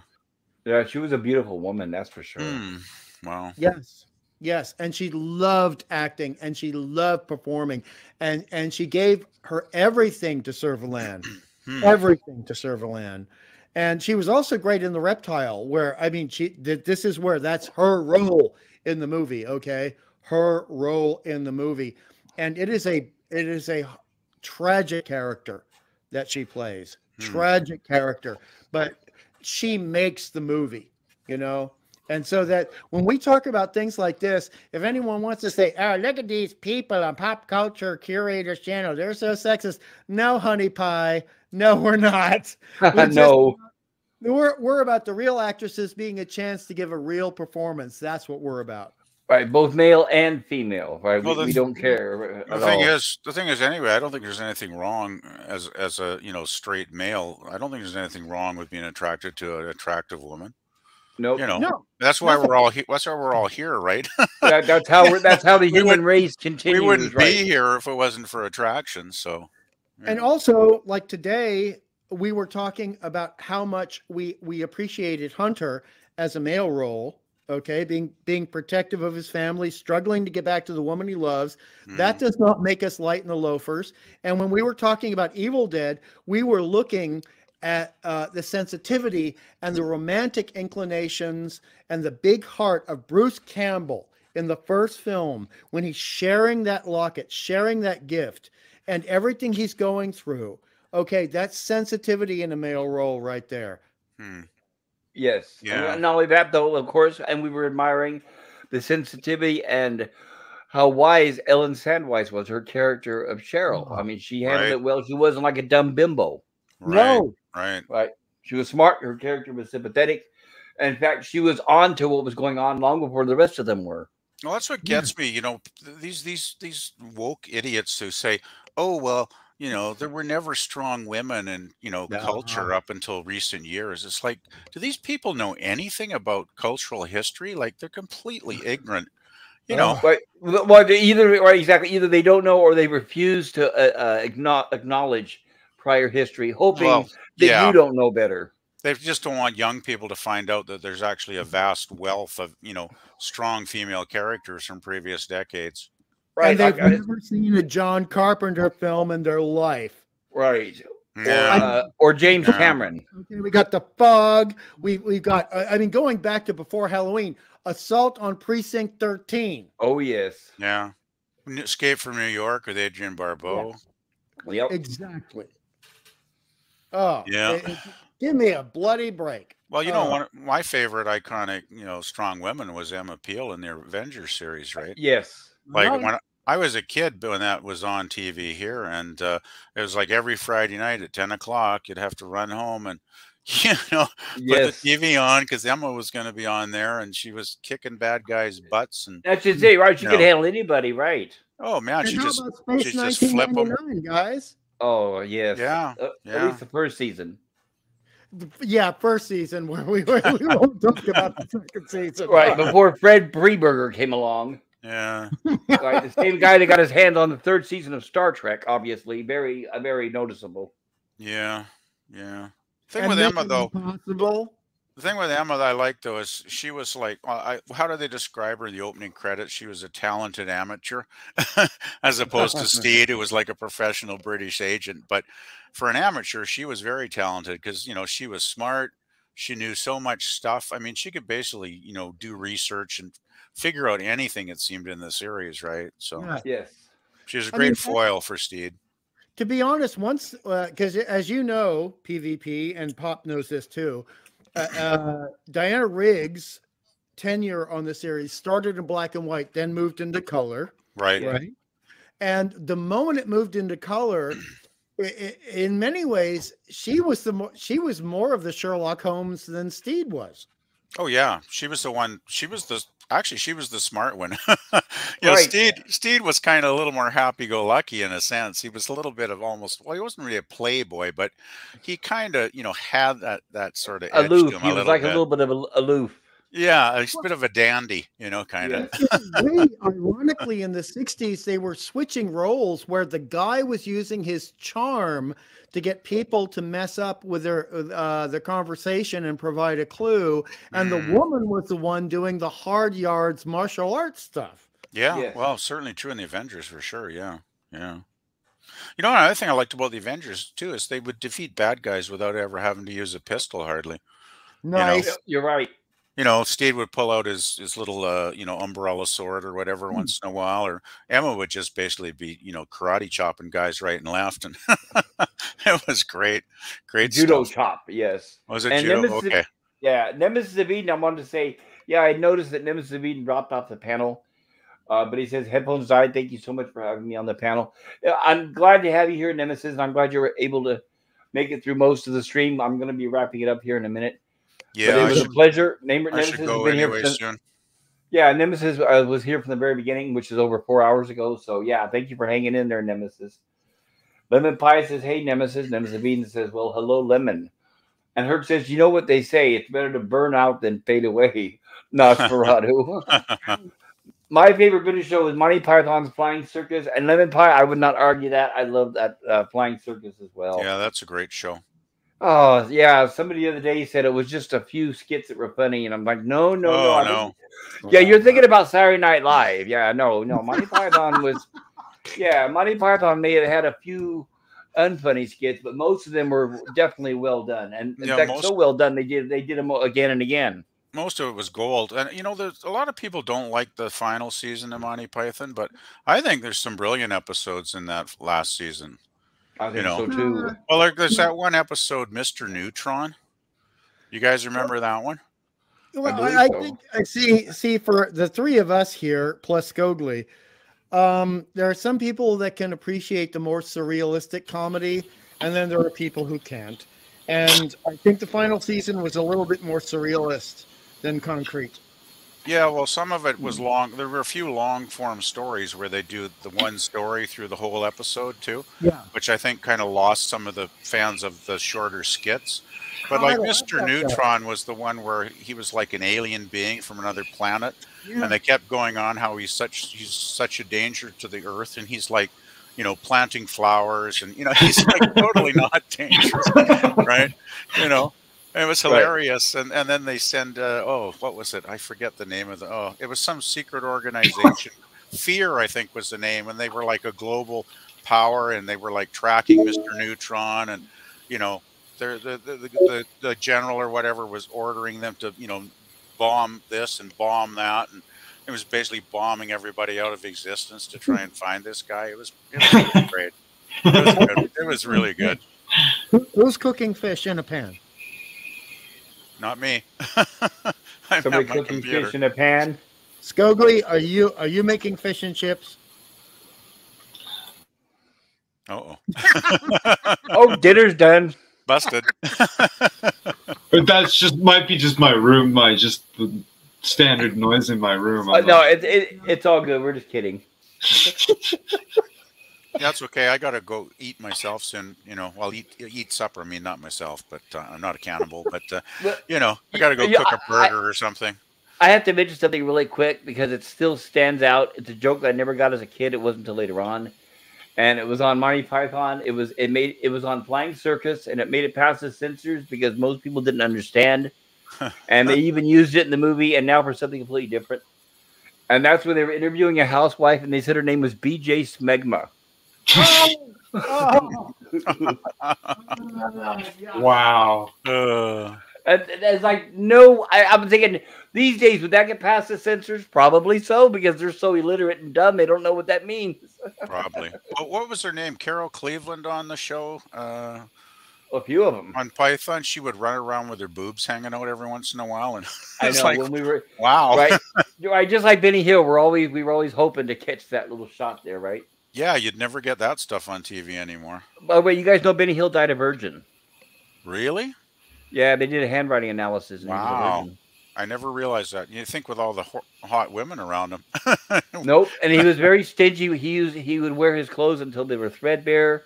Oh, And jeez. he had a whole bunch of money and uncashed checks when they found his body. Oh, well, he must have been very eccentric then. Very small apartment and a little TV, right? He would not spend money. And he walked Wow. everywhere. He wouldn't even spend money to take a trip somewhere. That's crazy.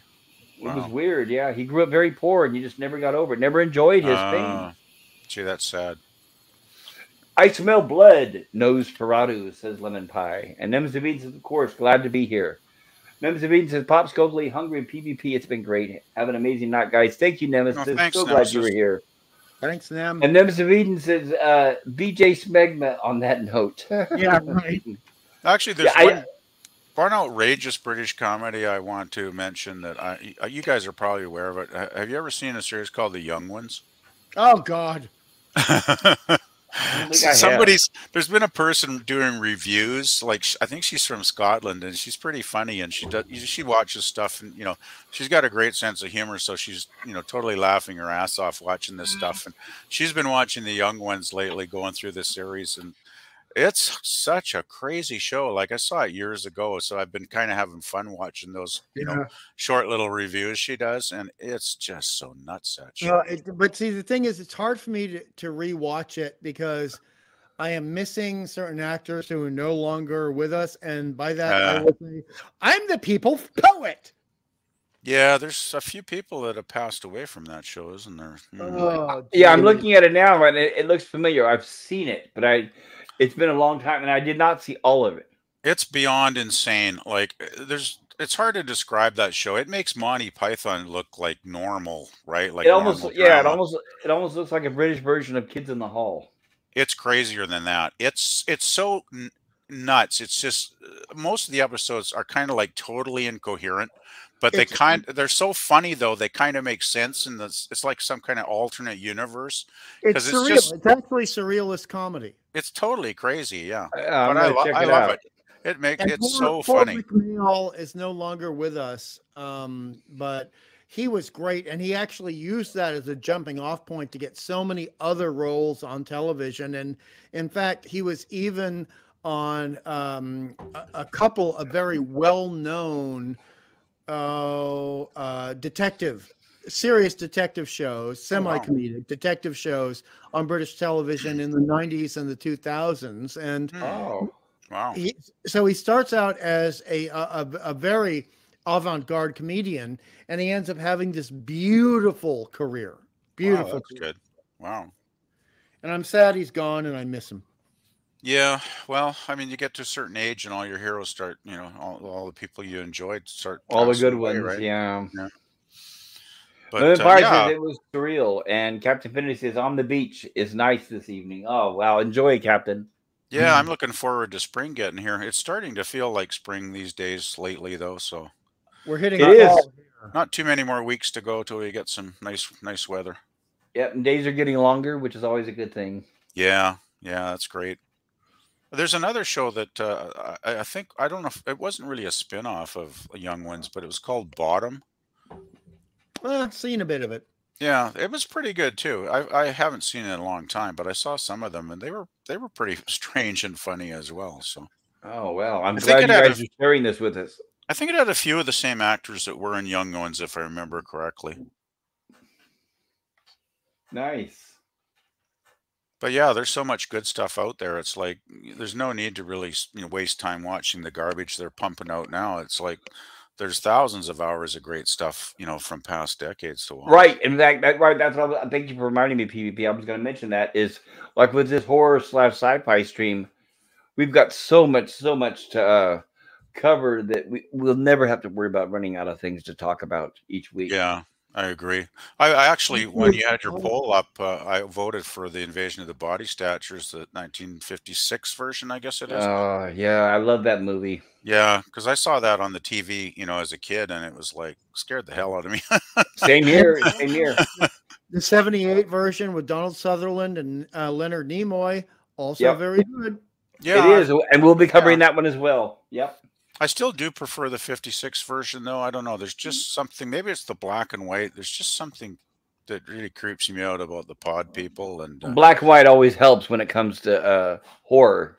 yeah, and it's got the total paranoia of the like the 1950s, Right. communist Cold kind War. of Yep. scare thing,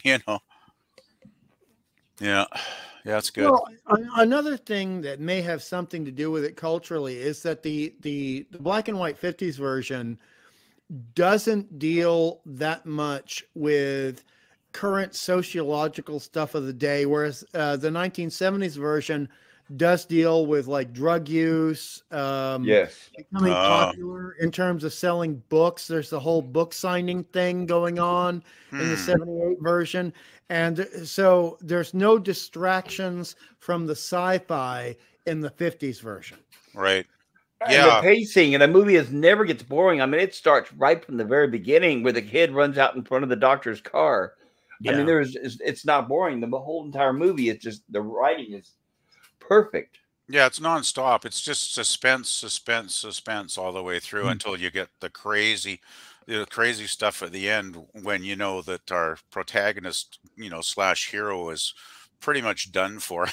But what's great, what makes it stand out, in my opinion, is in contrast to so many movies of the day, is you either you didn't have somebody walking around in a monster suit, or the typical scientist standing there expositing all these meaningless words that are just attached together because they think it sounds sophisticated.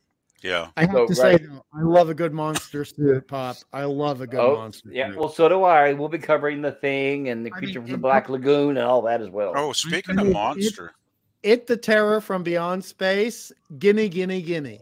you know, Oh, yes. there's one I gotta mention called The Creeping Terror. Have you guys ever Ah! seen that? Oh, yeah. Yes. Yes. That is so bad it's a masterpiece. It's It just is. you got to see it to believe it. It's so hilarious. Well, you know, the funny thing, PvP, is they knew it was terrible, so they get all the sexy 60s chicks doing the Watusi and the twist dance scene. It's And just then, nuts. the Yeah. monsters eating them, and we're seeing right up their skirts, and we're going, we know why you did this. We know. Well, the thing is, too, didn't the director, like, he screwed it up so bad he lost the soundtrack to the film? Yes, and that's why the narration is there. Yeah, the narration is great. It's just so good. And I love how, people would fall down on the ground and the carpet's going like, maybe like, I don't know, 20 feet an hour kind of speed. and they still get eaten because they're too dumb to get up and run, right? Of course. Well, because you don't want to accidentally outrun the monster, right? Oh yeah, exactly. But it's just great. It happened in the picnic scene. Oh yeah, that's a classic. I love that movie. Oh man, I saw that before I saw the MST3K version. They did a great rip on that one. Oh jeez, I can imagine. And it was good, but I mean, the film was funny enough. You don't need them. Yeah, the film's it's a classic. Yeah, right. I can just imagine behind the scenes the director saying, "Oh, we screwed up that shot, but don't worry, guys. The people that drive it aren't paying attention anyway." Yeah, right. Like the giant Gila monster. Yes, yes. Oh yeah, there's a lot of crazy drive-in fodder back in those days. You know my favorite drive-in film that I will watch and I will still enjoy, and it's so cheap, it's so horrible, and it's got monsters, and it's got chicks in bikinis, and I'm sorry for sounding like that, but from 1965, Frankenstein versus the Space Monster. Space Monster. Oh yeah. Oh jeez, I have not seen that one, but that sounds pretty good. Oh yeah, that one has it's slow. It's got a slow burn. Oh, when I was a kid, I still remember the night my mom let me stay up and watch that on TV. And I was a big fan, and I had the DVD of it. I actually bought the DVD. I had to search it out. It was not easy to find. Yeah. But yes, we'll get a lot of moped riding around with ho-hum music going on. But other than that, right. Finally, eventually, Frankenstein meets up with the space monster, and the Martians, I'm guessing, are here for what? Women. Yeah. They need Earth's women, right? Got to have that, right? But they have to be women in bikinis. Yes, right. There were no women chosen who were not in bikinis. No, they had to be in bikini and good-looking bikinis, right, with the bouffant hairdo, and that was one of the first starring roles, or at least it had James Karen, who went on to do Return of the Living Dead. Yeah, I know. And it's not even a Frankenstein monster. No, it's just a guy, an astronaut who returned, kind of like the Incredible Melty Man, an astronaut who returned, and he's been burned up and mutilated and all this kind of stuff. But it plays computer sounds while he's moving, so I guess he's a monster. Well, he was an android. They said, oh, it's too dangerous an android to send a man up into space with the radiation. They got this science right. There's a certain point past our atmosphere and stratosphere, etc., where you're going to hit a certain radiation level and it's too dangerous. So let's just send up a robot. Right. And then he comes back, he gets really messed up, and then his programming's messed up, and so back then, I mean, everyone was calling anything that was slightly scarred or not nice to look at and a bit clumsy a Frankenstein monster. So that was the title of the film. Right, and it's nice because he covers the first 2/3 of the movie wandering around the forest. The bloody forest scenes. Right. At least we had a sexy MILF as the Martian Queen. Yes, we did. And we're definitely going to cover that movie too on this stream. I can't wait till we get to that one. Yeah, we really should cover some of these. You should really do the Creeping Terror Pop. I will. We definitely will. Right now, I'm looking at that title right now on the Internet Movie Database. That is a double feature: the Creeping Terror and Frankenstein versus the Space Monster. Yeah, I think we will do that at least once a month. We're going to throw in a ringer. What do you guys think, huh? Yeah, sure. Good idea. Yeah, Yeah, throw in some not even B movies, but more like Z movies. Oh God, Z movies. Oh no, Squirm, Squirm I from know. the 1970s. And I think I'll kick that. I think I'll kick that tradition off with the Microwave Massacre. Oh, I seen that. Oh, geez, I don't know if I All want to watch right, that. finally somebody out there has seen it besides me. So I'm Oh, taking. God. Is that really gory? No gore, but it stars Frosty the Snowman. Oh It's my. fake story. It's fake Okay. story.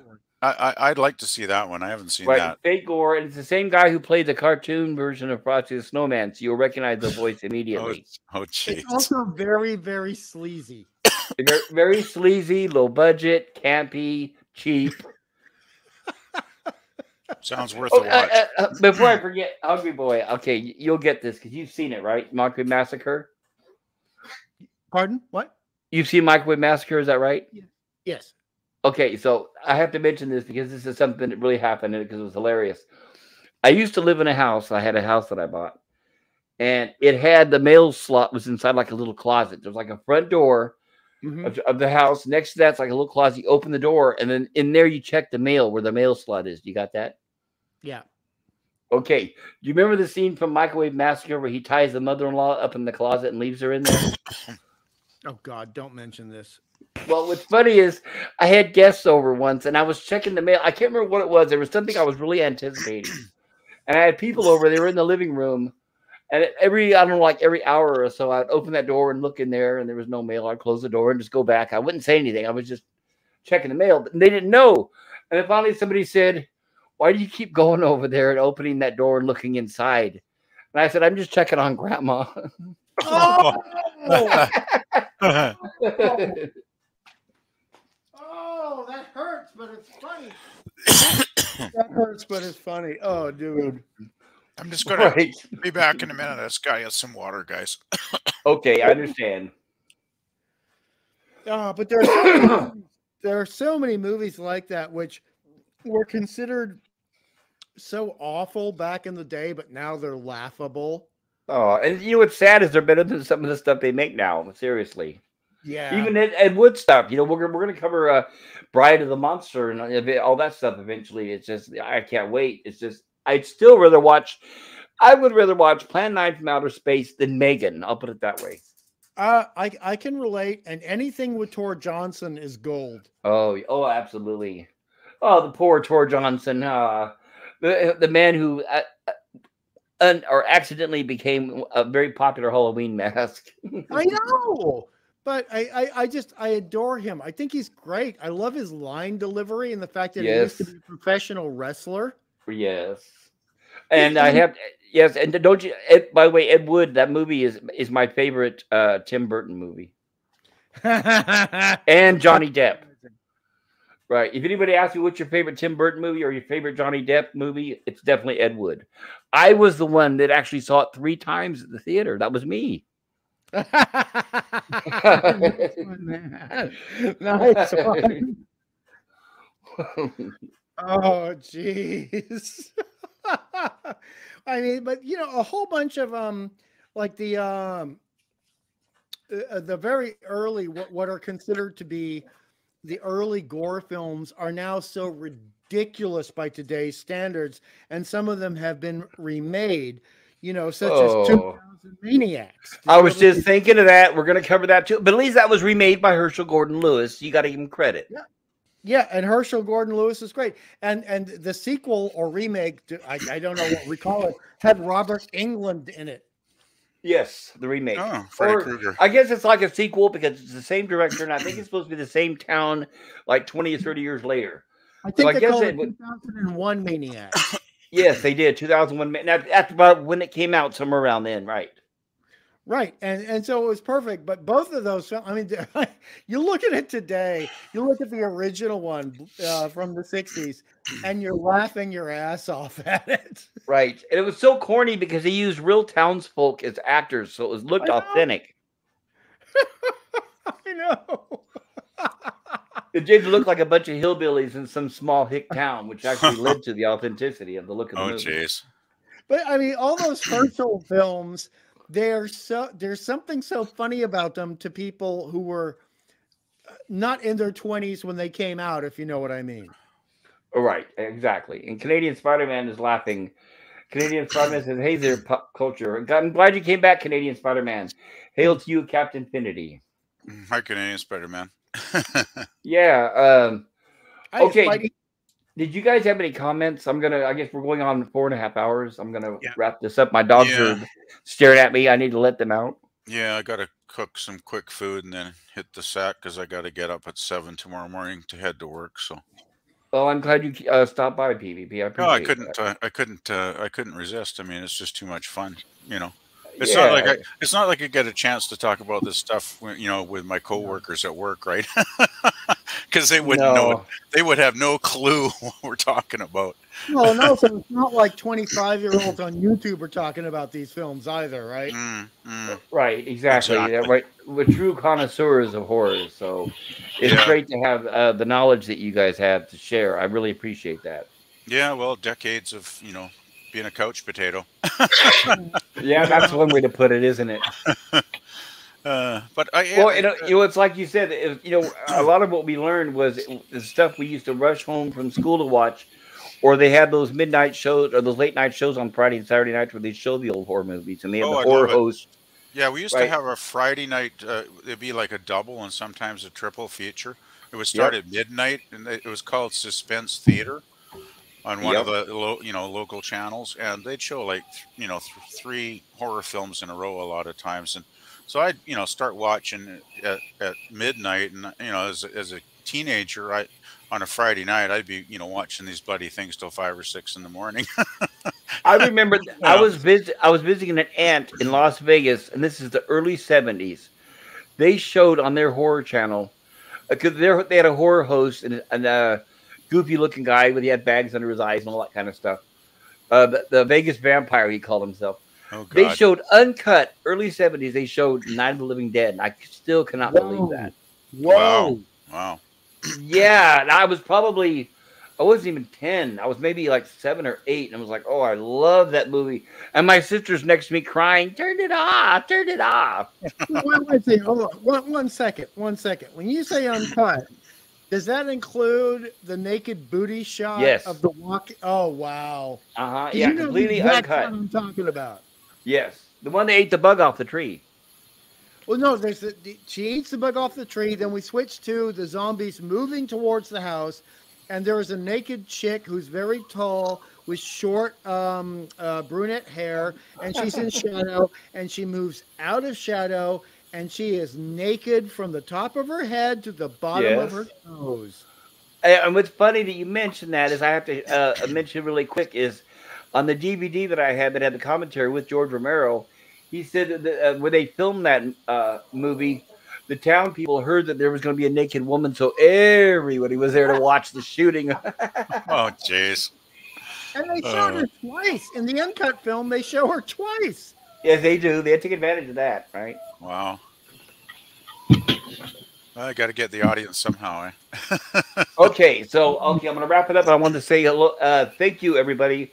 I hope I mentioned everybody in the chat. I tried to read most of the chat. I know I missed some, and if I did, I apologize. Next time I'll try to do better, I promise.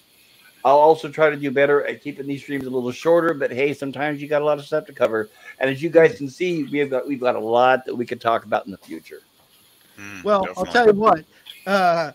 Frankenstein versus the Space Monster, it's only going to be about a 2.5 hour stream. Right. There's not a lot to cover there. Not a lot to cover, and a lot to fast forward through. Yeah. Yeah, like The Creeping Terror, it's like a 74-minute film, and there's not much of a story there, so it shouldn't take too long to talk about it. Exactly. I'll be posting a poll up here in the next day or two on what you guys might want to try to cover for next week. Sounds good.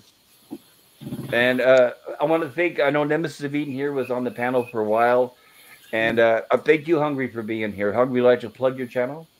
My pleasure, but no, I don't need to plug my channel. Move on to other people so we can get this closed. All right, Scogli, how about you, sir?